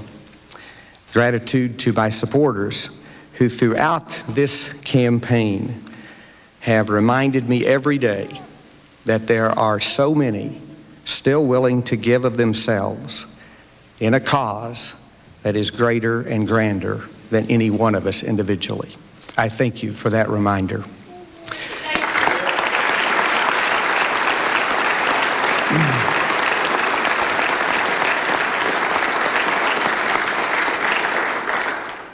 And let's remember, there is a greater cause. And tonight, the cause of conservatism, I think nationally, probably when all of the votes are counted, are going to have a great victory. If I went back, I'd be a chairman, I think. But in Arkansas, we had some setbacks. There were a lot of good conservatives who were defeated in the election today. And for those, I extend my regrets that their defeat. But this is but one battle in a long war. And that cause still goes on. When Ronald Reagan narrowly lost the Republican nomination for president in 1976, he spoke to his disappointed supporters in words that express my sentiment tonight. This is what he said: "Don't give up your ideals, don't compromise, don't turn to expediency, and don't, for heaven's sakes, having seen the inner workings of the watch, don't get cynical. The individuals on this stage may change, the cause is there, and the cause will prevail because it is right." And so I'm sure there's disappointment tonight, but there shouldn't be sadness, and tonight our disappointment must be mixed with resolve, to resolve anew to advance the simple but powerful idea that freedom works, and it does. So tonight we will rest, and tomorrow we will lick our wounds, but we won't stay on the sidelines long. And I hope you don't either. There'll be another day to fight.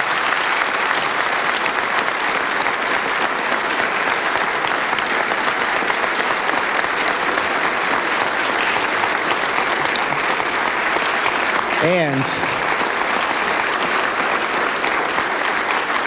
ultimately, we will prevail because we're right. Now,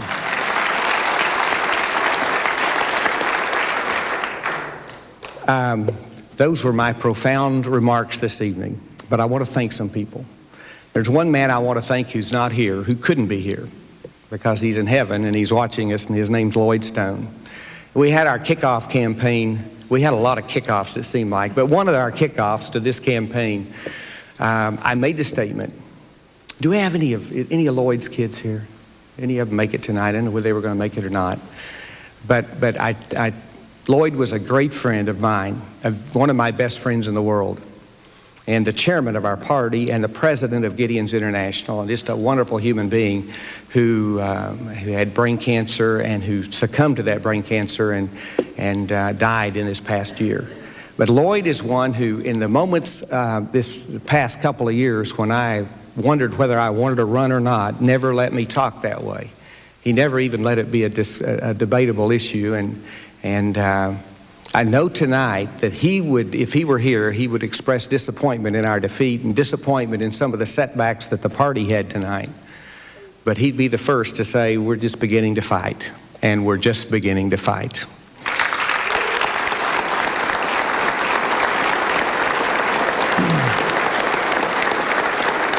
Then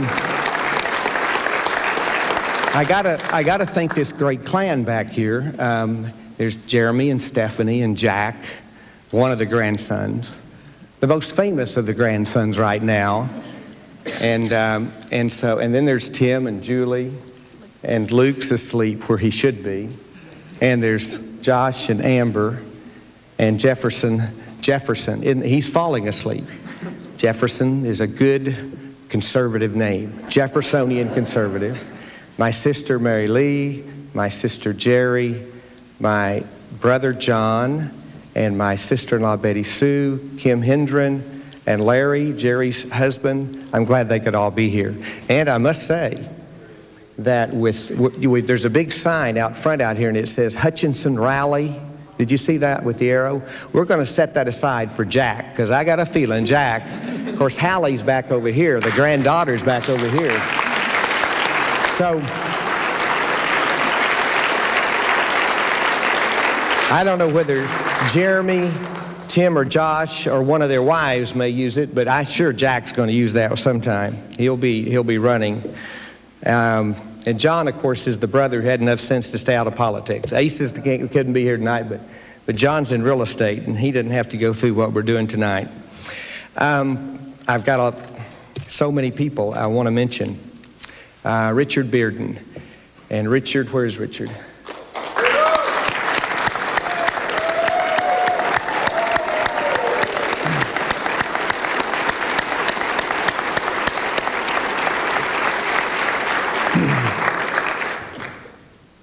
Great campaign manager. And I told him he just didn't have quite enough candidate. If he had a little better candidate, he could have done it. But, but I'm...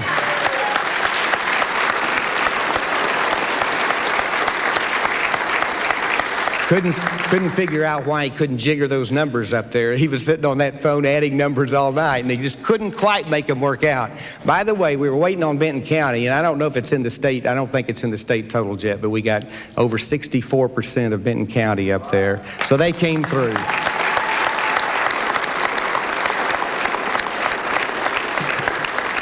And Todd Deathridge, and Todd's my chief of staff's back here. And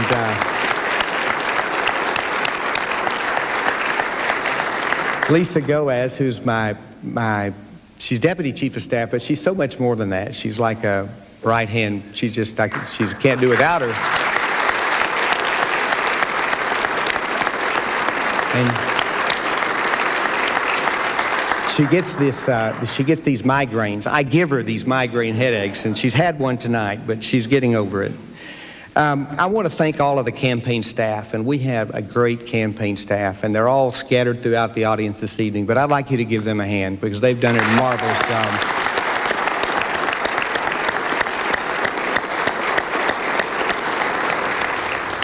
Senator Tim Hutchinson, after 22 years of public service at the state and then the federal level, making a speech that is clearly one he would rather not have made tonight.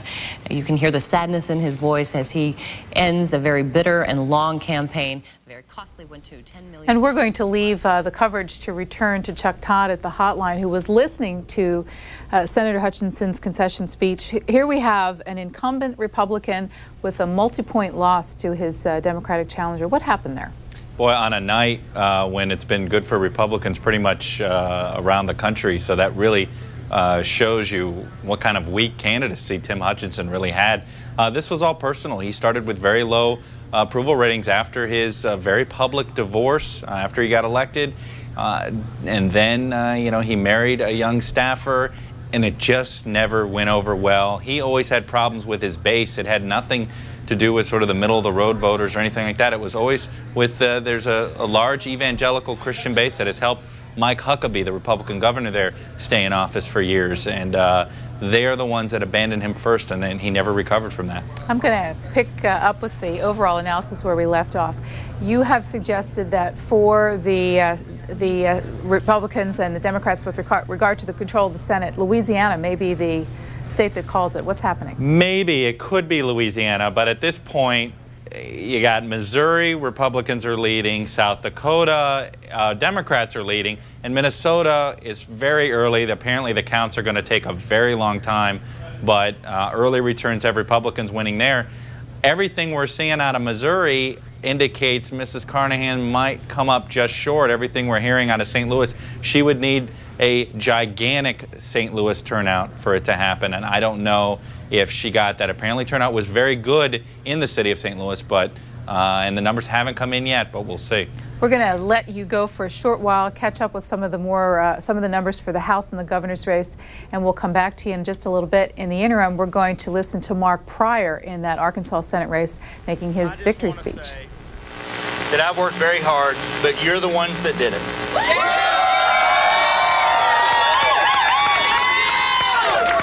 You know, I traveled from Lake Village to Lake City to Fayetteville to Lafayette County, but you are the ones that did it. I will never forget the people who sent me to Washington. That's the people of Arkansas.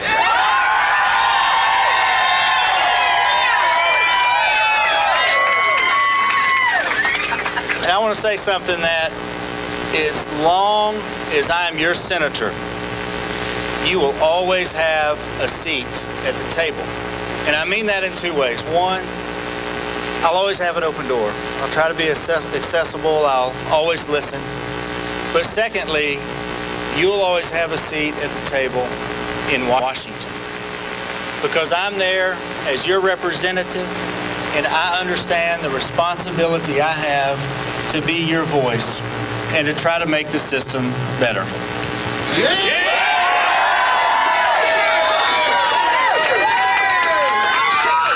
So when the Congress over the next few years addresses an issue like Social Security, I'll be there to fight and make sure that it's not privatized. Or when the issue of prescription drugs comes along, I'll stand up and fight for lower drug prices. And with education, I'll make sure that the federal government honors its commitment. Yes. And when it comes to issues like minimum wage, I will cast the votes necessary to help 100,000 Arkansans.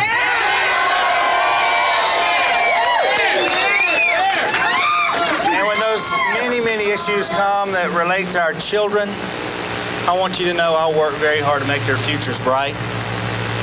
And when it comes to our seniors, I'll continue the work that I've done in the Attorney General's office, and I'll make sure that they're never forgotten.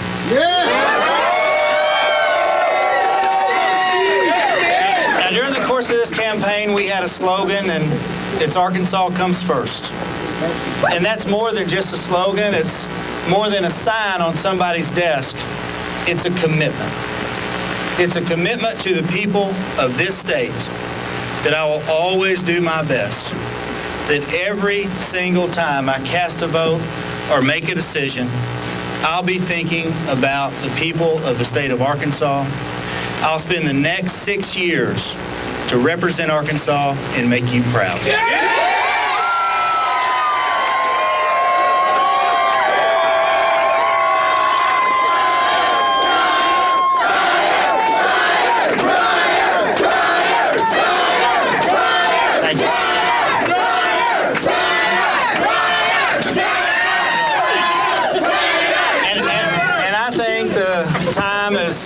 Long past due that we return this sign to a desk in Washington, D.C.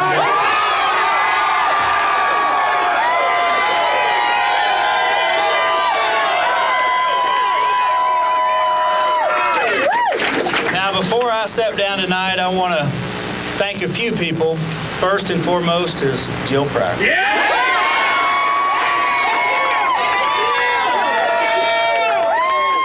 Jill has been me with every step of the way, and when she couldn't be with me physically, I know she was always there supporting me, backing me up, and praying for me and encouraging me. And after so many long days on the road, I knew I could come home and get that love and appreciation that she is so special at giving. So thank you so much.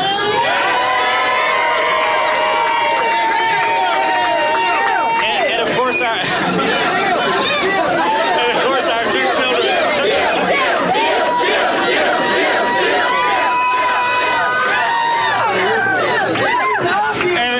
Our two children, Adams and Porter, who... And from Arkansas next, KUSA in Colorado, where Senator Allard is declaring his victory for re-election. Thank you. You know, there's victory and then there's just sweet victory.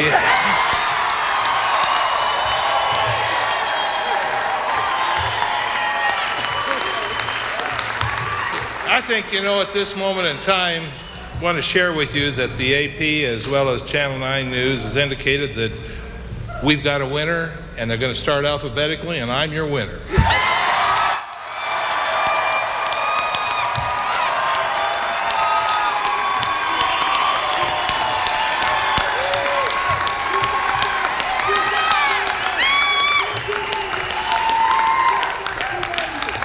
You know, there's a time like this, there's so many people to thank. And I want to start with my wife, Joan. Hasn't she just been great?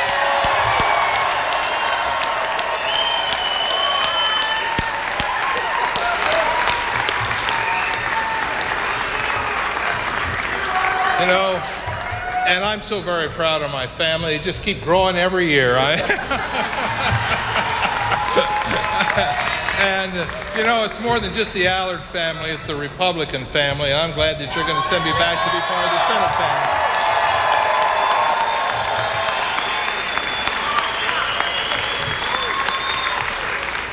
And you may or may not know, but you know, really, and a very important, distinguished member of our family is the Campbell. Did you know that Ben Nighthorse Campbell is a part of our family? You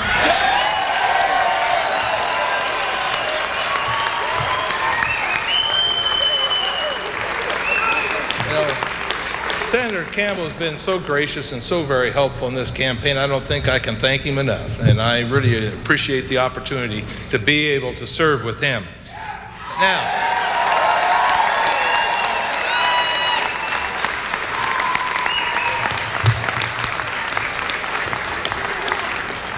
Now, I'm so very proud of my campaign manager. He sure doesn't lack enthusiasm.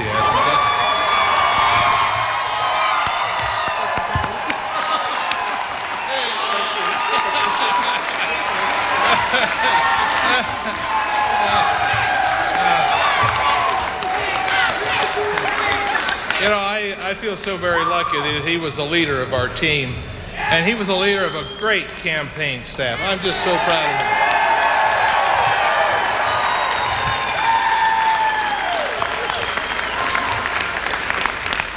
You know, Joan and I were reminiscing before the evening started that, you know, really, this has been a fun campaign. We've really enjoyed ourselves. That's before we even knew the results.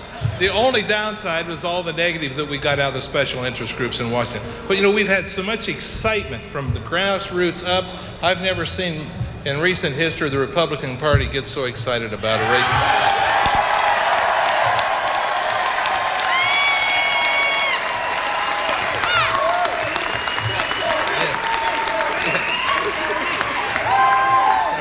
Thousands of volunteers all over the state of Colorado stepped up and helped us, and we really appreciate it. And a lot of them are right here in this room, and thank you very much.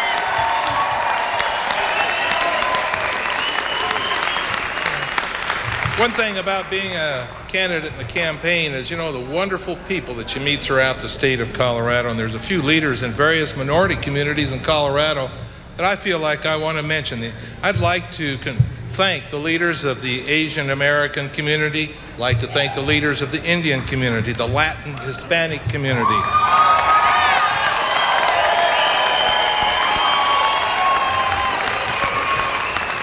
I'd like to thank the members of the Greek community and the Italian community, just to name a few.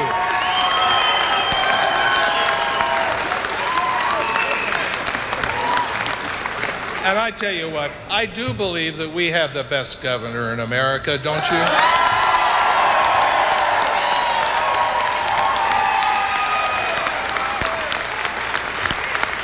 And I can't thank Governor Bill Owens for all the help and the work that he's provided in this campaign.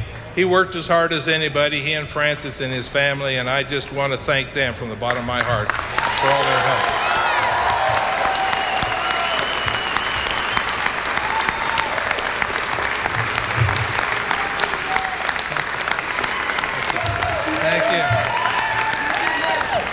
And you know, this Republican organization has been blessed with great leadership, but one person at the top that I have to commend today for all his splendid leadership, because he was key in putting out the 96-hour campaign. Never can I recall when we've had this kind of effort on the weekend just before the election. We've always had the other party outdo us on that weekend. This year, we beat them on that weekend.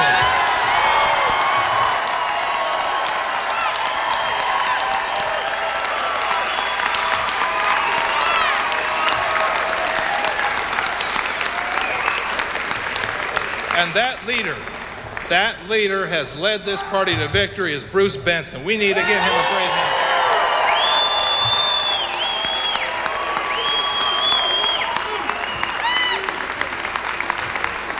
You know, there's people all over the country that have prayed for us, and I thank them very much for their prayers. It means a lot to Joan and I.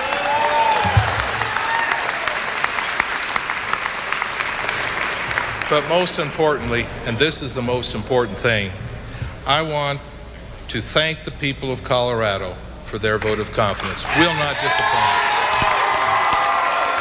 Thank you very much.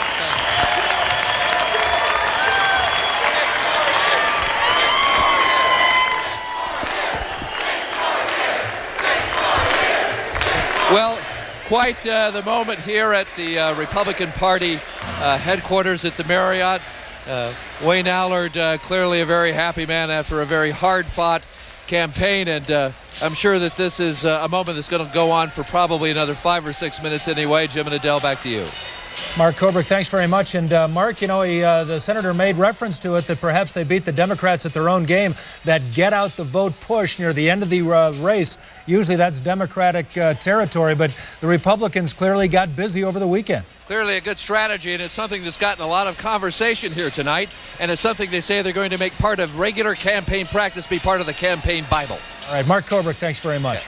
Let's go now to Democratic Party headquarters and Kim Christensen. Kim?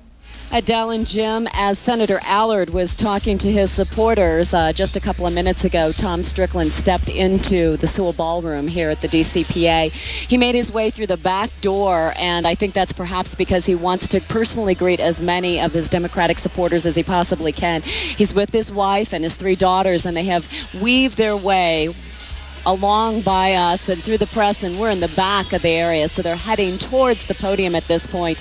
But he is greeting them, saying thank you, giving many of them a hug. His daughters perhaps not concealing their emotions quite as well. Many of them, they have tear-rimmed eyes, so it's been a tough night, obviously, for the Strickland family. Clearly, they were hoping for a victory. As we were talking to his campaign staff not too long ago, they truly believed that this was going to be a very close race. And in fact, the campaign manager told me, he said, "Oh, I'm saying between 10 and 11, they'll be calling it for Strickland, because that's when Adams County, Boulder, and Denver voters, the numbers will come in from those areas," and they truly believed they were going to go his way.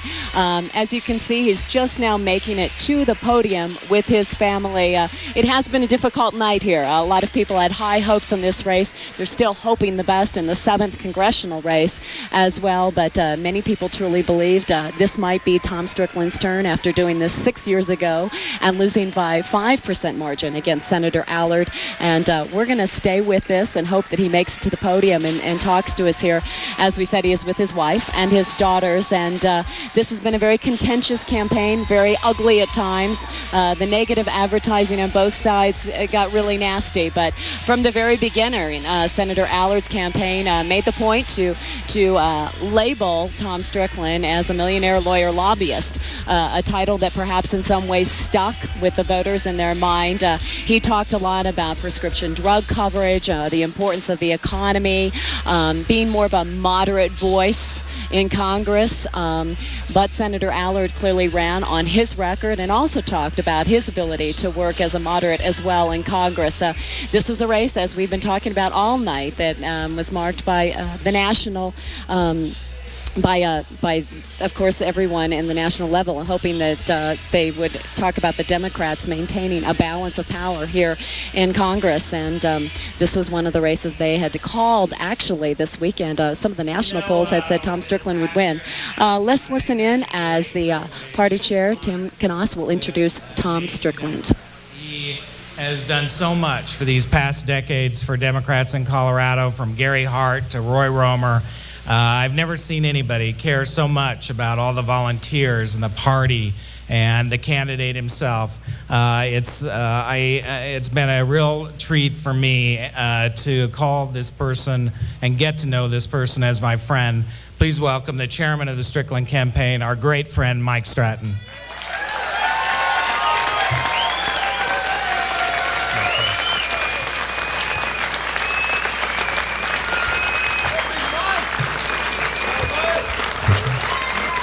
Well, you gave him a hell of a fight.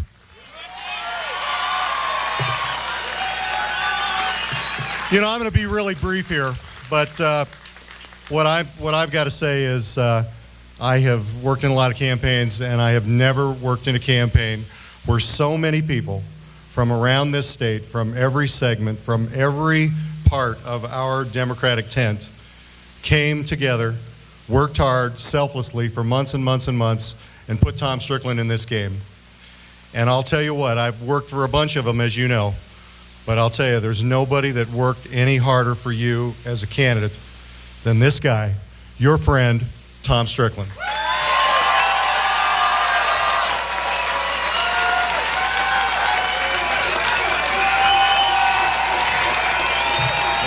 Thank you. Hey, Bobby, Danny. Thank you all. Thank you all. Come on up here, girls. Come on up here. Thank you all. All right. Thank you all. Thank you. Thank you. We love you. We love you. We love you. Oh, you guys are the best. Thank you. Stand right here, girl. Stand up close. Just stand up here close. You know, with a family like this, with friends like you all, we're so blessed and we feel like the ultimate winners. We really want to thank every one of you. Thank you. Thank you. Thank you. Thank you. I've got a lot of thank yous, so just let me get right to the point. I have to start with my family and a fabulous, fabulous spouse and great partner and friend, my wife, Beth. Please join me in thanking her. And then 3 fabulous daughters, Lauren, Annie, and Callie. Great, great, great daughters. Thank you all for your support. And the hardest working, best political mom of all time, Cecilia Strickland. Let's welcome Mom. Yeah, yeah. All right, yeah.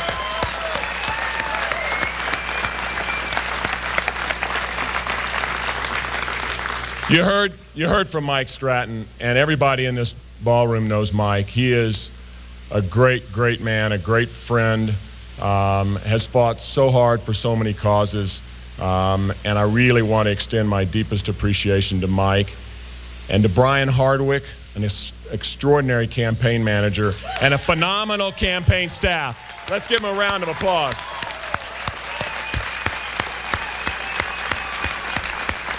You've been listening to a concession speech by Tom Strickland, who has lost in his bid for the U.S. Senate. And latest numbers show that about by the same margin as he lost the last time he ran against Allard. 5%, 6%, around that area there. We have 75% of the precincts in. There you see the latest numbers. Difficult night over at Democratic Party headquarters. There you see the concession speech. And we'll be right back with more. Stay with us.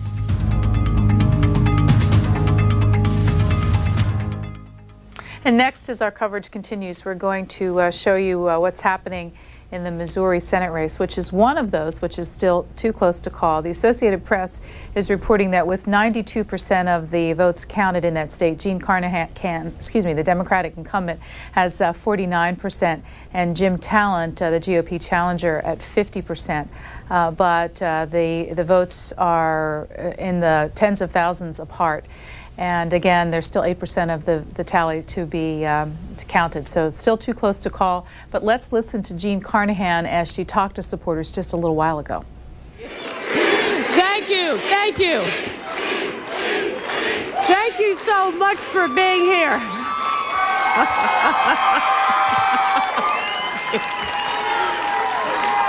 I wish this had been a shorter evening for you, but it hasn't turned out that way. It's still lingering out a lot longer than we thought. The totals are changing all the time, and we are cautiously optimistic that in a few more hours we'll have some results. But I know many of you have been here for hours all evening, and if you wanted to go home and watch it on the TV, you can. If you want to stay with me and wait it out, you can do that too. We just don't have all those totals in yet. We still don't have everything from St. Louis City, where we know we will do very well.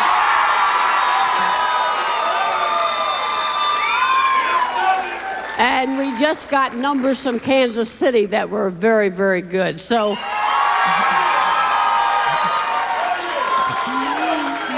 but we know this is going to be a thin and razor-thin margin. and we want you to stick around if you feel like it. You have worked so hard. I see people out here I know who have knocked on doors in the rain for days. You stood on street corners. You've done volunteer work. You've done phone banking. You have worked your heart out, and I thank you for it.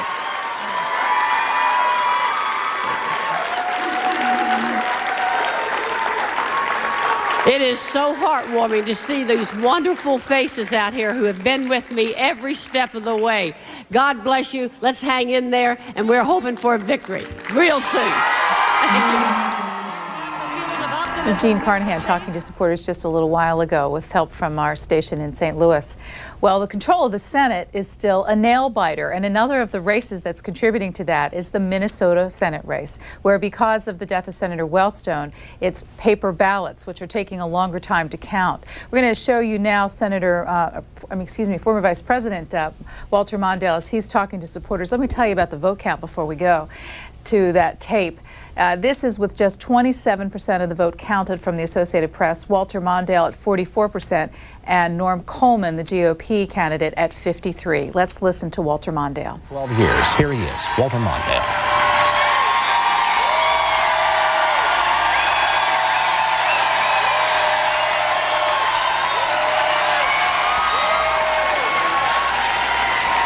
Thank you very much. I wanted to come down and give you a report.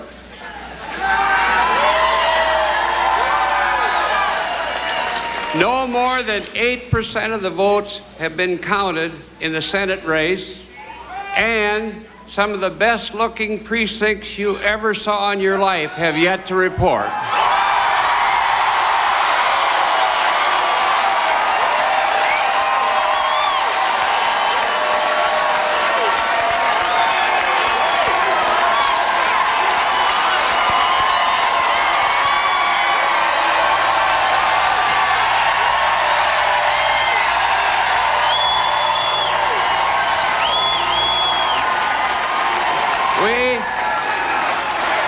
As you know tonight,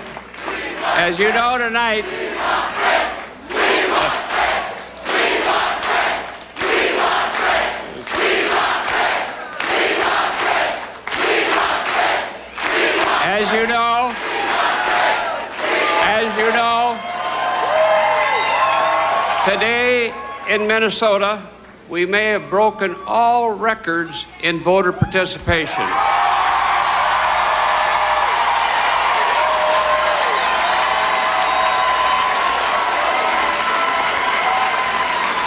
And I have a lot of people to thank for this. This is going to be a long night. Just stay on your feet and we'll be back. But you know, tonight, many people need to be thanked for this wonderful effort. First of all, I want to thank you. No candidate for statewide office has ever had better supporters than I do.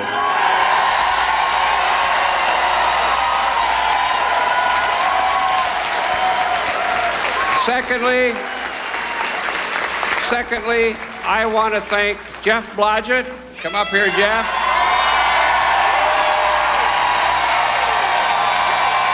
Chairman of the Wellstone campaign and one of the best persons I've ever worked with.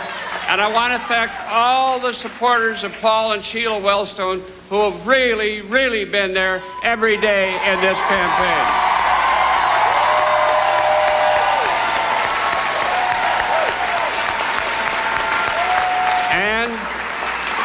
I want to thank Paul and Sheila Wellstone for being one of the most magnificent influences for decency in our state and in our nation.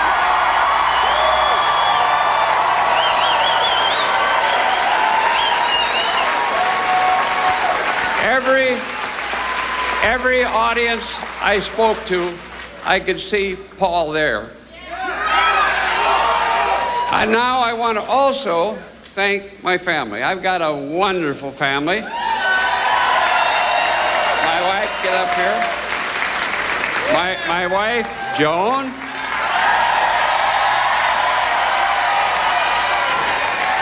Ted and Pam, Amanda, Louis, Barrett, Give them a hand.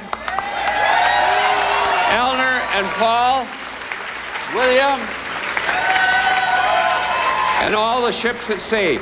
So I ask you to be patient. Keep your optimism up. We got a good chance of winning this thing. Thank you very much. Thank you. Thank you. Thank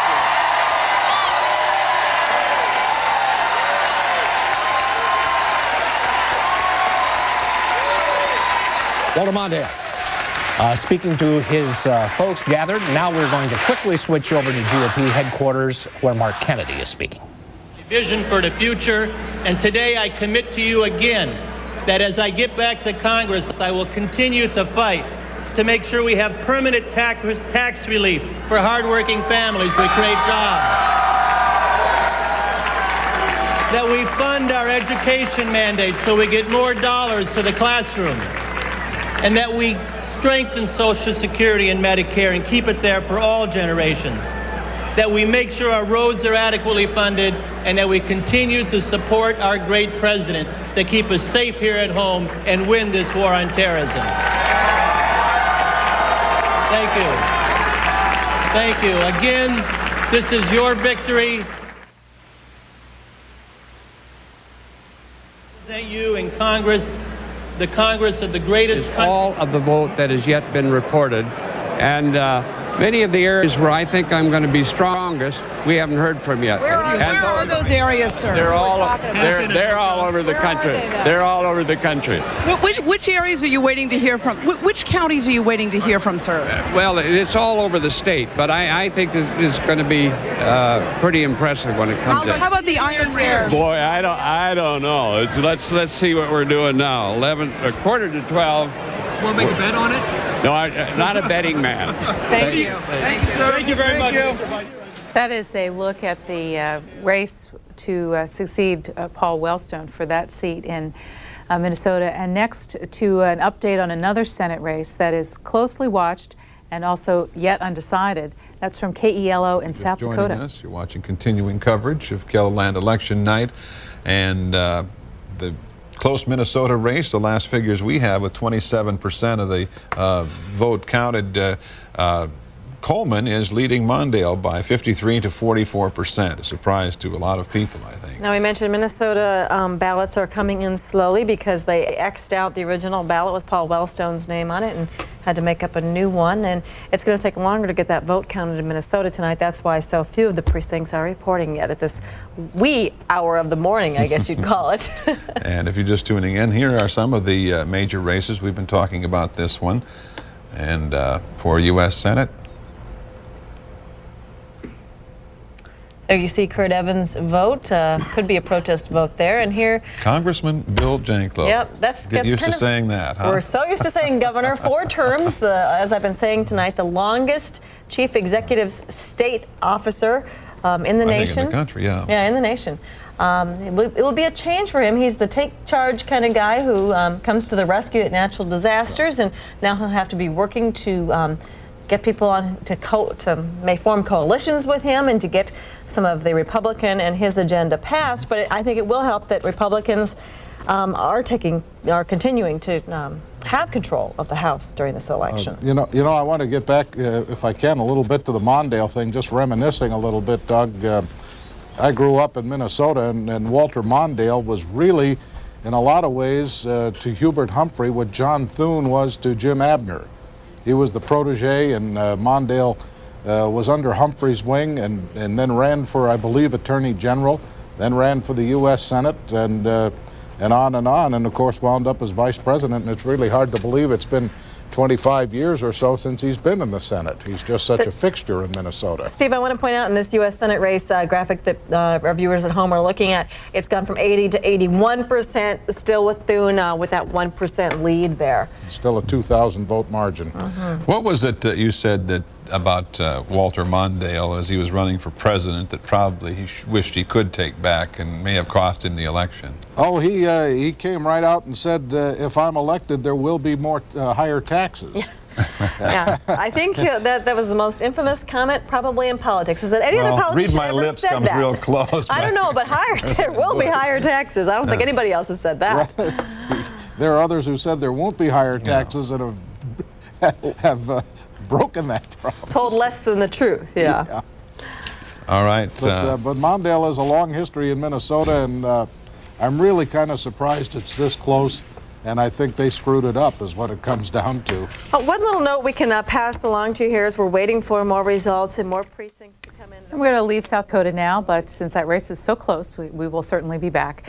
Our next stop is at the hotline in Washington, D.C. For those of you who follow politics, you know the hotline is the place to go for a daily update on what's happening politically across the country. Vaughn Ververs is with us, and for our regular C-SPAN viewers, we invite you to tune in tomorrow morning at 7 a.m. Eastern Time when both Vaughn Ververs and Chuck Todd will be back, and I can promise in between they will have an all-nighter. So we appreciate you being with us tonight and tomorrow morning as well. Vaughn, can you write a headline yet for tonight? Well, obviously, I think the headline is Republicans win, Bush wins. This is going to be, looks like with the 3 Senate races outstanding still, the Republicans are very likely to get at least one of those, if not 2 of them. That's going to give the Republicans control of Senate. You know, Karl Rove was quoted the other day as saying, he said, look, if we win this election, if Republicans win this election, the president will get the credit. If we lose this election, I will get the blame. And I really think that's what the headline is going to be, is it's almost a Bush mandate. It's a Bush government now. The president traveled all over the country, went to all of these Senate races so many times. That effort was questioned by a lot of people in terms of, is he putting too much of himself on the line? Is he campaigning too much? Is it unseemly for him to go out there? But it certainly seems to have paid off. The Republicans he got the base very energized, and that looks like it's going to be the difference in this election today.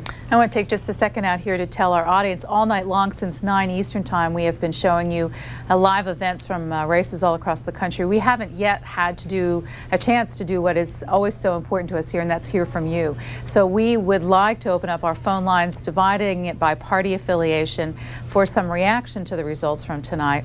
This is how you dial in to speak to us. Democrats should call us at 202-585-3881. Republicans 202-585-3880.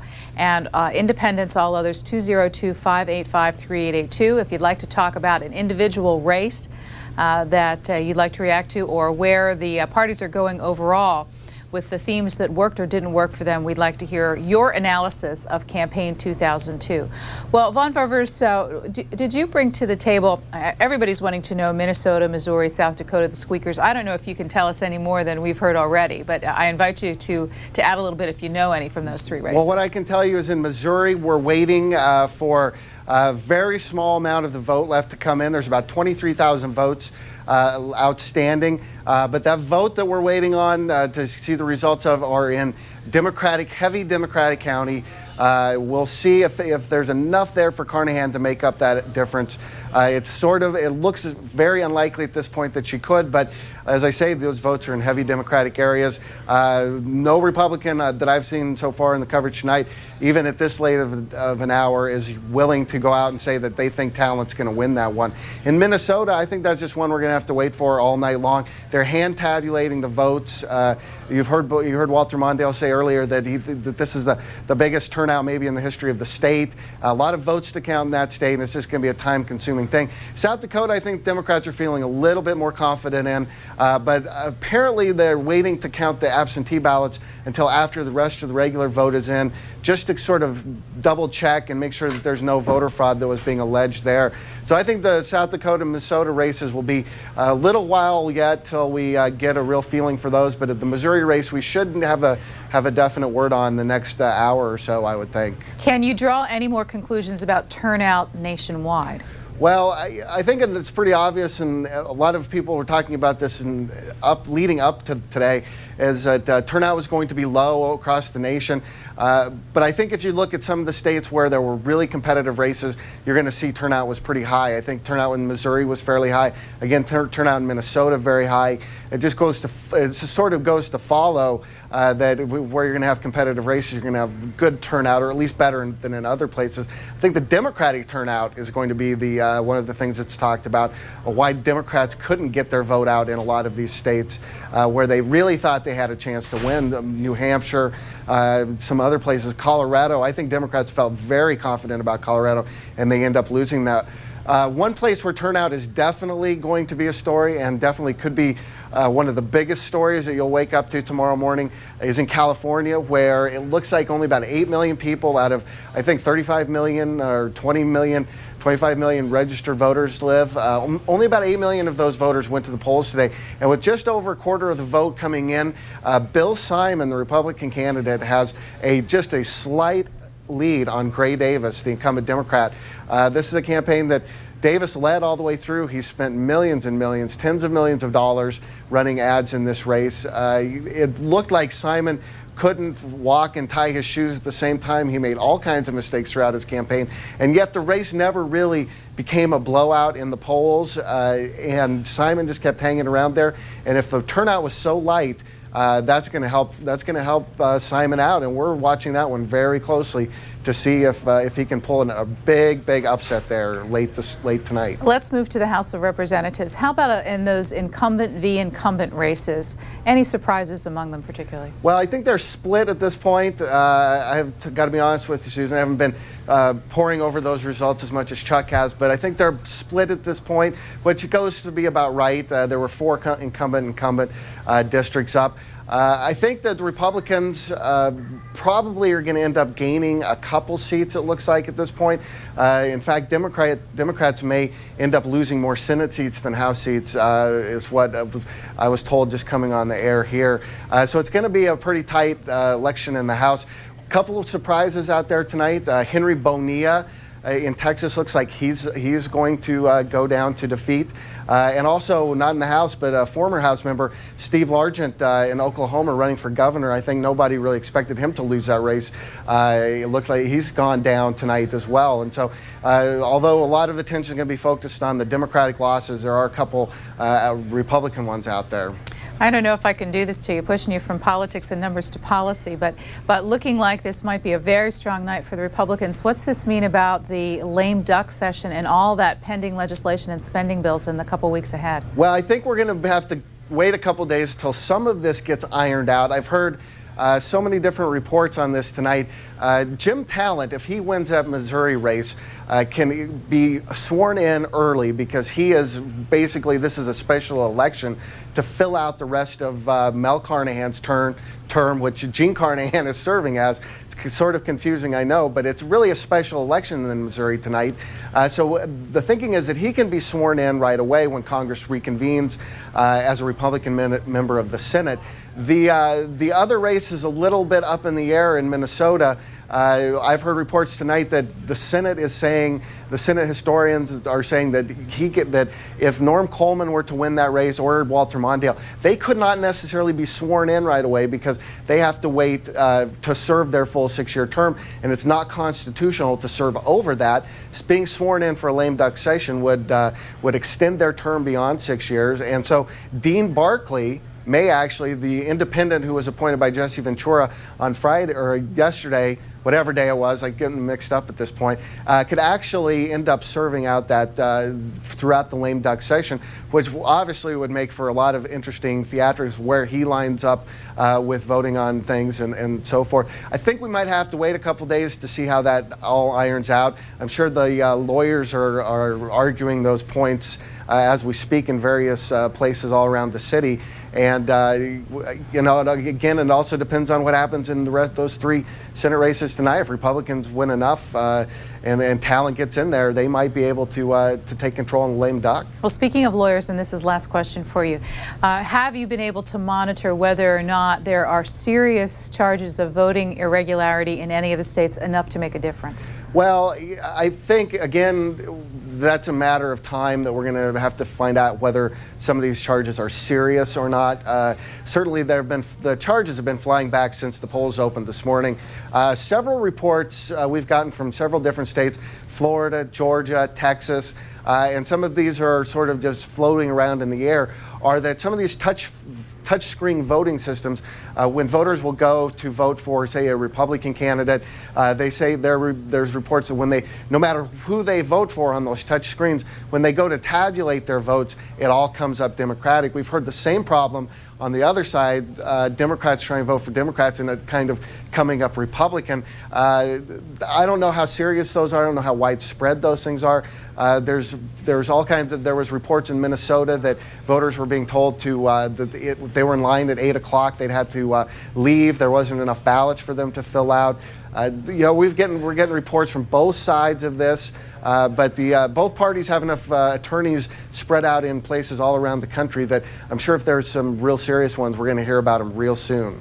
And I guess I said last question, but let me just sneak in one other one. Any news about third parties anywhere in the country that caught your attention? Third parties are really not having an impact in this election. The one place we thought we would see an independent come in and make some noise was in Minnesota, where Tim Penny was running for that governor's seat with the blessing of Jesse Ventura, hoping to become the second in a row independent governor in that state. He did not win. In fact, in the closing days of this campaign, it may have been the Wellstone incident where both sort of the voters rallied to both sides of the parties there, but he just took a nosedive in the closing days of this campaign and allowed the Republican Tim Pawlenty to win there. But the third parties just have not been a factor in this campaign. Thanks to you, thanks to the entire Hotline staff for sharing all of your reporting this evening, and to Chuck Todd. We will see you next live in just about 6 hours from now. We'll be here. Thanks again. All right. In a couple minutes, your telephone calls. Please continue dialing in, and we're going to listen to your analysis of Campaign 2002. But first, let's listen to Max Cleland, the senator, making his concession speech and speaking to his supporters. And that is Senator Max Cleland. He lost tonight, the incumbent, 46% of the vote. He's going to be speaking to the audience right now. Senator Max Cleland. May I just say that a few minutes ago I called Congressman Saxby Chambliss to congratulate him on his victory for the United States Senate, and me and my team will work together well with him to transition into that office. And may I just say a special word of thanks to all of you who have made it possible to live my dream of being involved in public life. After my life was literally saved on the battlefield many years ago, I never thought that I'd ever have the chance to serve people in public life. And 32 years ago, I ran for the state senate, thinking that if I could just obtain that victory, that would be the highlight of my life. I never dreamed I'd ever sit as head of the Veterans Administration under President Carter and Secretary of State in Georgia, and be a United States Senator from this great state. So you all have enabled me to live the life of my dreams, and I appreciate that.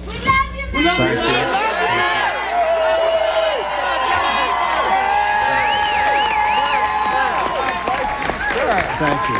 God bless Max. And, God bless Max. God bless Max. God bless Max. God bless Max. God bless Max. God bless Max. God bless Max. Thank you. God bless Max. God bless Max. God bless Max. God bless Max. And the good Lord has indeed blessed me, especially with great friends. The only way I've ever gotten strong at the broken places has been by the grace of God and the help of good friends. And coming down here tonight, I was just thinking about a little quatrain that I learned long ago, that, and when he comes on cat-like feet, I do not think it odd that it's a neighbor down the street who wears the shoes of God. I want to thank all of you for your prayers, for your votes through the years, and for wearing the shoes of God for me. God bless you, and good night. Amen. Max Cleland conceding defeat in the Georgia Senate race. Saxby Chambliss, the member of the House of Representatives, will be the new senator in January when the Senate reconvenes. Well, we've got time to take some of your telephone calls as we begin tonight. Let's listen to a call from Atlanta, Georgia. Hi, how are you? Yes, sir. Go ahead. Just wanted to call. I'm a Democrat, and I am disappointed at the lack of leadership and a strong agenda from the Democratic Party. I think that that's one of the reasons why you saw such a strong showing of Republicans, is simply because you had the president up there, stomping the ground throughout the country and putting his agenda out there, and there was no one to really, at least nationally, contradict what he was saying. And I think that's something that the Democratic leadership and the Democratic Party needs to really look at, especially if they plan on doing something in 2004. Because I think, to be honest with you, there are a lot of Democrats tonight who are very disappointed. But at the same time, I think because of a low voter turnout and the fear that you can't be in opposition to the president, we saw what we saw tonight. Thanks for the telephone call. Next is Boontown, New Jersey on our Republican line. Yeah, hi, good evening. I guess good morning. But I think a lot of the problems that the Democrats apparently have encountered tonight started, at least with some of the things that happened during the elections with New Jersey here, particularly Torricelli pulling out and the replacement of the candidate. I think that while it didn't affect what happened here in New Jersey, I do think that other people saw a lot of things that they did not like happen. I think also that the support for President Bush, the lack of unity in the Democratic Party to support him, Gephardt going one way, Daschle the other. There was no unity. There was no direction. All right, sir, thanks. I have to interrupt you with apologies because we're having a little bit of difficulty with the audio for the calls. We'll fix it. Let's listen in to Congressman John Sununu as he talks to supporters earlier this evening in New Hampshire in his bid for the Senate seat. And good evening, New Hampshire, and thanks very much for staying with us with our continuing election coverage. It's 11 o'clock at the top of the hour, and all of New Hampshire and political observers from all across the nation have been keeping a close eye on the Granite State tonight. Close eye, quite an understatement. The Senate race between Governor Jeanne Shaheen and Congressman John Sununu, it has taken center stage since this matchup was first established back in September. Scott Spradling standing by at Shaheen headquarters for us tonight. Gene Mackin is manning the Sununu camp. Let's start with Gene at Sununu headquarters. Thanks, Jen. John Sununu and his supporters have sealed a major victory tonight, doing exactly what the Republican Party needed them to do, preserve New Hampshire's Republican seat in the Senate. And now the next Senate-elect from New Hampshire, Republican John Sununu. Congratulations. Thank you. Thank you very much. This was predicted as down-to-the-wire race, neck and neck. How does it feel now that you've sealed a Republican sweep in the congressional races for New Hampshire? Well, it feels terrific, and we do have a great congressional team. Charlie Bass and Jeb Bradley, solid victories for them. We have a new Republican governor, and obviously I'm excited about working with Senator Judd Gregg. We're going to be a strong team for New Hampshire, focusing on our state's priorities, and I think making a real difference for the country as well in the Senate. This election night, what message would you like to send out to your constituents, to the people of New Hampshire you'll now represent in the United States Senate, those who voted for you and those who did not? Well, this was a campaign about leadership, and to everyone in New Hampshire, they should know I'll continue to provide leadership on tough issues, to work hard to extend the life of the Social Security system, to reform the tax code, to add a prescription drug benefit to Medicare. I never shied away from talking about real solutions on these issues, even though that means sometimes you'll be criticized. And I think that's an important lesson for anyone out there, whether you're on the school board or running for governor or Senate.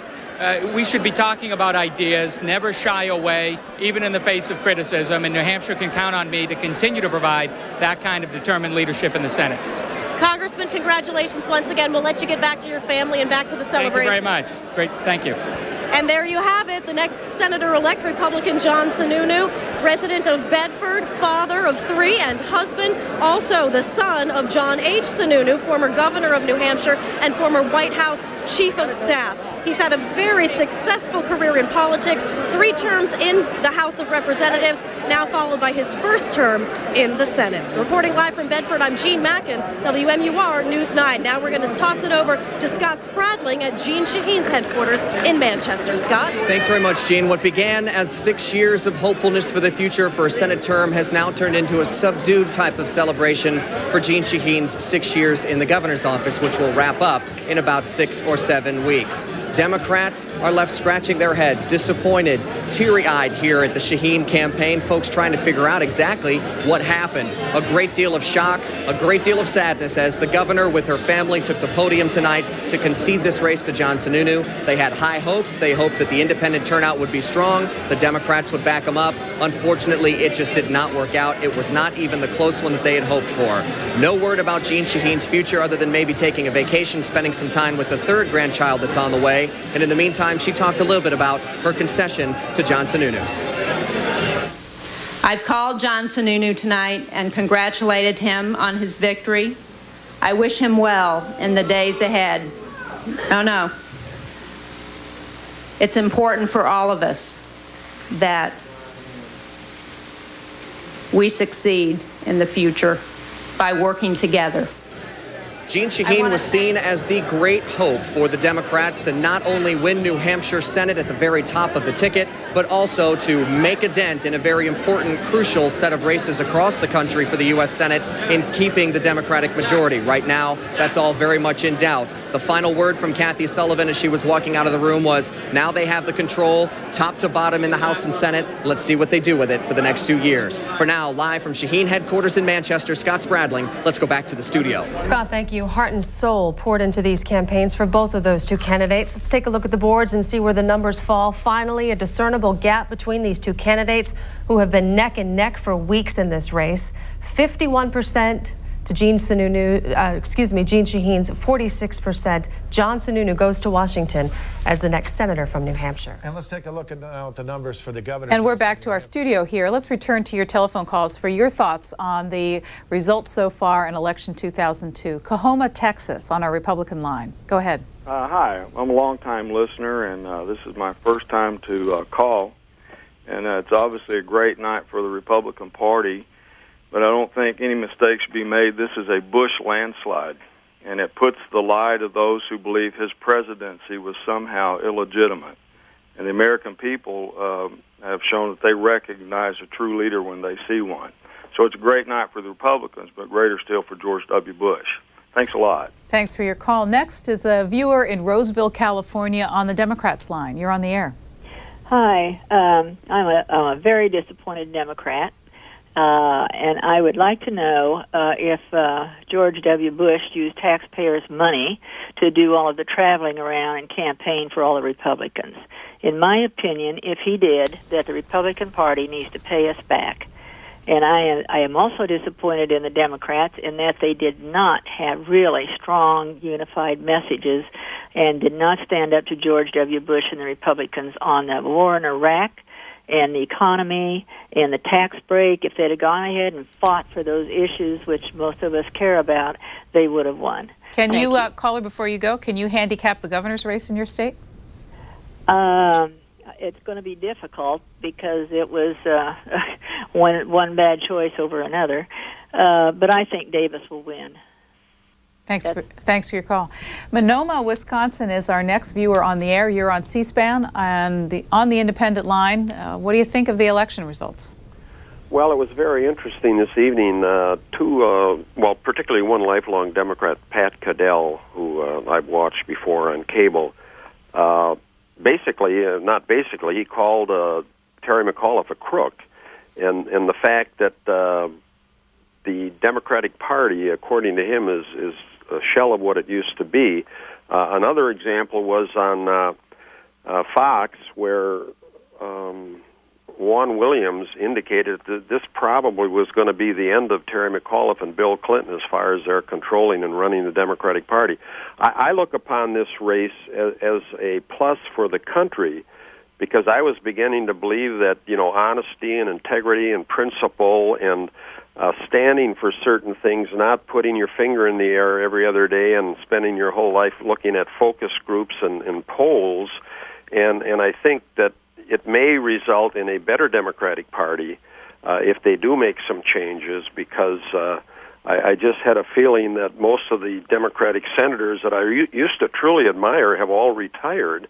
And even Patrick Moynihan is one of the few honest Democrats that's pointing out that the Social Security issue is going to become a major, major problem unless there is a change. And the scare tactics where they keep running their ads to try to scare us seniors. I'm retired, I'm 69. We've got about $92 billion more coming into the trust funds this year than we need, but it's naturally being spent on other things. But some of the scare tactics that the Democrats have tried to use, I think, are wearing thin. Okay, sir, thanks for your participation.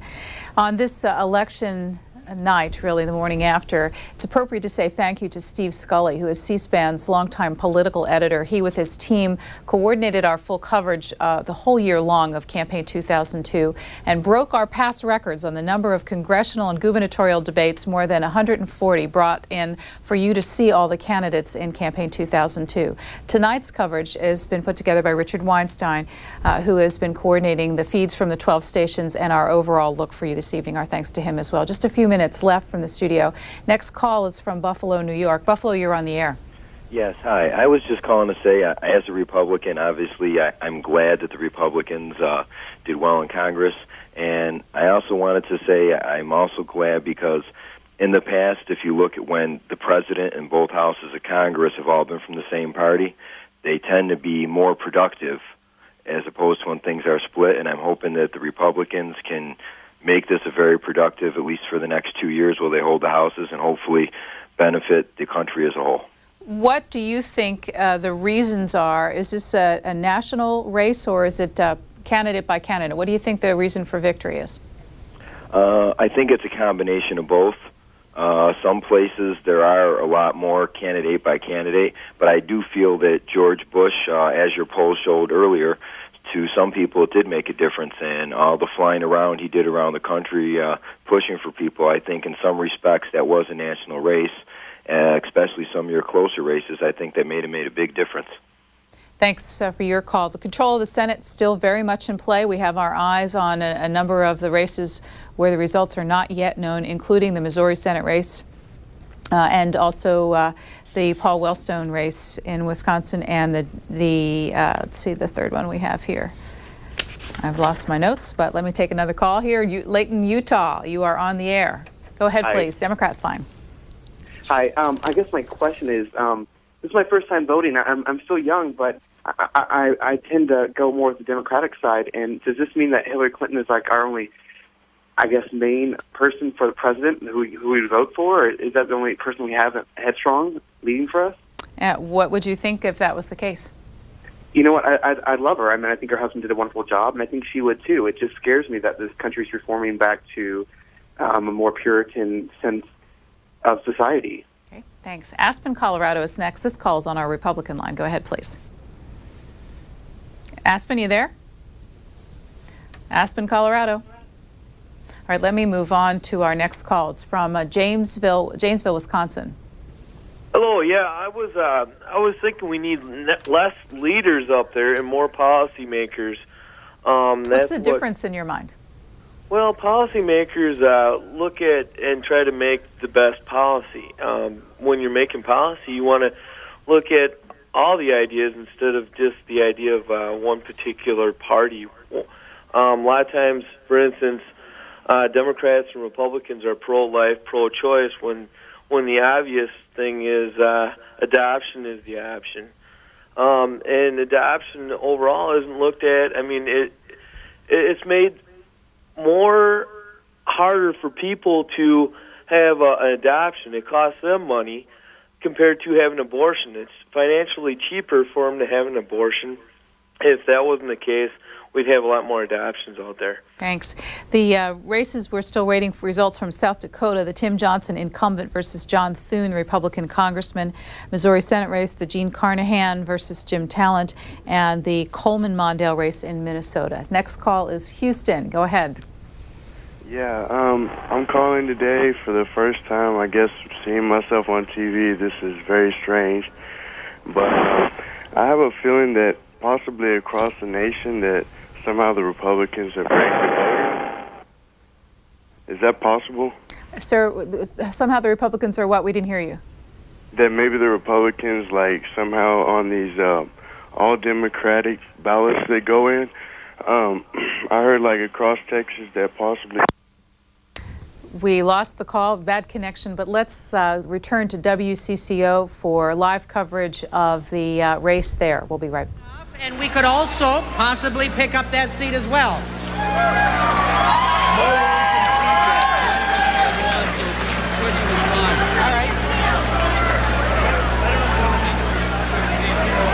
Norma, are you feeling? I know many of you are expecting Tim Pawlenty to be here in a few minutes. By the time the votes are counted in my race, it may be very late. I just want to make sure they understand how much I appreciate their hard work. Your thoughts about Tim Pawlenty? A great victory. This is a great night for Republicans. I think the high profile of my race got a lot of folks energized and great candidates like Pawlenty and Klein and Kennedy, and it's been a good night all in all. I'm still waiting for my votes to be counted. The phone call the vice president made a while ago, convincing him to run for governor appeared to be the right call. Again, I'm an optimist. Good thing kind of work out. If it's obvious was the right thing, and I'm just thrilled for Tim's victory. Thank you. Congratulations, Thank you so much for your hard work. That's Bill Hudson, who was talking to Norm Coleman. You couldn't see Norm Coleman very well from our vantage point, but you heard his voice saying that he is thrilled by what he is calling Tim Pawlenty's victory tonight. Those are the words of Norm Coleman, thrilled by Tim Pawlenty's victory.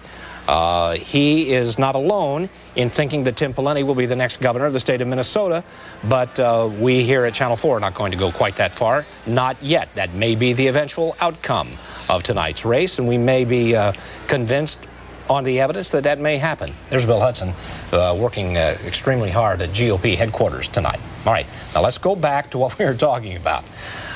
One of the reasons we are withholding is because so much of the state, especially in those Democratic strongholds, have not reported. Absolutely. We're this year, because of the Senate race, we're having large numbers of ballots that had not been counted by hand being counted by hand this time. So it's slowing down the whole process. We knew from the beginning that these races weren't going to be called till early morning hours. And it's just, you want to see those votes come in before you call a race. The trends are apparent. If you're just watching the trends of numbers, you see that Mr. Pawlenty's lead continues to increase fractionally, but each time a new precinct reports, the numbers do go up. But at the same time, we want to be careful, and of course we're not kidding anyone here. You can see the numbers the same way we can see the numbers, and it looks like Tim Pawlenty's going to win this thing.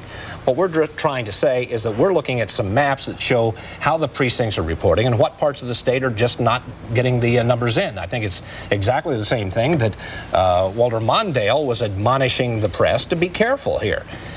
This is a much closer race in the Senate than in the gubernatorial race, but he's saying there are a lot of precincts out there we like that haven't said anything yet. Yeah, we're looking at maps here, and there's a lot of white on these maps, so we tried to get them up on the screen, but we're working on that. And one of the things we can see in these maps, and when we talk about colors, red for one person and blue for another one, and I think that the audience is savvy enough that they've seen enough of these maps and how they are color-coded by precinct or by state or by county.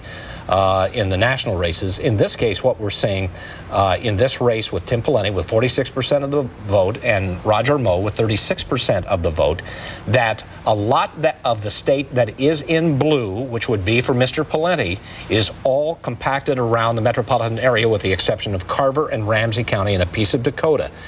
That would suggest that all of those votes have gone for Mr. Pawlenty.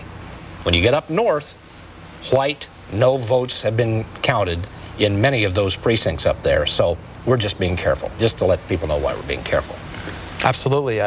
We want to do the right thing here, and it's better to be absolutely sure than to take a risk and end up calling the race wrong. Obviously, the candidates have a real incentive to try to jump the queue and declare victory. But we're looking at these maps. We want to see a little more results before we call anything. Now, here's the bias that I learned in journalism school. We may not first, but we're going to try to be right. Let's head on out now to Democratic Party headquarters where we have an interview with Betty McCollum, who has won her election, and Esme Murphy interviewed her earlier this evening. Well, we're here with Congresswoman Betty McCollum, who represents not only St. Paul, but most of Ramsey County. And while At this point, we're going to leave WCCO in Minneapolis-St. Paul as the results still not known in both the governor's race and the Senate race there, and we're going to continue as all the political world to keep our eye on it. We have time for a couple more telephone calls. We're listening to your analysis of campaign 2002. Next is a phone call from Princeton, West Virginia. Independent line, go ahead. Yes, this is in effect crystal night for all of you people out there who love constitutional government and real democracy. And I would suggest that you get your passports ready.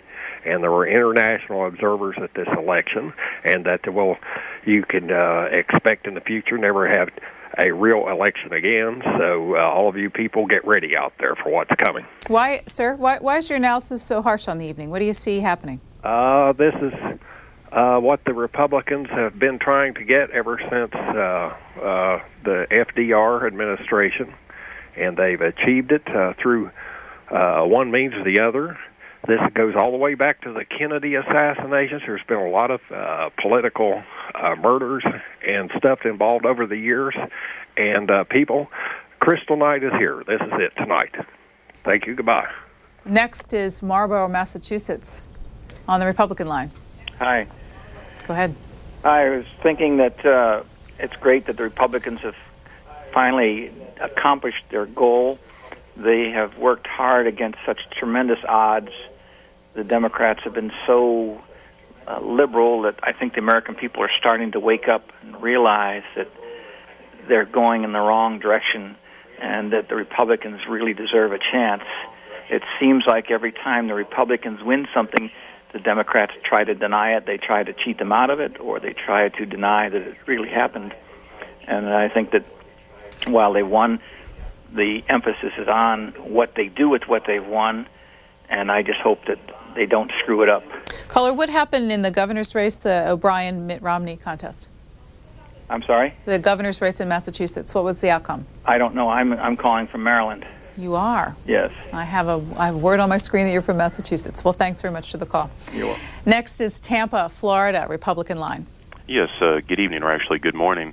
It's been an amazing process watching this. In fact, we just watched the Minnesota campaign here, and they were talking about the fact they didn't want to call it too early. And I'm thinking, hopefully, that we've learned a lesson from 2000 election. I'm calling you from Florida right now, and ironically, with Bush retaining his governorship down here, it was a close race. But yet, in a lot of ways, people are going to look at this race so closely and think that, well, maybe this was the time for Democrats to finally the Republicans for what they consider was a stolen election. But ironically, Bush finished strong, and I think, as many of your callers said, the president going around making a last stand like he did, unlike most presidents have done in the past, I think he made a concentrated effort, and I think a lot of the Republicans took advantage of the times, too, with September 11th, with us having a Republican Party. The ball's in your court, guys. Let's take care of business, but let's also not forget about what's important at home, as long as we're taking care of the war on terrorism, but the war on terrorism at home is so important, too. Thank you. Thank you. Charlottesville, Virginia is next on the line. This is a Democratic caller. And your thoughts on election 2002? Well, I feel that tonight's election says to me that racism tonight was its finest hour. And that George Bush, Condoleezza Rice, Colin Powell, they're not in charge of the world. God is alive. They think that they're in charge of the world, and their objective is to send people off to war and kill them over some stupidity. Okay, thank you. Next, Jean Carnahan is at the podium. Let's listen to what she has to say.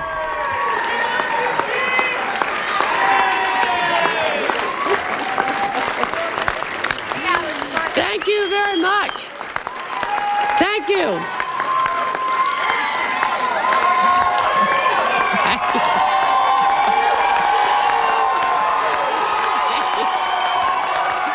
You're the greatest. Thank you. Thank you very, very much for waiting out this evening, because it's been a long, long evening, I know, for you. Thank you.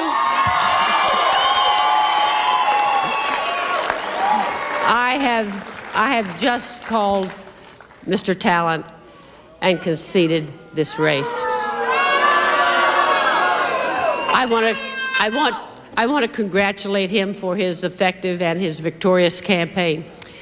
But I also want to thank my staff for, will all of them raise their hands that are in here. Thank you. There is none more devoted than they, none who were more valiant foot soldiers in the battle, none more deserving of praise than they.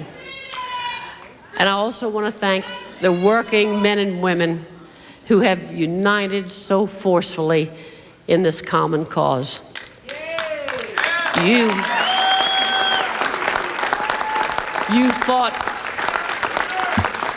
fought courageously against overwhelming odds, and you gave yourself tirelessly to an effort in which you firmly believed. We are all the better for the battle. We proclaimed our hopes and our visions for the future, and we did it with energy, born of compassion and conviction. Ours is a cause that has not been lessened by defeat or diminished by the heartache we feel this night.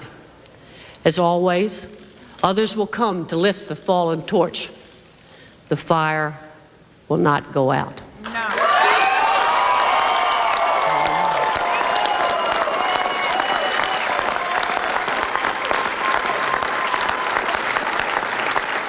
This evening,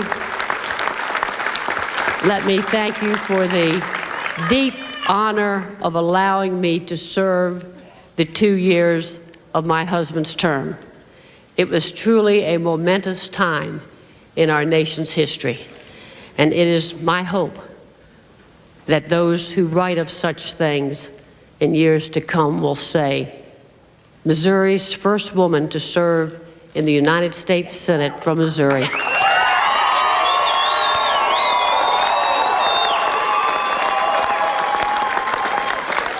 That Missouri's first woman to serve as the U.S. Senator, though she did not serve us long, she served us well. Thank you.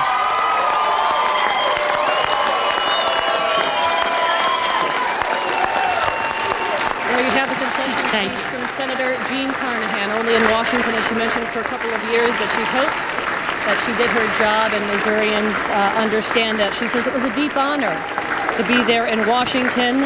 She's better for the battle. She hopes all of Missouri is better for the battle, and she hopes that the fire is never out. And again, I think this, Karen and Dan, may actually be one of the best speeches that I have ever heard from Mrs. Carnahan, from Senator Carnahan. She spoke from the heart. There are a lot of tears, not a large crowd remaining, but a lot of tears in this room, especially from many of the young people who worked so hard on her campaign, and as she came out, they yelled, Jean, Jean. We hope to talk to Mrs. Carnahan shortly, and we'll bring that to you if that is indeed possible. Right now, though, let's send it back to you, and we'll hear from the talent camp, I'm sure. Right. Thank you, Deanne. Well, Mrs. Carnahan, 68 years old, appointed to the Senate seat after her husband died 2 years ago. Apparently, she will be returning to their hometown of Rolla, Missouri. This is a picture from the Frontenac location of the talent campaign, where we are waiting to hear from Jim Talent after he had received a phone call from Jean Carnahan just a short time ago, where she had conceded defeat. Steve Jankowski is standing by at the Frontenac Hilton with the talent camp. And what is the mood there, Steve? Well, it's jubilant to say the least, Karen, as many of the members of this campaign group have gathered on the rostrum now on the dais waiting for Jim Talent.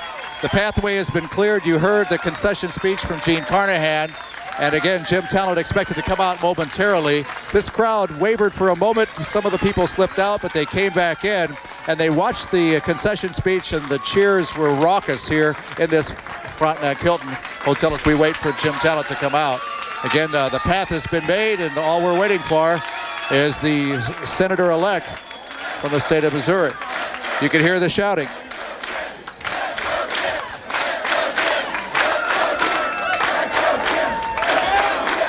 Once again, waiting for Jim Talent. This has been a big night for the Republican Party in the state of Missouri, winning the majority of the state house, keeping and winning more seats in the state Senate, And for the first time in state history, a woman is the Speaker of the Missouri State House. And at this point, it could be very, very interesting to see as Jim Talent comes forward. All we're hearing on NBC tonight is that the Republican Party needed to win one more race to have control of the U.S. Senate. So again, as the wait continues for Jim Talent, he may be gathering his family for one last group hug from the way things have gone this campaign. Again, this room erupted when Jean Carnahan gave her concession speech. Everybody flocked towards any television set or monitor that was in existence in this building and watched very, very carefully. And as soon as she said, I have called Jim Talent and conceded this election, the uproar began, and it hasn't really let loose or hasn't really calmed down since that point. So again, everybody's expecting the arrival of the Senator-elect Jim Talent to become walking in here anytime.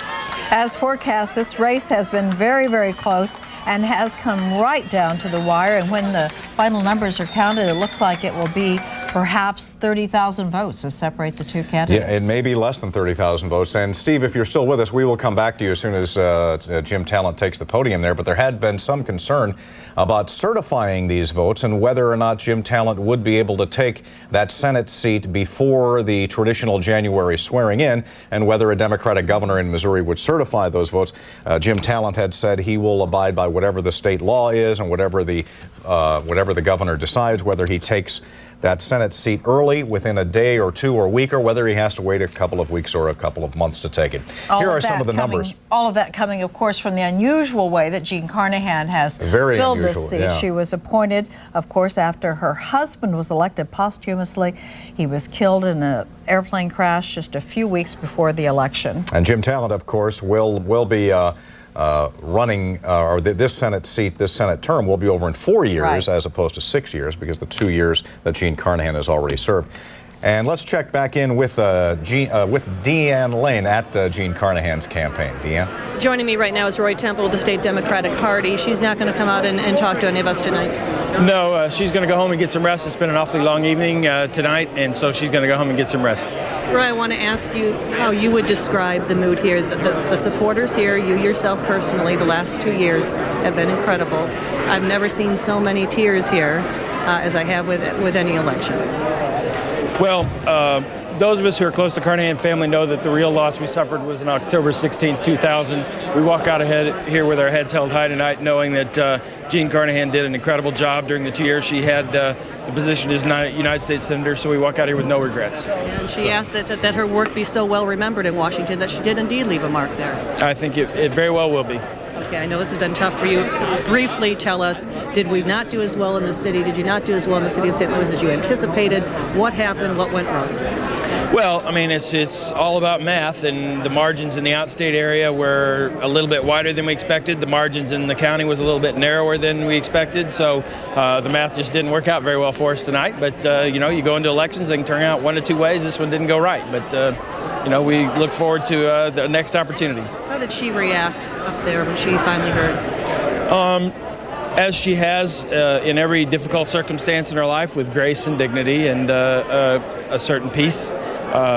She's been in the room when important elections were won before. She's been in the room when important elections were lost. So this one, in that sense, was no different for her. I think that's what we heard at the podium just a short time ago, and I didn't express that properly for our viewers. There was a sense of peace there. That may have been the best speech I ever heard her give. Well, she knows what she's about, and she knows that she stood up for the people of the state of Missouri during the time she was in the Senate, and the election of the outcome of today's election doesn't change that fact. They expressed a marginal preference for the other candidate, but that doesn't change the fact that she can have quite a bit of peace for the job she did. Will she run for public office again? I would have no way to predict that. I haven't had that conversation with her. All right, thank you very much for joining us. Difficult time. I appreciate it. Thank you, sir. Okay, that is the very latest from the Carnahan camp. And Karen and Dan, we'll send it back to you. All right, Deanne, thank you very much. We want to check back in with Steve Jankowski, who is standing by at the Frontenac Hilton now. We're waiting to hear from Senator-elect Jim Talent. Well, Dan and Karen, at this point, again, the wait goes on. They're still cheering and supporting him and wanting him to come down here. Earlier tonight, we spoke with the senior senator from Missouri, Kit Bond. He told us in his first election, he won by the slimmest of margins. He said in his first race for the Senate in the state of Missouri, he won by 1/2 of 1% of the vote. He said it doesn't get much closer than that. Well, tonight was very, very close, again, with 97% of the vote total, about 30,000 votes separating these two candidates. And so at this point, again, a close race. Here comes the announcement. I want to thank you for being the greatest campaign on the face of the earth.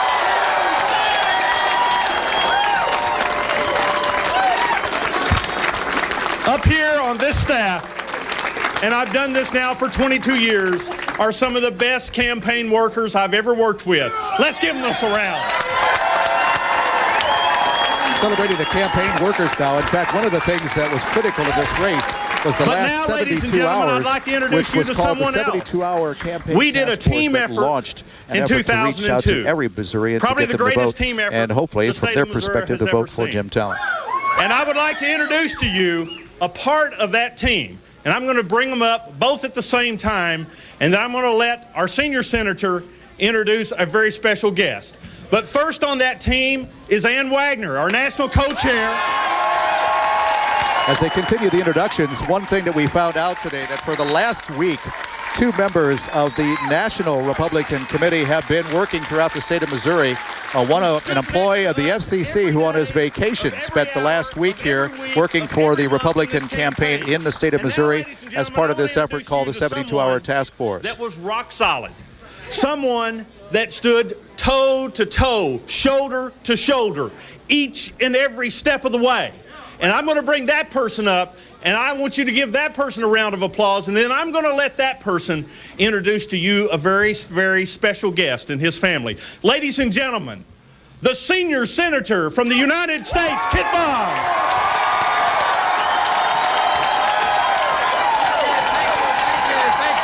Kit Bond will now have, of course, company from the Missouri Senate. Thank you, ladies and gentlemen. Thank you. Thanks. All right. Thank you. Ladies and gentlemen, this has been a long evening. It's been a long campaign. We have had a tremendous night for our party in the state of Missouri, capturing the House and the Senate. But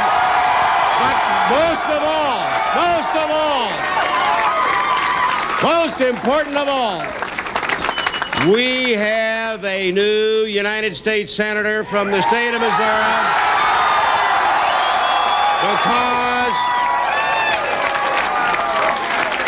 because Brenda and Jim have worked as hard and as smart and as good as any campaign team ever had, and they've had your support throughout. Ladies and gentlemen, they have gained us control of the United States Senate, and the next United States Senator from Missouri, Senator Jim Talent, Brenda Talent, and their family. Brenda, Jim, come on.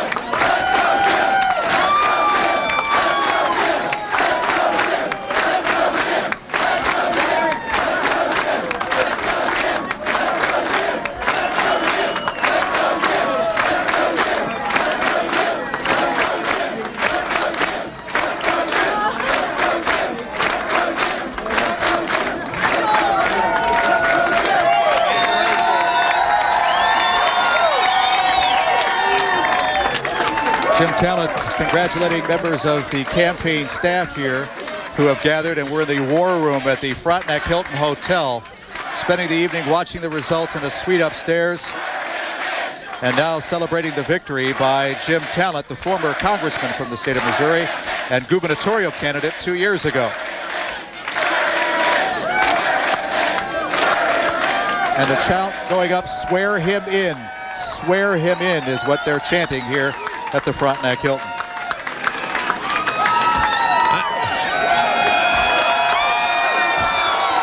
I just said to him, thank you.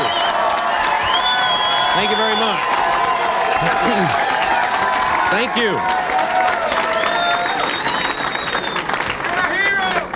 Thank you very much. Thank you. Thank you all. I would have started a minute ago, but we were waiting on Brenda. That happens sometimes in our house. Believe it or not, I'm almost speechless. I want to say thank you. Well, I have tossed out the canned speeches after tonight. I want to just say really three things. The first is I appreciated very much the phone call that I got from Mrs. Carnahan and her comments on television. She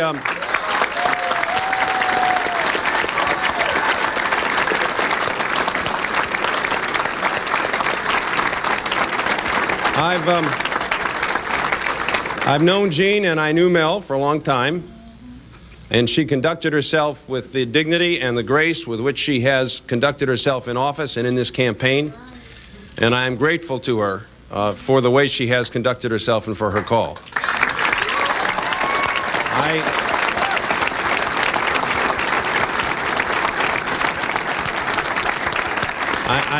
I know what it is like to make a call like that when you have lost a close race. It isn't easy. It takes a lot of courage. Second thing I want to do is to thank all of you again from the bottom of my heart.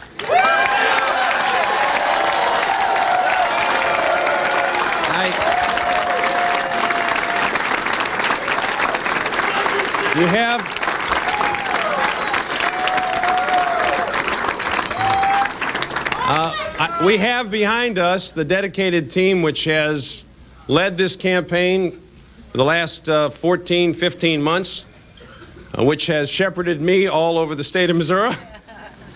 I've often felt like the hood ornament of a nice car, and they just sort of steered me around all over the place and pulled off a great victory. And I'm grateful to them, more grateful than I can ever say to them. I'm grateful to Kit Bond for his hard efforts and his advice.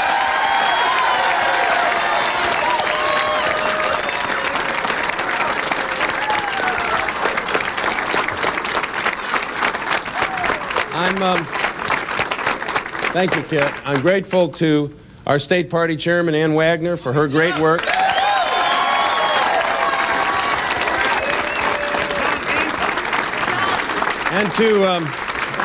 And to John Hancock, who, unusually for him, is trying to stay out of the line.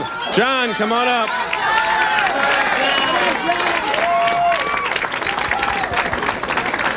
John.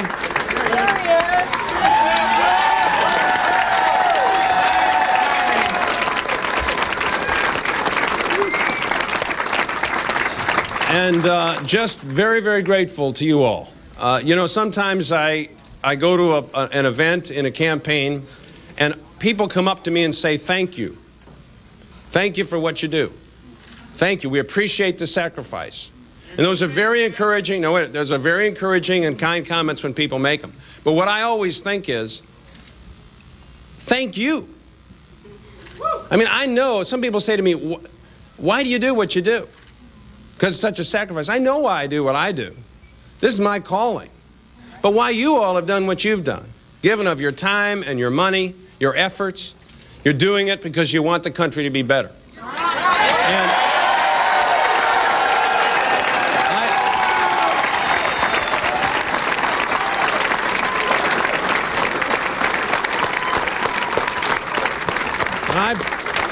I pledge to you, I'm going to do everything I can to keep the faith that you have placed in me in this campaign. And that leads me to the third thing that I want to say. Holden's next.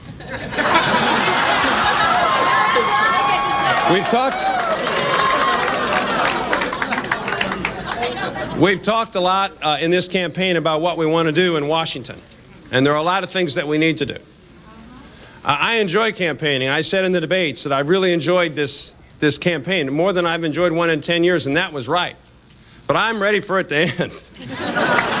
And I'm ready to go to Washington and get to work and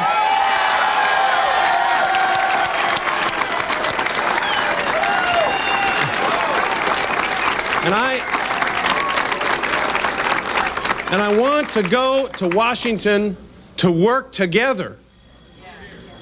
You know, the last 2 years have been a difficult time for the leaders of our government, and particularly in the Senate.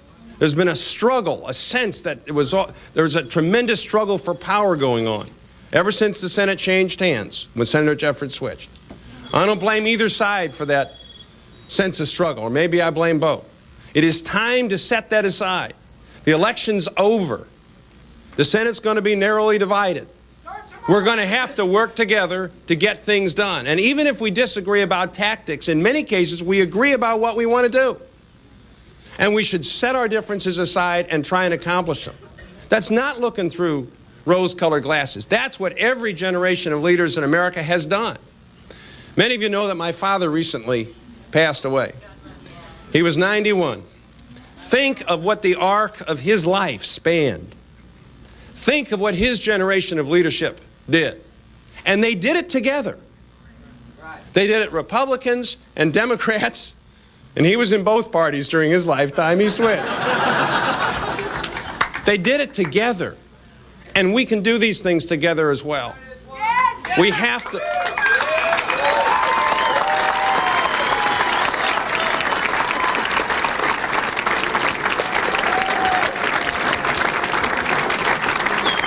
I want to go to Washington and say to my friends on both sides of the aisle, and I know many members of the Senate, having served in the House, and I want to talk to them quietly about being reconciled to each other and to the tasks that we have before us and that the people of this country are counting on us to do. I want to close by saying this. I drove down here and then through this long night, I have thought about what God has in mind for me and for this country. And I promised him that I was going to give him the glory for this result. Now,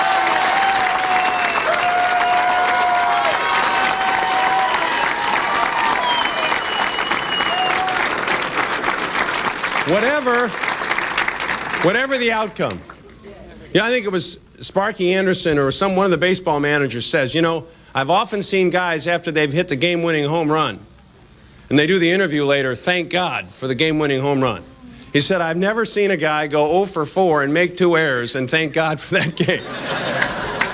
And I had made up my mind that whatever the result, I was going to thank God for my family, for my friends, and I mean the people in this room, and for the great and good country in which he has given me the privilege to live and to serve. Thank all of you. God bless all of you. And God bless America.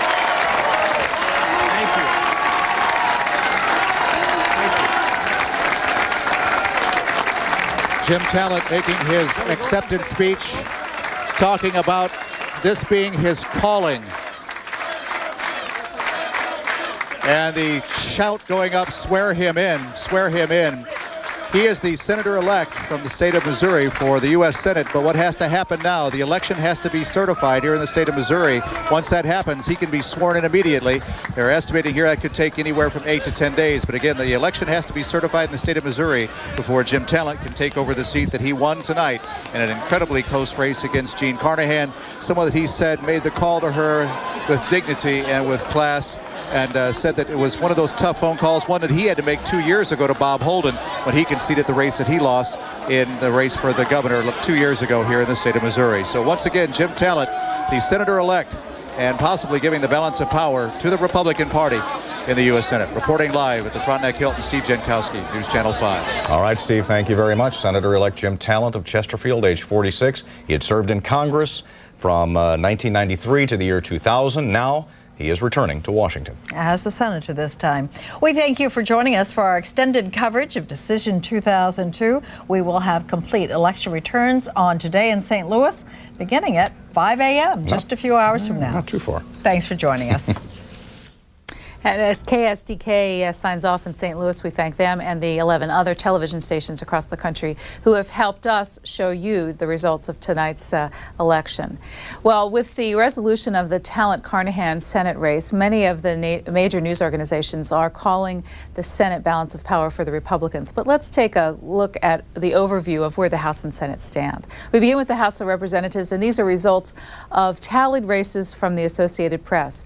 And they have 22 races still to be determined, and the current tally, 221 for Republicans to 191 for the Democrats and 1 independent. The U.S. Senate stands at 50 for Republicans, 46 for Democrats, and 1 independent, Jim Jeffords of Vermont. 3 races still to be determined. And as we continue our coverage here, we will show you next WCCO, which is one of those races that is in Minneapolis, St. Paul, Minnesota, where the outcome of the Coleman-Mondale race is still in doubt. Sticks with Pawlenty stickers on them. This is a symbol you're going to be seeing an awful lot more during the next 4 years. And you're going to see your governor playing hockey. Don? All right, Pat, thank you. Bridget Bornstein joins us now. Bridget, what have you found out there where you're stationed?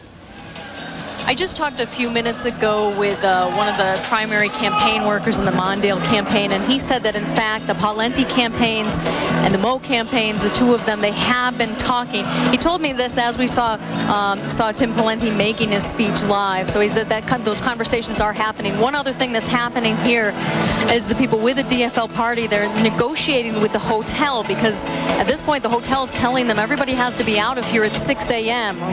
The results may not be in by then. So right now that negotiation is going on with the hotel, but once again, according to the people here with the DFL party, conversations are going on between the Pawlenty and the Moe campaign. Reporting live at DFL headquarters, Bridget Bornstein, WCCO 4 News. All right, thank you very much, Bridget. We were just talking here that you see on your screen a discrepancy between the number of raw votes that are coming in for all of the undervote and the Senate race seems to be somewhat behind. It was one of your concerns, Guy, because you were saying, why is this happening? Right, and the explanation is that you're getting the hand-counted ballots. The returns are not being posted on the screen yet. They haven't been posted on, so that's why there's a discrepancy. But we should see those posted on the screen fairly soon. I'm assuming within about an hour or so, the Secretary of State will begin to release those numbers, and you will see more of an equalization between the numbers that you see, for example, for the gubernatorial race and the senatorial race. And they ought to come in by the load, right? They ought to come in pretty quickly. Yes. Do you think that we're going to see a substantial change in the percentages, though, when that happens? I don't think so. I don't think we're going to see, as a matter of fact, we've been looking at some maps, and those maps seem to indicate that the trend that we're seeing is going to continue. So I don't think we're going to see a substantial change as those numbers come up, but, you know, we'll wait to see those numbers before we make a call. About 38,000 votes separating. That's about a 2,000 pickup just in a short period of time. 69% of the precincts reporting. Mr. Mondale holding on to what I might call a doable deficit. He can make this up if he gets great performance out of the Iron Range. The Iron Range has got to deliver for him. 38,000, few precincts, and of course, when we say 69% of the precincts, that doesn't mean 69% of Minnesota voters out there. These are the precincts reporting. They're literally calling in their votes. So there's still quite a bit of hope, I think, in the Mondale camp, and it's too soon to call that race. I wonder if the 69%, which we use as a standard number, because that is the number of precincts that are reporting, I believe, electronically through the Secretary of State. Right. I would just kind of doubt that 69% of the precincts are reporting in on the Senate race itself. because of the hand count. That would be way ahead, if my calculations are correct, way ahead of what they had expected to do. So we'll do some tinkering and find out exactly what those precincts are, because we are sticking with the number that stays standard, 69%, and it doesn't change when we switch over to other races. So I'm just wondering whether we're seeing exactly what we think we're seeing. We're going to be here through the rest of the evening, of course. It's about 1:33 right now, and don't go away, because some of the races have been decided putatively. They have not been completely decided until they're certified, of course, but they have been decided by those people who are able to look at numbers, crunch them, and say the deficits are just too great to make up based on the number of precincts yet to report and where those precincts are reporting from. When it comes to the senatorial race, which is the centerpiece of this election, not only for the state of Minnesota, but less so now than perhaps about 6 hours ago for the United States Congress, we will keep our eye on that and keep reporting back to you. Lots of people working for us right now. About 90 people out in the field for WCCO TV. They've been out there all day. Will remain. We will hand off our coverage at about 4:30 this morning, moving back the start of the early morning newscast till about 4:30. So we'll hand that off. We may be here until that long before we return to regular programming and resume news early in the morning with the start of the morning news. But we'll not leave until we know that we've got a new senator that we can confirm. Now, going back to our analysts, am I right in saying, Larry, that Minnesota becomes less important in the national scheme of things now based on what has happened to the rest of the country? Well, I think certainly in terms of who's going to be the majority leader. We're now going to have Trent Lott as a majority leader in the Senate.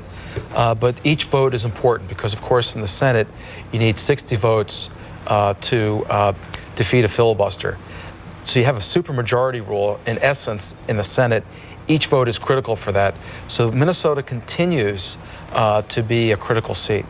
And the other thing, too, here, Don, is that another issue is going to be the president's popularity. And to the extent that the Republicans pick up a significant number of seats, 2 or 3 seats, there's going to be an argument about a mandate, whether the president has received a mandate in this midterm election. So I think these extra seats become important to that particular argument. And let's take some of these political issues point by point. We've got an interview with Tim Pawlenty I want to get to in just a moment. It was shot earlier in the evening, but he said some interesting things. But one of the things I want to talk about are these major points. One is the rollback on the tax cut. That seems to be off the table now because the Republicans simply won't let that happen. Democrats wanted to reduce that tax cut. The president wants to make it permanent. There's middle ground there, but that's going to be one of the big plays for the next 2 years. Absolutely. I think tax cuts will be one of the dominant issues in the next couple of years. It'll probably be framing the 2004 election. And as we saw in the last 2 years, there were a number of Democrats who were willing to jump on board there. I don't think after this kind of pretty good whipping that the Democrats are taking across the country, you're going to see a whole lot of Democrats standing up against the president. Prescription drug benefits for the elderly, whether it's done through Medicare, which the Democrats wanted, or whether it's done through a private insurance corporation set up by the government. Will that go through? Well, I think on that issue, the Republicans have really made a promise that if they're in the majority, and there's a real onus now, because the Republicans cannot point to the Democrats. They've got control of government. You may remember the last time we had unified government where the party was in control of the White House and both chambers of Congress was Bill Clinton's first 2 years in office. Remember what happened in 1994 when voters came back and said, hey, wait a second, you Democrats had control in Washington and you didn't pass your health reform and a lot of other legislation. I have to do a slight disagreement with my good friend Larry. Good. But I think one of the things that the Democrats have to do is that they have to begin to possess some issues again. And I think that means you have to begin to fight the president. Otherwise, if you go along with the president, I think what happens here is that the voters are going to follow the president's popularity. And perhaps one issue that we might start seeing over the next couple of days is whether the Democrats really had anything to fight about. And I think, Larry's correctly right that the president has been able able to take the independent voters and swing him to his side. And I think the Democrats really need to find something to begin to define themselves and distance themselves from the Republicans. The president would argue that the Democrats were fighting pretty good on judicial appointments over the past 6 months, and they've appointed about 60, but holding up 14 of those appointments because they believe that they're too conservative. They'll lose the battle on that coming up in the next race, but we'll see how all of that shakes out. Dennis Doda is at DFL headquarters. We want to join Dennis now. Hey, Dennis, this is Don. You hear me? Thank you, sir. Yes, sir. Yes, I do. All right. Still dealing with a little bit of a satellite delay here. Representative Gregory Gray has been out chatting with folks on the floor again. Is the mood shifting at all? I mean, as I made my way across the floor about 10 minutes ago, I heard a couple of people talking about the fact it's not a good night for Democrats on several fronts. That's absolutely true. There's a lot of discouraged Democrats out here tonight. I think we all came out looking for wins across the board. We even thought we had a good chance of maybe taking back the Minnesota House of Representatives.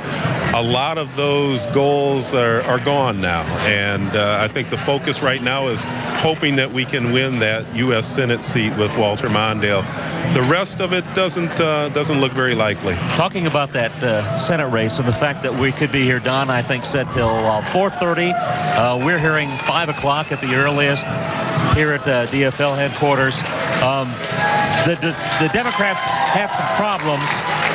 Folks are responding to news of some of the national races on the screen behind us. Folks have had a problem with Republican Mary Kiffmeyer, Secretary of State, thinking that she dragged her feet, that had she jumped a little quicker, we could have had an electronic ballot, this supplemental ballot to fill in the gap for the Senate race. Well, you know, even speaking as a Democrat, I have to say that kind of second guessing is unfortunate. Okay. This is a huge turnout, and with the things that have happened in Minnesota over the last couple of weeks, the death of Paul Wellstone and the other members on the Wellstone plane, it's very easy to second guess about what people could and should have done. I think that she's made a good faith effort to move this as fast as she possibly can, and we're just going to have to wait until they do the hand count. Now, in your district in North Minneapolis, you said that you knew of a few of the precincts out there that had trouble getting their ballots in time as polls opened this morning, those supplemental Senate ballots. That's right. Particularly in South Minneapolis, I spent most of the morning taking phone calls from folks who couldn't receive ballots, who were waiting in line to receive ballots. Part of that would have been the fault of the election judge, who should have checked to make sure those supplemental ballots were in place. But of course, they should have been there, and they weren't, and the opening of those polls was delayed. You were saying also that you thought some of the delay this evening may come from the fact that we're going to have monitors from each party wanting not to hold up the hanging Chad, but to make sure that the votes are counted as accurately as possible. Well, that's always going to be the case in a race that we know is going to be this close, when we know it has the kind of national consequences that, say, this senatorial race is going to have. We want to make sure that we get this right. We don't want to have the kind of problems they had down in Florida. And Minnesota has a reputation of being a state that does things well, that does things by the book, and if that takes us a little longer, I think it's worth the effort. One other element that some say may have come into play in this Senate contest is the image of Norm Coleman fighting the national GOP to keep them from running negative ads against Walter Mondale. Which way do you think that played? It's hard to tell at this point. I think we as a party are going to have to do a lot more research into why the outcome was the way it appears it's going to be. We're going to have to look at the demographics. We're going to have to analyze how the ads that were run, whether they were effective or not effective. So there's going to be a lot of analysis done of this election. A smart move, though, by Coleman to at least give the image that he was stopping the GOP from running. Certainly that was a smart move. I think there were a lot of smart moves. I think the fact that Norm Coleman quit doing ads for a period of time after the Wellstone crash was a smart move. You know, we look at this in terms of strategy, but I'd also like to think that, in fact, they actually cared about negative ads, that they cared about the feelings of the families and those people who grieved when the Wellstone plane went down. So I don't want to be so callous as to think it was so totally about strategy. I'd like to think that it was well-intentioned as well. And finally, you had indicated to me in our conversation off camera that you thought as long as the voters got a chance to be heard and make their pick, then it really does place the mandate in the hand of one party or the other not to be interfered with and to go ahead and enact something and see if it's going to work. Well, it appears that the Republicans do have a mandate here in Minnesota. It's possible they could win the Minnesota Senate. Looks like they'll have the governorship and the House of Representatives. That puts us on a track. It's not the track that I wanted to be on, but it's the track that the people of Minnesota said they wanted to be on. We'll have to see where it leads us. All right, Representative Gray, thank you very much. Thank you. Appreciate your insights, and if anybody upstairs, has a little bit more that they want to share with us, keep digging. I'll tell you what, he's been a good reporter tonight. Don, back to you. Sure has. We're very fortunate to have Gregory with us. Thank you very much, Dennis. Thank you to Gregory Gray. And we'll get much more of his wisdom. One has to feel a little bit sad, though, for him in the sense that he is sensing this loss so deeply as a partisan. But I think what we're seeing, I don't think this. I'm going to ask, are we seeing a sea change in what we understand of Minnesota politics? Well, it could well be. Minnesota has often been thought of as a stronghold for the Democratic Party. The Ventura election in '98, unusual. The 2000 election, a narrow Gore victory, but you had Ralph Nader drawing some votes from Al Gore. This election, we're seeing almost, potentially a kind of a straight ticket Republican vote. You have to wonder if there isn't some significant change in terms of the loyalties of Minnesotans towards the Republican Party, independent voters, kind of sizing up the parties. Obviously, a lot of turmoil. This could just be an exceptional year because of the Wellstone tragedy, the memorial, and other events. But the trend is really very, very striking. The Wellstone death cannot, I don't think, can be ignored because late Senator Wellstone did have a lead going to this election, and who knows what that would have done with respect to the rest of the Democratic ticket. A lot of intervening events have happened, including his death, including the memorial, including the debates, and other issues have happened. So it may not be clear. There certainly is obviously a trend in Minnesota for Republicans, but it's not clear the purpose of that trend, the reason for that trend. It may be due to intervening recent events, or it may be due to some legitimate political issues. Here are some of the races that we're looking at right now. The race has been called for the governor for the state of Minnesota. Tim Pawlenty over Roger Moe. Tim Penny trailing very far behind. Now, nothing is happening in terms of calling this race because it is too close to call, of course. Mr. Coleman and Mr. Mondale separated by about 41,000 votes at this point. And that number continues to grow, but still some Iron Range precincts yet to report, many of them. Mr. Klein will, in District 2, unseat the incumbent Bill Luther and do so handily in that district. Betty McCollum returns for her second term in the United States House of Representatives in District 4. Marty Sable goes back from Minneapolis in District 5. Moving on to some other races now. Mark Kennedy is the winner in District 6. That's a new district for him. He is an incumbent congressman, but he was in District 2 prior to this. Mary Kiffmeyer in her race against Buck Humphrey, 48% to 44%, and just about 70,000 votes, maybe 65, separating them. Mike Hatch, likely to return as Attorney General for the state of Minnesota over Tom Kelly. And Pat Awada, separated by just 2 percentage points over Johnson, 45 to 43%. Over in the Wisconsin governor's race, Wisconsinites have a brand new governor in Jim Doyle. 51% over Scott McCallum's 46%. Jim Doyle, former Attorney General, there. For those of you who have stayed with us now, it's about 12 minutes until 2 o'clock. We've been on the air until about, well, I think we started about 6:30 with our cut-ins and then came on the air hard at 8 o'clock, which means we've been on the air for just about 6 hours now. I'd like to reintroduce to you the people who have helped keep us straight and provide color analysis, if you will. If you want to look at this as sort of a sporting event, these are our color commentators.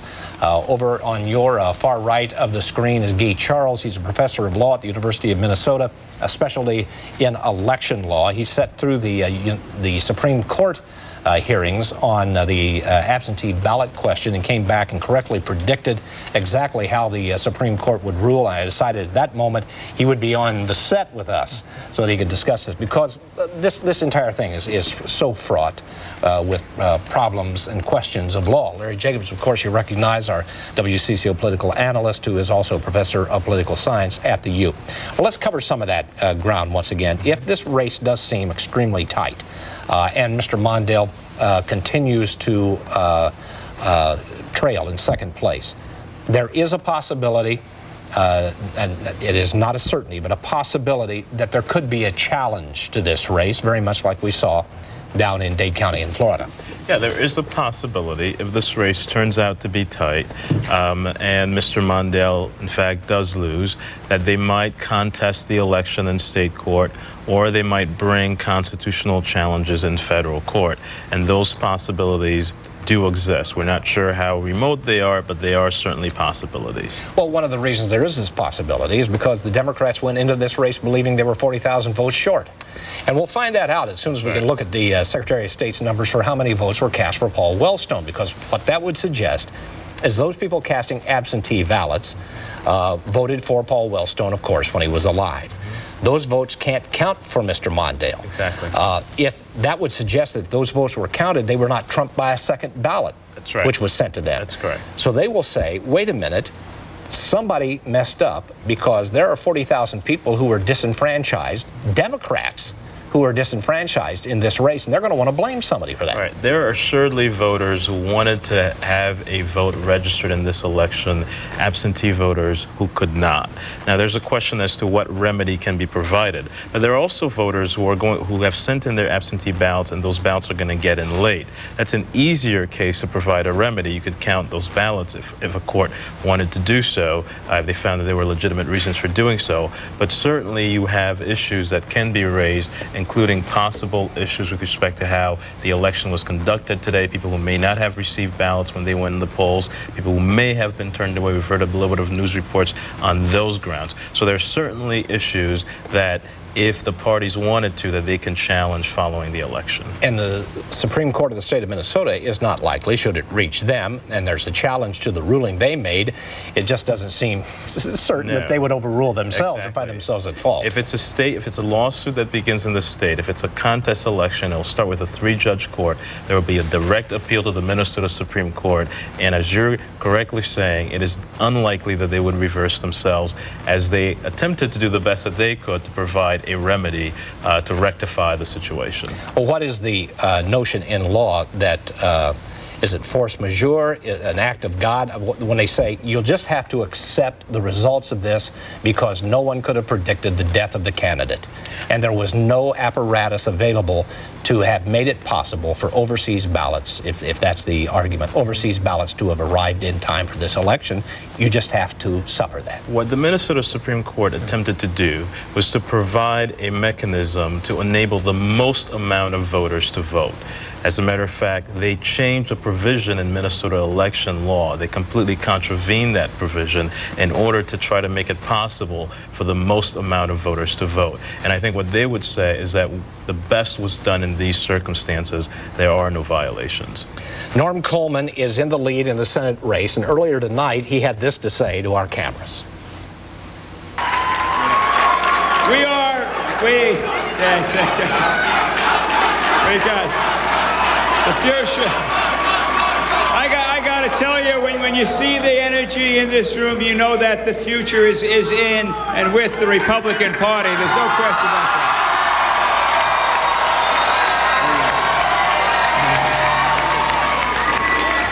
We are. This is going to be a long night. It's going to be a long night, and so I wanted first to come down and simply say thank you.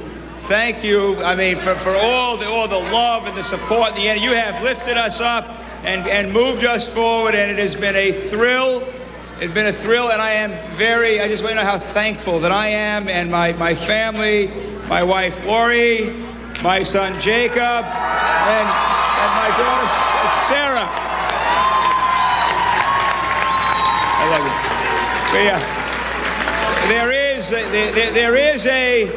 There is a Republican wave that appears to be sweeping over in Senate races around the country.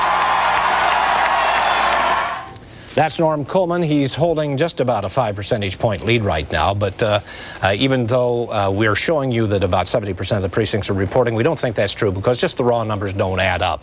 And so we're thinking that perhaps a lot fewer than those precincts are reporting because these are all hand-counted supplemental ballots. And the news that we were receiving from DFL party headquarters through Dennis Doda is we may have to wait until 5 o'clock this morning. But we'll stay here as long as it takes to deliver to you the proper answer about who will be the next senator from the state of Minnesota. Randy Case at GOP headquarters. Are you ready? You got a sleeping bag out there?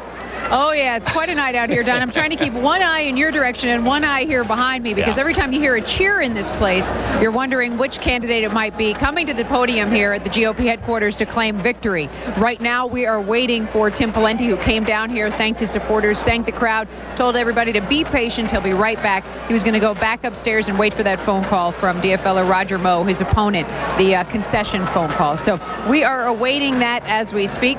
And we have Pat Kessler here with me as well. He's been here all night covering quite an exciting night here at the Republican headquarters. This really has been something. The crowd is thinning just a little bit, but everyone is still just as enthusiastic. We were told earlier that the Moe campaign had called the Pawlentys. We thought it was a concession speech. That's what they told us. Now we are told it is the campaign people wanting to know how to get a hold of Tim Pawlenty. So we don't know. We're looking at some of these numbers here on the screen, 46% to 36%. Look, there's a 150,000 vote margin here, but it's beginning to appear that how can you make that up? Even if the votes come in from the Iron Range, as the Democrats are hoping, are there that many votes to make it up? The Pawlenty campaign does not believe there is. And as you watch the numbers, even throughout the night, the margin is growing between the two candidates as the more precincts are reporting. It does appear to be that, and it's a remarkable thing. This race is not close. It's beginning to appear. And yet the Senate race is very close. This tumultuous race, the twists and turns that this campaign has taken has been very, very interesting. And now we're at a point where it's very difficult to explain why one and not the other, why there's a sweep. We've had, as you mentioned, a procession of Republican candidates coming up here claiming victory. But this one isn't quite there yet. Well, I want to share something with our viewers and with you, Pat, here. This is, I know, I don't mean to scare you here. Yeah. This is an alligator. It's the Rally Gator.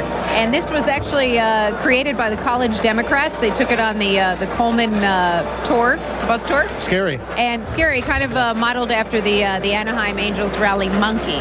And they think that we hate the Rally Monkey, don't we? Well, we hate the Rally Monkey, but we love this. Okay. But so anyway, this is Rudy, the Rally Gator, and they think that this is the reason behind Coleman's success or apparent success so far tonight, but it's still, again, too close to call. Well, yes. Well, in that case, yeah, then every one of the candidates should have something like this. Yeah, I see that. Rudy, there it is. Rudy. It's all very good. There's so much here. And now we see people with sharks, rally sharks here.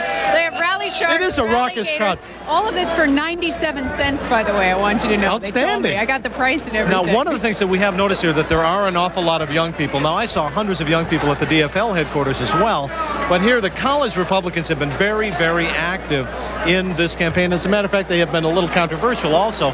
It is the college Republicans who have been following the candidates around with the cameras. Mm-hmm. And they've also been wearing some of the costumes. We had Waffle Man in the governor's race. We also had Chicken Man when Alec Baldwin wasn't out. These are college Republicans, so very raucous bunch and a lot of symbols that they have. These young people are very creative, and they seem to be organizing quite well. I mean, this is something that, that people remember. Yeah, and something that like this does take a long way, but now I think this is already gone since they have the shark out.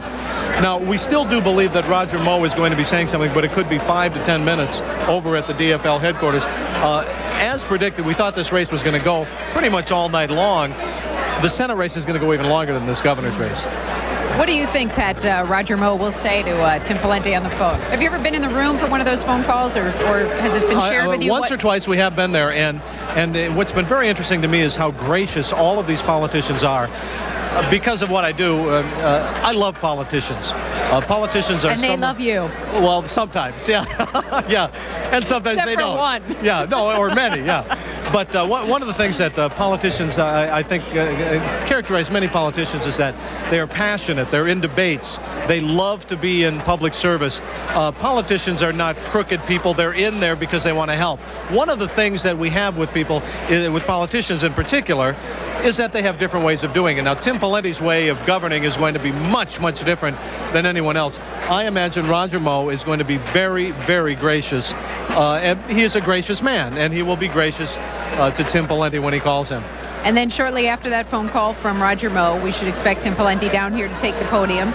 Yes, and not until then, we are told.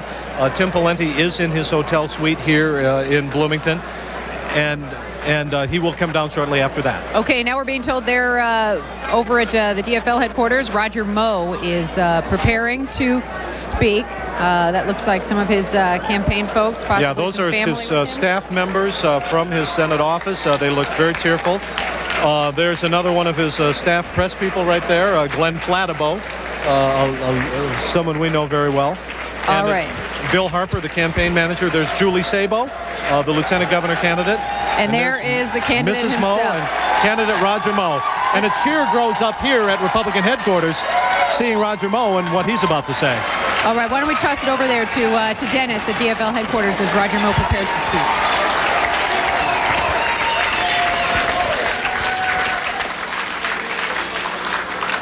Thank you very much for your patience tonight. Well, I wish I could be here and talk about something other than what I'm going to talk about, but we all know how these things, we all know how elections go. And so, not long ago, just a few minutes ago, I called Tim Pawlenty and extended to him my congratulations and wished him well in his efforts to be the next governor of Minnesota. I want to start by thanking the campaign staff that worked so hard and long on this effort. You bet, you bet.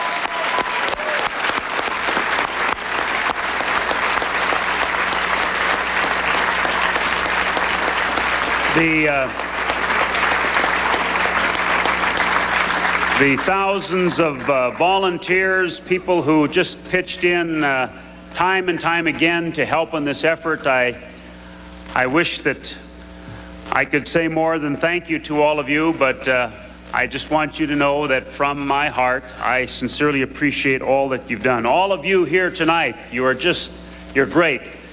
I can only tell you that at the events over the last week or so, it was just an unbelievable feeling. You were so energetic, and I know the effort that you put forward in this Get Out the Vote effort was just phenomenal. You're just terrific. And to my family, thank you so much for being there for me and with me all these years during my public career.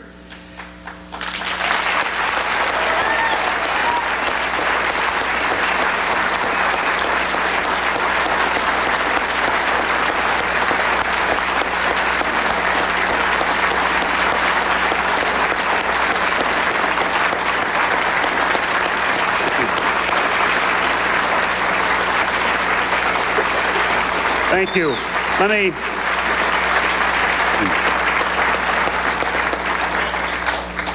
I suspect you, when you get through with this and sometime after a while, people will reflect back on this and we'll do all kinds of analysis. I would guess. But I'll tell you this about this campaign for governor. There are 3 things that we did or didn't do. This campaign played by the rules. Number 1.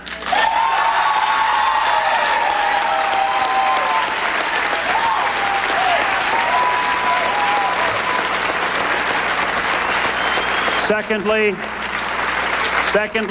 we did not make promises that we will not be able to keep.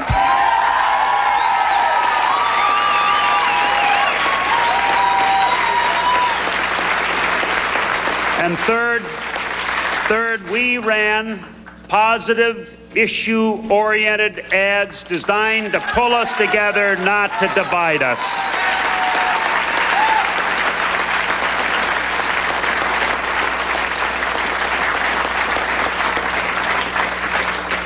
So Julie and I would have liked to have had the opportunity to implement the things that we've talked about in this campaign. But I must confess that many things that we said in this campaign, I think we're going to have to do. I think we're going to have to do.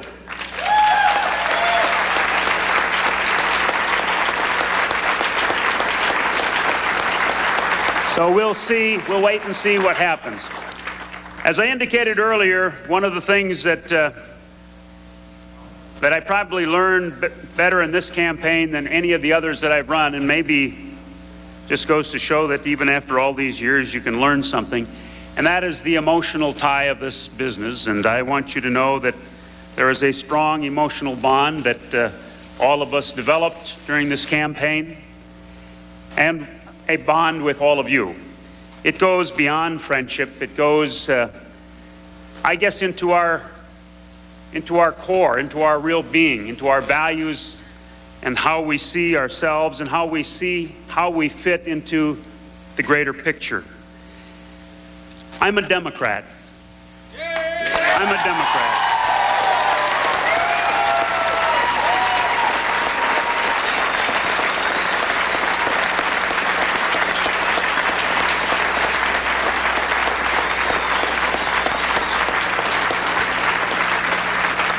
And one of the things I know about Democrats is they understand that collectively we have to do things on occasion.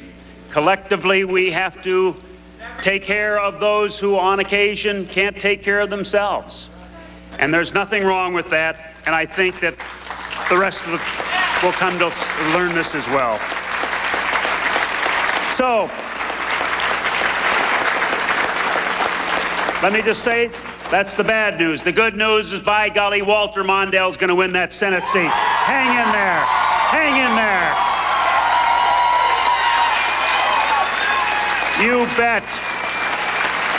There is somebody who stepped up and answered the call. We got to stick with him. We got to make sure he goes back to the United States Senate.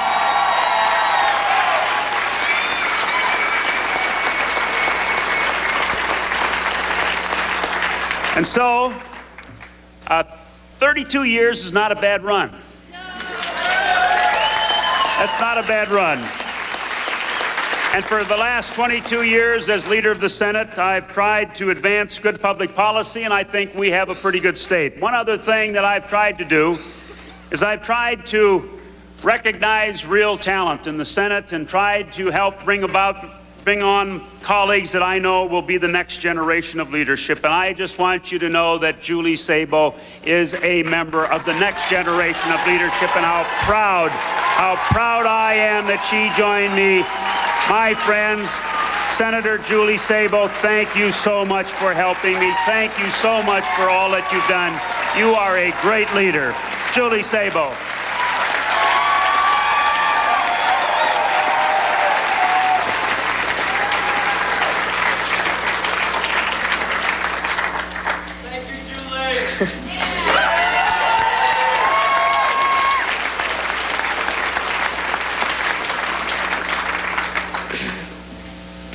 I want to thank everyone for being here tonight and all the work that you've put into this campaign, and always having at the heart of it what we knew this was all about making sure that the quality of life in Minnesota was there for all citizens. We have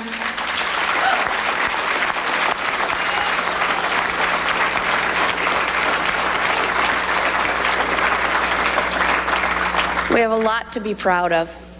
And I want everybody out there that showed up last night, that were out this afternoon and this morning, bringing people to the polls, to those of you that have dedicated your time and your energy to making Minnesota a better place to live, don't give up and don't be discouraged. It's not over. We'll be back. We know why we were here. We know why we were on this trail. And a lot is left undone. And we need every single person that's in this room. We need every single person who went out onto the streets, who went door to door. Don't be discouraged. It's not over.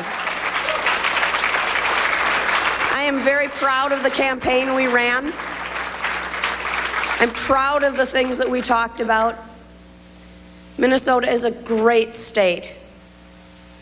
And it's great because people participated in making it great.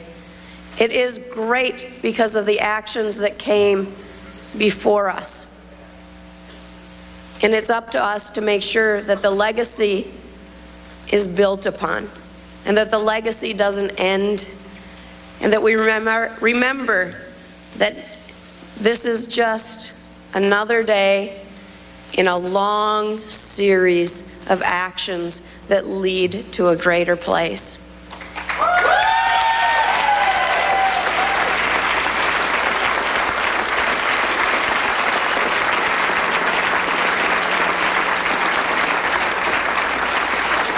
I want to thank Roger Moe for running.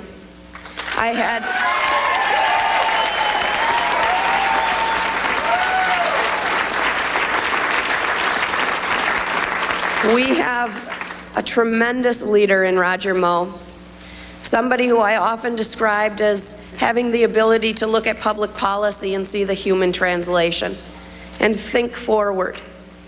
And that's the quality that we need in a leader. We need somebody who can see policy, not for the words on the page, but for the people behind it. And that's what Roger Moe offered Minnesota.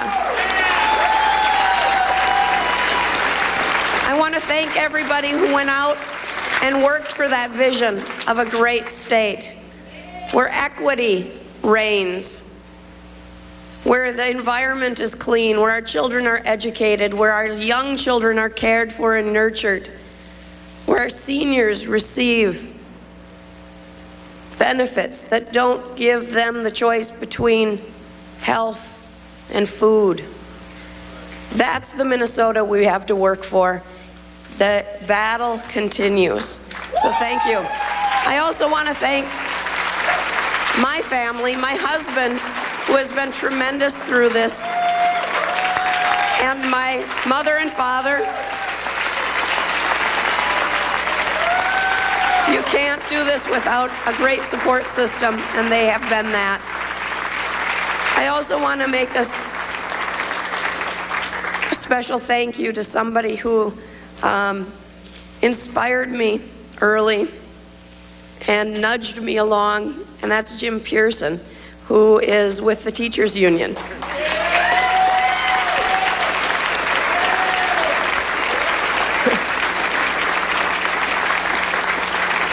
I want to thank the teachers out there for their work in education.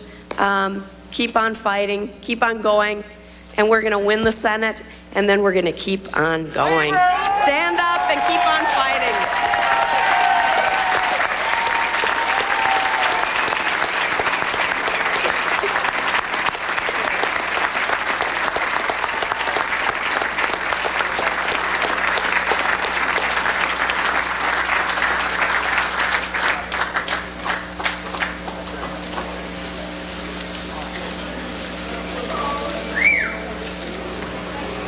from Roger Moe, a concession speech, and Julie Sabo, daughter of Representative Martin Sabo, and perhaps a future leader of the state, according to the Democrats here this evening.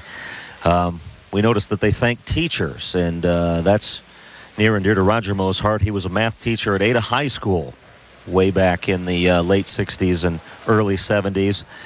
But asking a few people around here about what the next move may be, I'm hearing he may not even know, because how can one plan beyond an event like this? You know, about $2 million spent on his campaign alone. It was an expensive one, and it's hard to tell if he's laughing or crying at this point. We certainly saw his wife, Paulette, standing behind him on the podium, dabbing her eyes. All I can do is, you know, lay out what we did, and we tried to run a honorable, decent campaign focused on the issues that we thought were important in people's lives. I still think they are important in people's lives, and we'll just have to see how they're implemented by a different team. You said you played by the rules. Were you referring to anything in particular? No, just that we played by the rules. We didn't make promises we can't keep, and we ran positive ads that were designed to pull people together, and I'm very proud of that. What's next for you? Well, come the first of the year, I'm unemployed. Oh, I don't know. Something will happen. I'm not. Public life? Or are you done? Oh, no, I will always be involved in public policy. I'm gonna. My father's here. He's 89 years old, and my mom is here. She's 87. So I just want to warn everybody. I'm going to be around, involved in public policy for a long time. You can be involved in public policy in a lot of different positions. You don't necessarily have to be elective, and that's, you know, so that's probably the end of the line for elective office, but I intend to be involved in public policy for a long time, yes. People said you became a different candidate after the death of Paul Wellstone. Do you think that's true? They say you were more energized. Well, I felt a greater sense of urgency, and I felt to a certain degree that I owed Paul and Sheila that I had a responsibility to kind of speak out on many of the issues that they cared about and I cared about. I tried to do that. I obviously am not as effective as Paul Wellstone was, but I shared his passion for many of those issues. I will always share his passion, and we'll just keep on. That's all we can do. Any advice for Tim Pawlenty tonight? Oh, I think he's, well, I just wish him well in his efforts to govern. I wish him well. You've spoken to him? Yes, I gave him a call, and I congratulated him, and as I said, I wished him well, and because obviously if the governor is successful, our state will be successful. Thank you very much. Thank you. Thank you very much. It's 2:15 in the morning. Roger Moe has conceded that he's lost his attempt to be a Democratic governor for the state of Minnesota, and he says he doesn't really know what he's going to do next, but as of tomorrow, he feels like he's unemployed. Don Shelby, back to you. Thank you very much, Dennis. Good job. He said he's going to be a carpenter, that he'd just give it all up and go back. You know what that feels like, Dennis. Maybe that's what we're all headed for one of these days. Not a bad job at that. We try to straighten out some of the things about the discrepancies in the total numbers that you're seeing on the tally board. You're seeing more than 1.5 million or about roughly 1.5 million votes coming in for governor, but you're not seeing that many total votes for the Senate. Secretary of State tells us that the precincts are all reporting at the same percentage. As you see on your screen, 72%. We're seeing some updated numbers on precincts reporting at 77.5% already here at the Secretary of State's office. They just have not reported in those numbers for the Senate yet, because they're counting those on the supplemental ballots, which if you voted today, you know you had to use a small card and fill out your favorite one, blackening in the oval and then folding it over once and putting it into a sealed box. All of those are counted as a precinct reporting, although those haven't been tallied as yet. So that's why you're seeing this discrepancy. Roger Moe is going to be sorely missed, Larry Jacobs, I think, because I think regardless of how you feel about politics, one way or another, he has been a dedicated public servant to this state.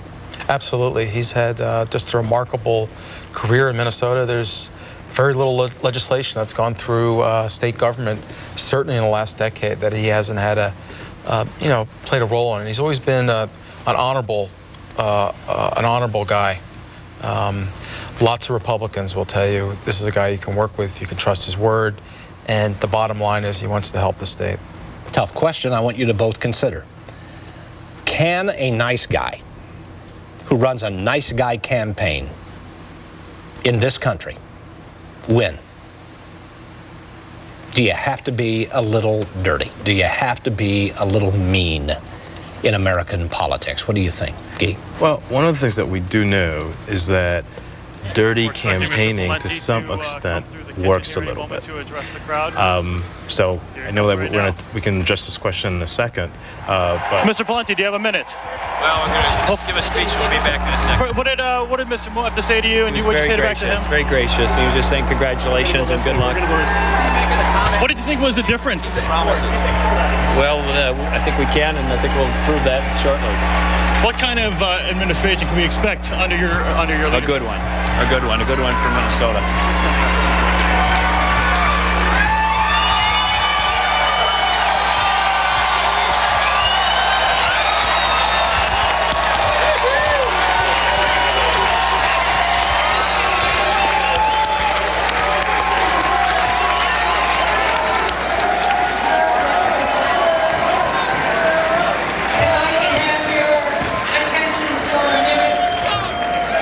Let's just give you an update here on what's happening here at GOP headquarters. We have Ron Ebensteiner, the Republican Party chair for the state of Minnesota, at the podium introducing the next governor of our state, Tim Pawlenty. And you can see Pat Kessler, who's here alongside me, that he is flanked with security.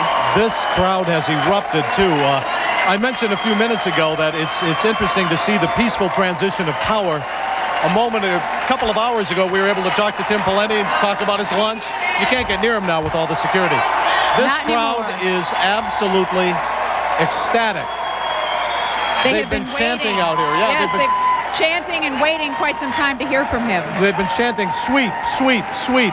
Some people have gone back in the kitchen and gotten some brooms out, and they have been carrying them over their heads. And then the Tim Pawlenty hockey sticks that we've seen.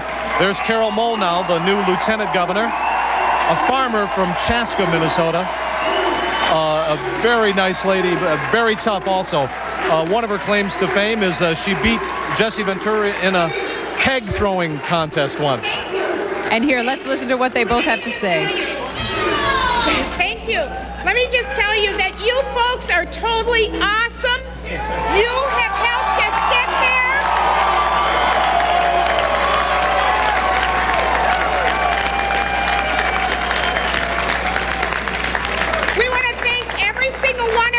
Room and all those folks that Tim and I had opportunities to meet across this great state of Minnesota. And with that, I want to let you know, with your help, with the encouragement, with those nods, and with your votes, I'm glad to introduce you to the next governor of the great state of Minnesota, Tim Pawlenty.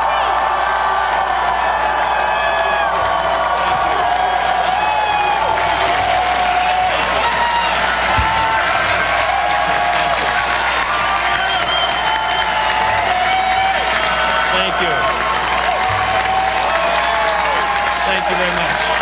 Thank you. Thank you. Thank you very much. Thank you very much. I appreciate that. A short time ago, I received calls, and Carol did. Thank you. From Roger Moe and Tim Petty. Thank you. And Ken Pantel. These individuals are public servants in the best sense of the term, in the best sense of the word. You know, during this campaign, we were political competitors, but that ends tonight. Tonight, we are all Minnesotans. I just want you to join me in congratulating and respecting the opponents that I had in this race.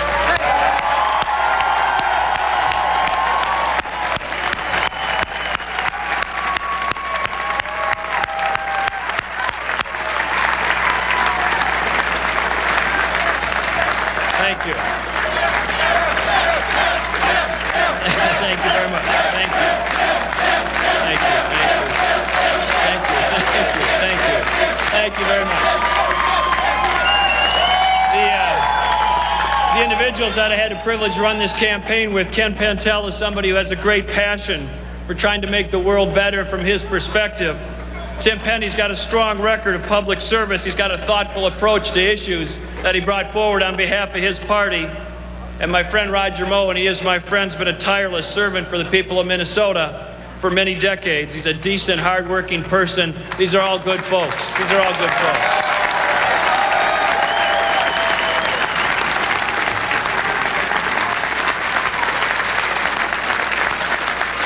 I want to start out by expressing my thanks.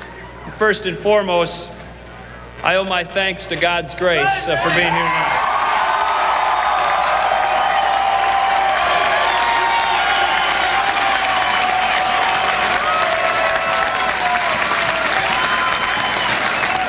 Over the past many months, I've also leaned heavily on the help of my good friend, my running mate. Now, you know her from just being introduced, but I want to make sure you know all about her. She is the karate kicking, she is the skydiving, stock car racing, grandma, ma, former legislator, purple belt in karate, and she beat, well, we should leave that one out this time, but she is a remarkable individual. Carol Mall, now let's give her a hand as well.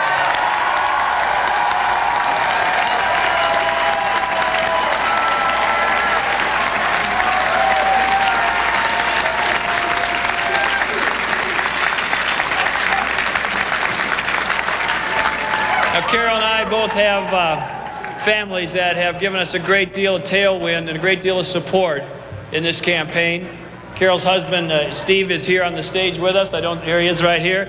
And her family, this is her granddaughter, Anna, and many, many others. But on behalf of Carol and I want to recognize our families. You know, my wife, Mary, is upstairs in one of the rooms, and I think most of you know she couldn't be actively involved in the campaign because as a judge, she's prohibited from participating in political events.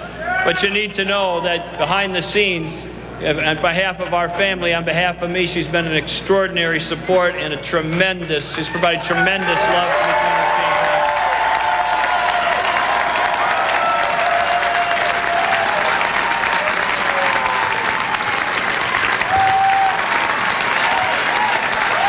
Thank you. And starting tomorrow when the campaign ends and the official duties of the transition and the governing begins, we'll be able to introduce Mary formally and have her become involved, and so I hope you all get a chance to meet her. I think you'll like her a lot. I want to also thank the voters of Minnesota for entrusting Carol and me with the leadership of this state. It's going to be a great time for the state in terms of the leadership and the vision that we're going to bring forward. Last night I had a chance to be at the historic Croatian Hall in my hometown of South St. Paul. That's where we began the campaign. I ran for governor because Minnesota needs a tough, principled leader who's going to guide our state through tough times, and we live in tough times.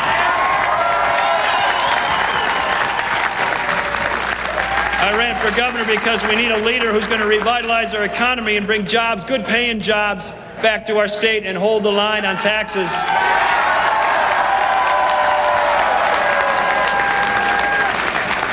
And I ran for governor because Minnesota needs a leader who's going to build a first-class education system and improve the great system that we have now by focusing on accountability for student achievement and student learning. And I ran for governor because Minnesota needs a governor who's going to increase and toughen our public safety in the state of Minnesota. And as governor, I will lead Minnesota in surmounting these challenges boldly, creatively, and always moving forward. We need to move forward in creating new and perhaps unimagined opportunities to fulfill Minnesotans' promise of living the American dream. Now, 30 years ago, Minnesota was featured on the national cover of Time magazine. Our then governor of the state of Minnesota, Wendy Anderson, was standing there in a plaid shirt holding up a big fish. There's the caption, "The Good Life in Minnesota." The Good Life in Minnesota. And that was an article about a lot of things, but a couple of things is about leadership and the importance and the privilege and the honor of having positions like this so you can cast the vision about where do you go from here. But as importantly, it's about bringing people together to make a difference in people's lives and improve the quality of life in the state of Minnesota.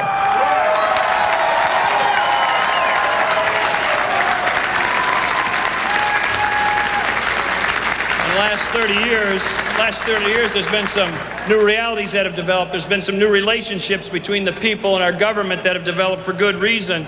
But the promise remains. The goal remains to make Minnesota the most wondrous of the 50 United States, and we will do that.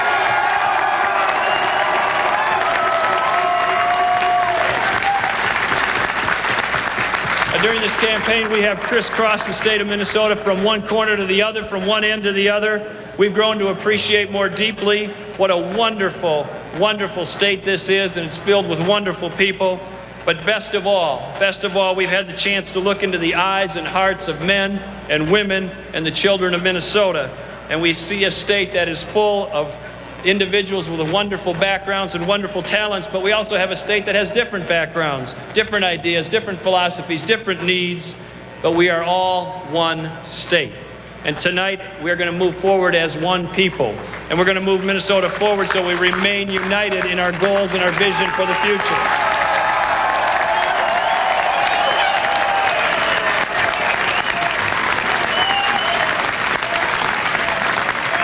We have, because of the somewhat unique circumstances of this race with 4 major party candidates, we're going to win the race with 40-some% of the vote. But I want you to know, I'm not going to be the governor, and Carol's not going to be the lieutenant governor of 40-some% of the people, or 60% of the people, or 80% of the people. We're going to be the governor and lieutenant governor for all the people in Minnesota.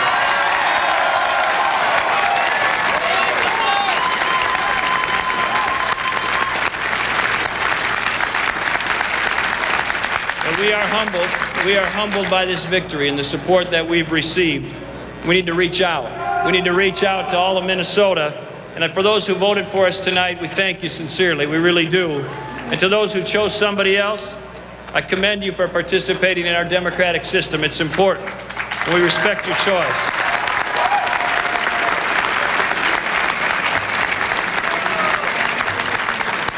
But we also ask for those who perhaps cast a ballot for another candidate tonight that you keep an open mind. You give us your prayers, you give us your encouragement, and give us a chance, because I think if you do, you're going to like what you see in the Pawlenty-Molnow administration.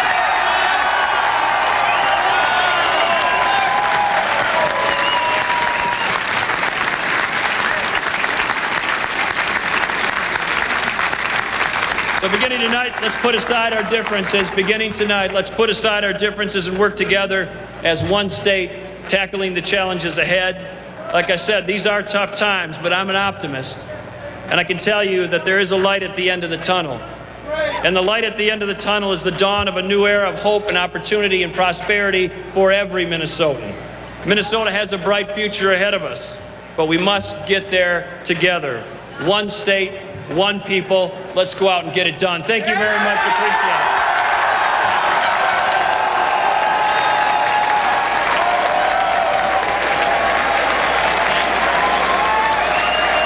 There you have it. Governor-elect Tim Pawlenty here at the GOP headquarters, finally making his victory speech after hearing from his opponents, Roger Moe, Tim Penny of the Independence Party, Roger Moe of the DFL, and Ken Pentel. He was a very gracious, made a very gracious victory speech here tonight, praising his opponents, telling voters he was humbled by what happened here tonight. He asked those who didn't vote for him to give him a chance. Thanked everybody for getting out and voting tonight, whether they voted for him or not. And there's Nelson Garcia. Getting our message out to the people of Minnesota, and they responded to that. Now, obviously, it's been. Thank you so much. Thank you, Andy. Thanks, James. Thank you, bud. There you have the governor-elect trying to make his way through the crowd. Lots of folks, of course, wanting to speak with him. And as Pat Kessler had said, it's amazing how quickly things changed. Earlier tonight, he had had a conversation with Mr. Pawlenty. And it's not so easy anymore. Spending's going up 10 to 15%. We got to learn to live with it. Interesting, our new Lieutenant Governor Carol Molyneux, the first words out of her mouth tonight were, "You folks are totally awesome." Here we go. Let's take a listen here. Making sure we get the message out and try to get more and more people on our team. They have to set up tables for tomorrow morning's breakfast. Yeah, a little bit surprised, yeah, but we're grateful. We thought we had a good chance to win, but we're grateful for the margin of victory. What did Mr. Mo have to say? He was very gracious, said congratulations, good luck, and wished us well. Tim Pawlenty, the next governor, the governor-elect of the state of Minnesota. Oh, Carol Molyneux, who will be the lieutenant governor for the state of Minnesota to take office next year. Now, we want to go over to DFL headquarters where Jeff Blodgett is around. Jeff Blodgett became very familiar to us in the wake of the plane crash a couple of Fridays ago of Paul Wellstone, his wife Sheila, Marcia, and the 3 staff members along with the 2 pilots. And very tough times for Jeff Blodgett. He then was enlisted to become part of the Mondale campaign. And we've got Dennis Doda standing by at DFL headquarters. He has more on that. Don, we just got an update, and Esme Murphy's been following very closely what's happening with the Senate campaign, and it sounds like they're ready to sleep on it tonight. Esme, what did they just announce? Well, why don't we have Tina Smith and Jeff Blodgett. Can you tell us again, what have you decided to do this evening? There are still about 1 million votes to be counted. It's going very, very slow. It seems that the best thing to do, given the late hour, is to have everyone get a little bit of rest and come back in the morning when we know better how it's all panning out. Where are the votes that have still yet to be counted? Where are those votes coming from? Are they from? It seems as though a lot of the votes left to be counted are in Ramsey County, Hennepin County, and St. Louis County up in the northeastern part of the state. So do you feel there is still hope at this point for the Mondale campaign? Absolutely. We think it's still up for grabs. Yeah, we very much believe this race is still in play. Absolutely. I mean, it's a very narrow gap, and there's still a lot of precincts that are very favorable to Vice President Mondale. Let me ask you, Jeff Blodgett, as the manager of the Wellstone campaign, if this race is this close, a crucial factor is going to be the absentee ballots, a number of which will be cast for Senator Paul Wellstone. What do you think about that? Do you think this is going to end up in a court battle? I think we'll just have to wait and see. I mean, how many absentee votes do you think are out there? I actually don't know the answer to that. I think the county auditors will be able to tell us. So we'll know the answer to that, but we don't now. Tina Smith, how is the Vice President doing? He's just waiting, like all of the rest of us, to find out what's going to happen next. He's, I think, ready to get a little bit of sleep, just like everyone else. So when you say the morning, any idea when you might be coming back tomorrow morning? We think maybe we'll try to hook up with everyone around 9. 9 o'clock? Yeah. Okay, thank you so much. Yeah. Thanks. All right. The campaign never just shut down. Well, you just heard it from Tina Smith and also Jeff Blodgett. Jeff Blodgett, the former campaign manager for the late Senator Paul Wellstone.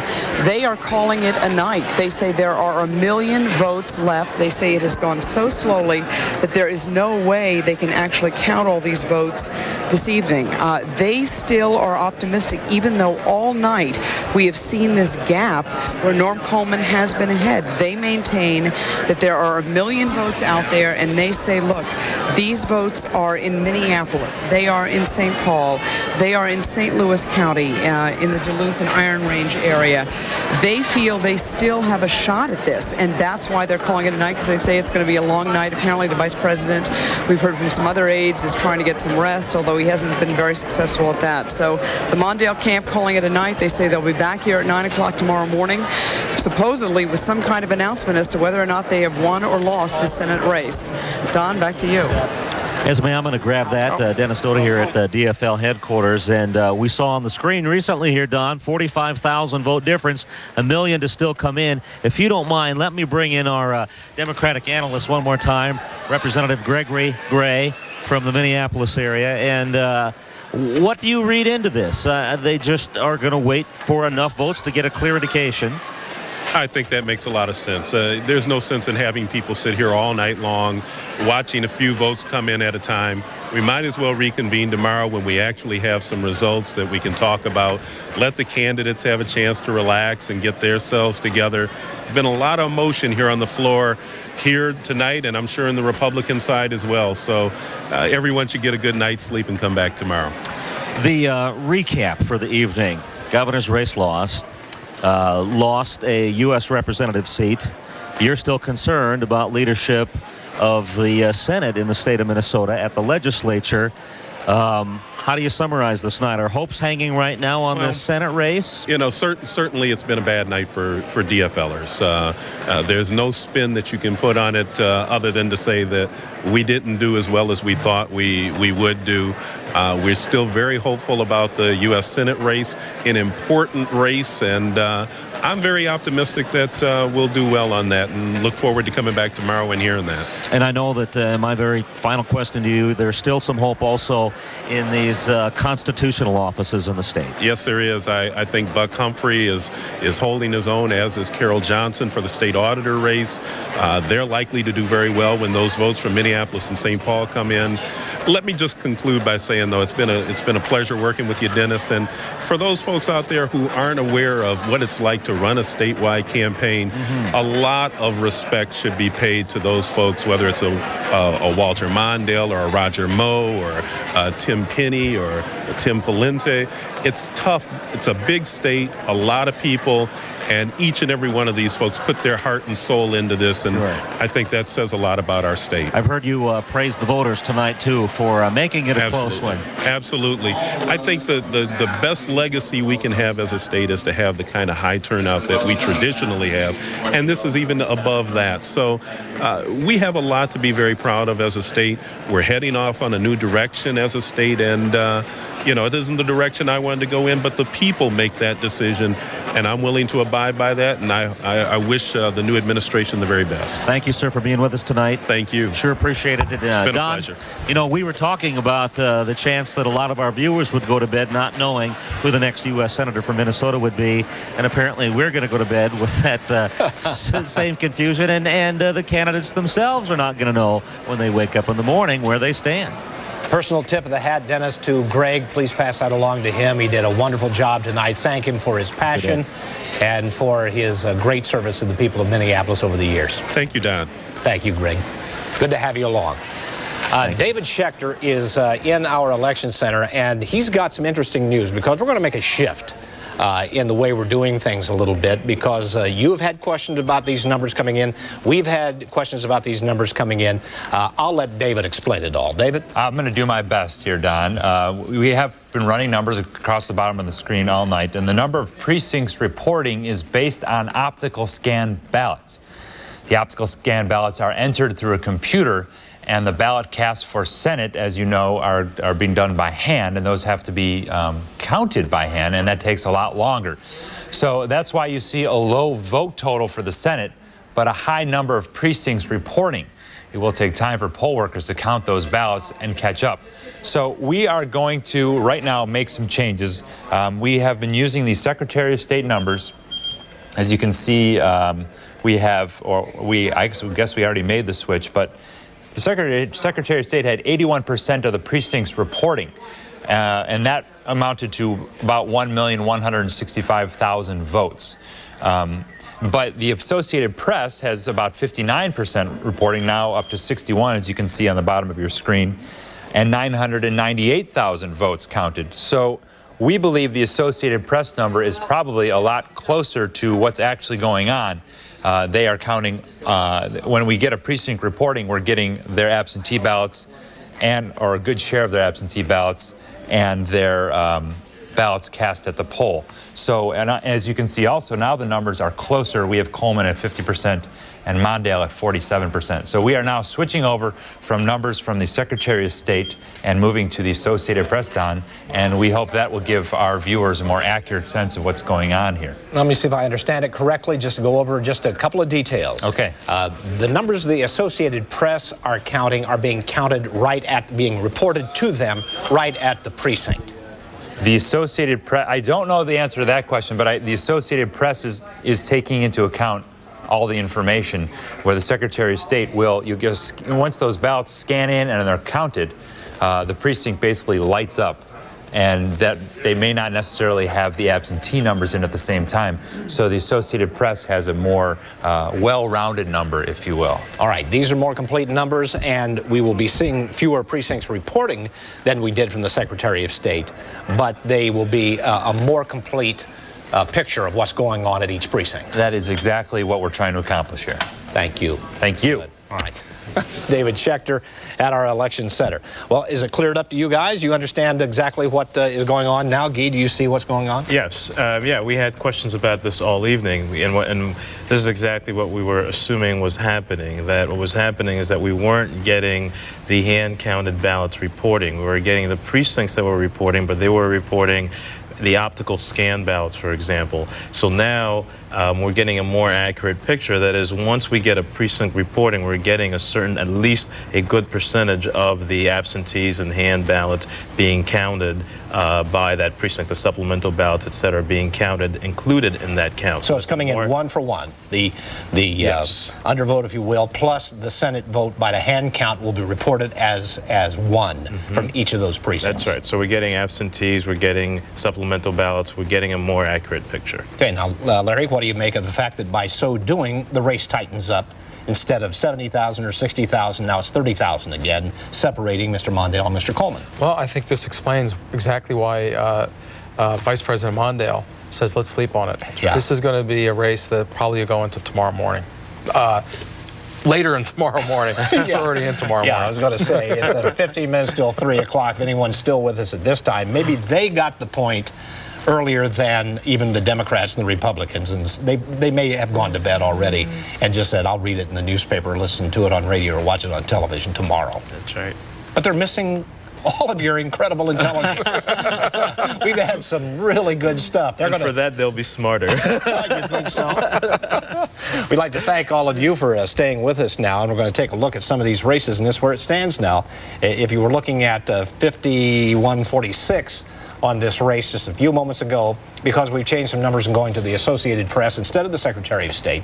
The Secretary of State numbers are up to 77.5% of all precincts reporting, but now we're showing 72. There is a catch-up going on, but you see these numbers now reflective of about 1.3 million in the governor's race. Voting. We're still low on the number coming in on the race for the United States Senator, which is the key outstanding race right now. All of the rest of the races have been decided, so you're staying up just to see how this race turns out. To be absolutely honest with you, and to pass along the admonitions of the people in the Democratic Party, and we're certainly going to hear perhaps from the people in the Republican Party, it might be wise to go to bed, get some sleep, because we will not know. The absolute truth is we will not know until perhaps 5 o'clock this morning. We're not going to be calling any races here, far too close to call.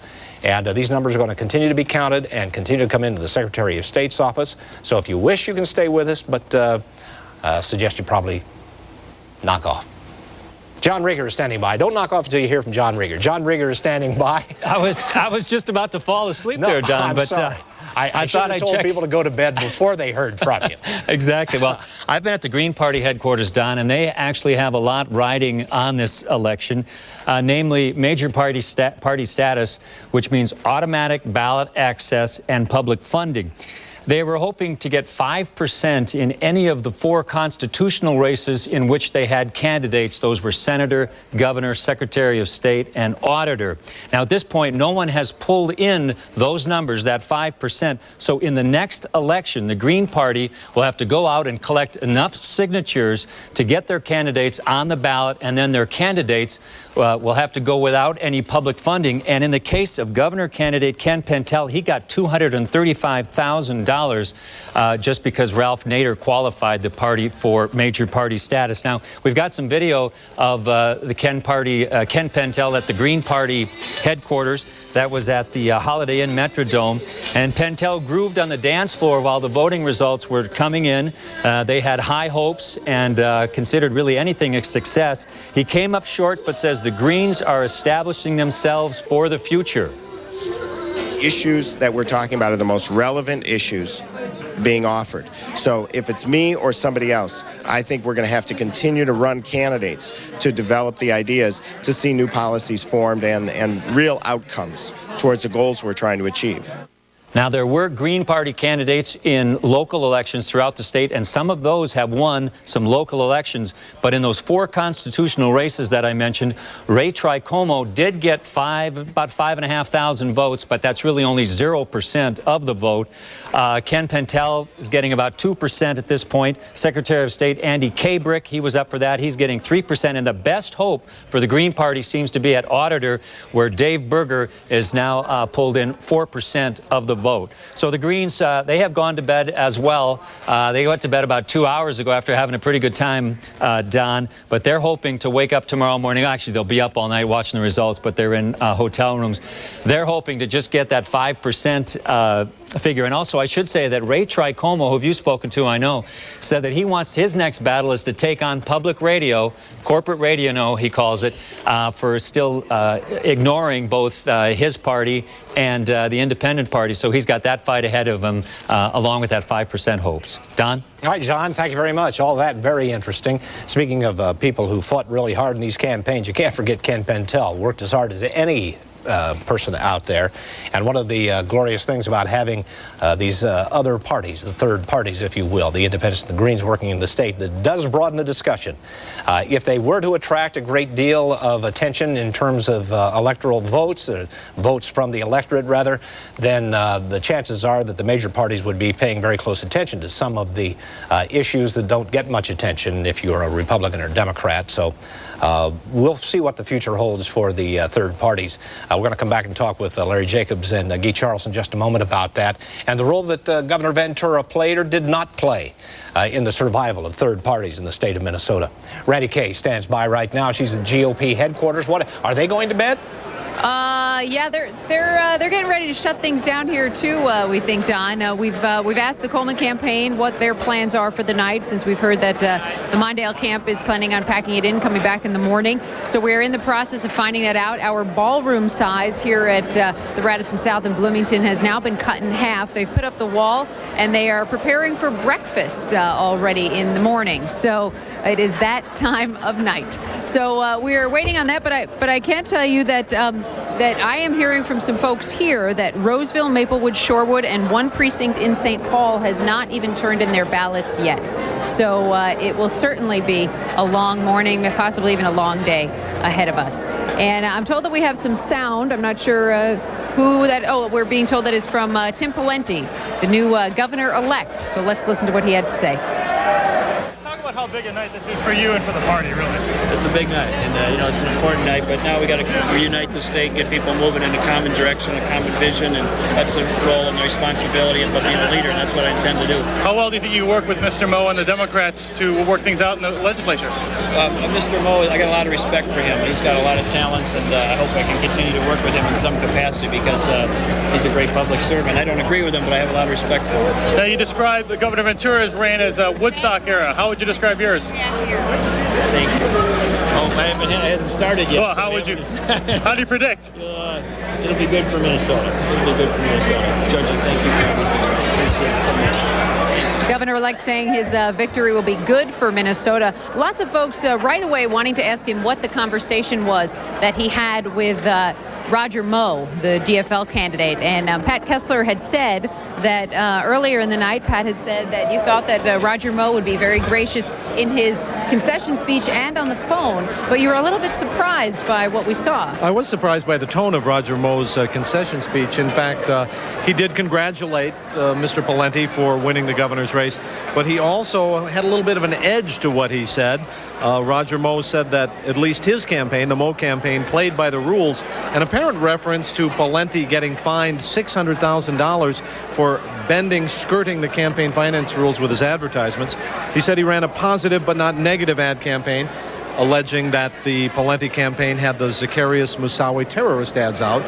And also he said that he never made promises he can't keep. Roger Moe has said throughout this campaign that Tim Pawlenty says he'll balance the $3 billion budget deficit without raising taxes. Roger Moe doesn't believe it, and he says, show me. All right, Pat, thanks very much for helping us get to the bottom of that concession speech. Yeah, it's something. I was surprised. I thought it would be a little more gracious. I'd like to find out, and I will find out what in fact he said to Roger Moe privately. But we did notice that Governor-elect Pawlenty was very gracious in his victory speech. Governor-elect Pawlenty, which is still not quite rolling off the tongue yet. It's a little hard to say. Governor-elect Pawlenty was gracious to his opponents. He called them honorable men. He named them one by one: Tim Penny, Ken Pentel, Roger Moe, and said that they are honorable men.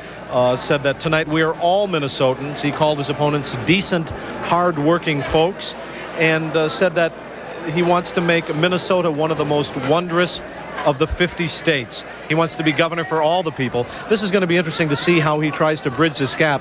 People don't know a lot about Tim Pawlenty right now, partly because the race was overshadowed by the Senate contest with Wellstone and Coleman, and then later Mondale and Coleman. So we're going to learn a lot more about, the public will learn a lot more about Tim Pawlenty. They'll find out how very conservative he is. They're also going to find out what an optimistic, friendly, fun guy he is also. He is a new generation of politician here in Minnesota, somebody who is a younger generation. He's very young, and he's just beginning a new generation of Republicans and Democrats. And we haven't yet met the First Lady, because she couldn't be down Isn't that here, interesting? which is very interesting. Through because the whole campaign.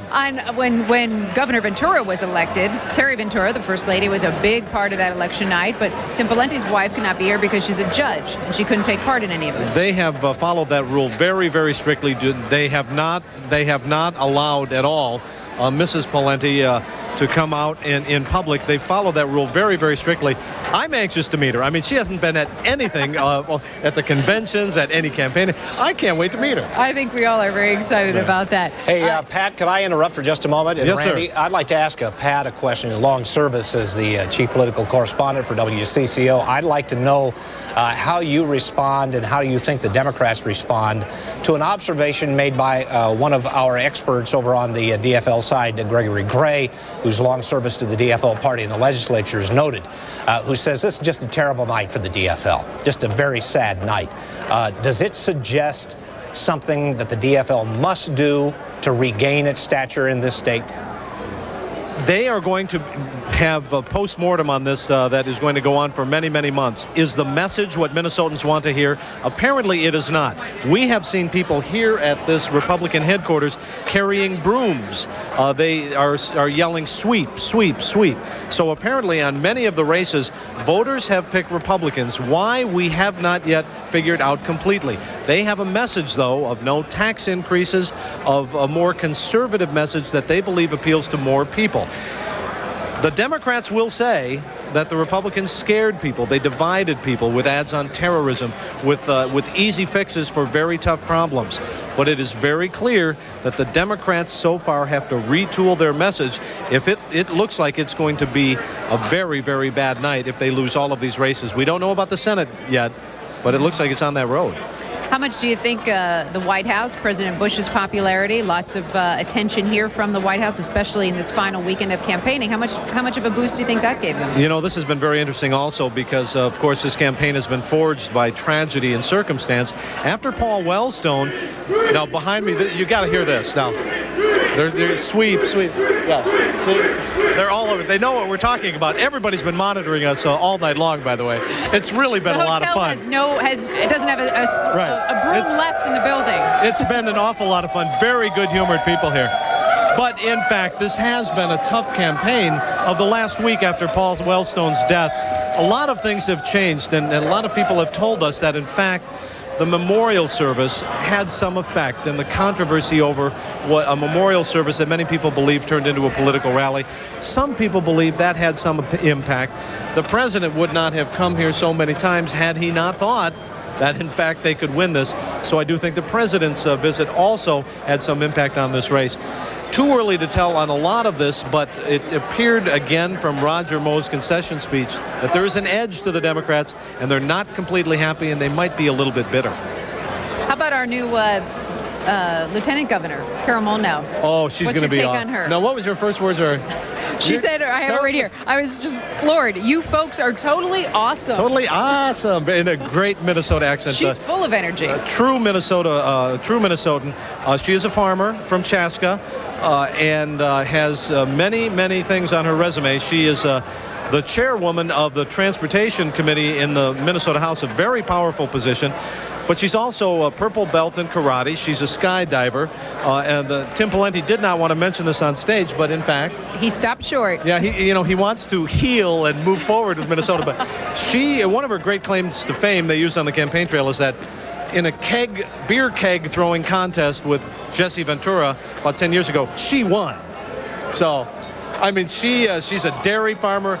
And she could probably pick me up and throw me. Are there pictures of that? You think there are pictures of that somewhere? I'm sure that she's got dig them up for us? Yeah, she's a delightful lady and somebody who is not afraid of controversy, is someone for the Republicans in the Minnesota House who time after time after time is one of the few people who stood up very loudly and strongly and has been a favorite of many of the people there.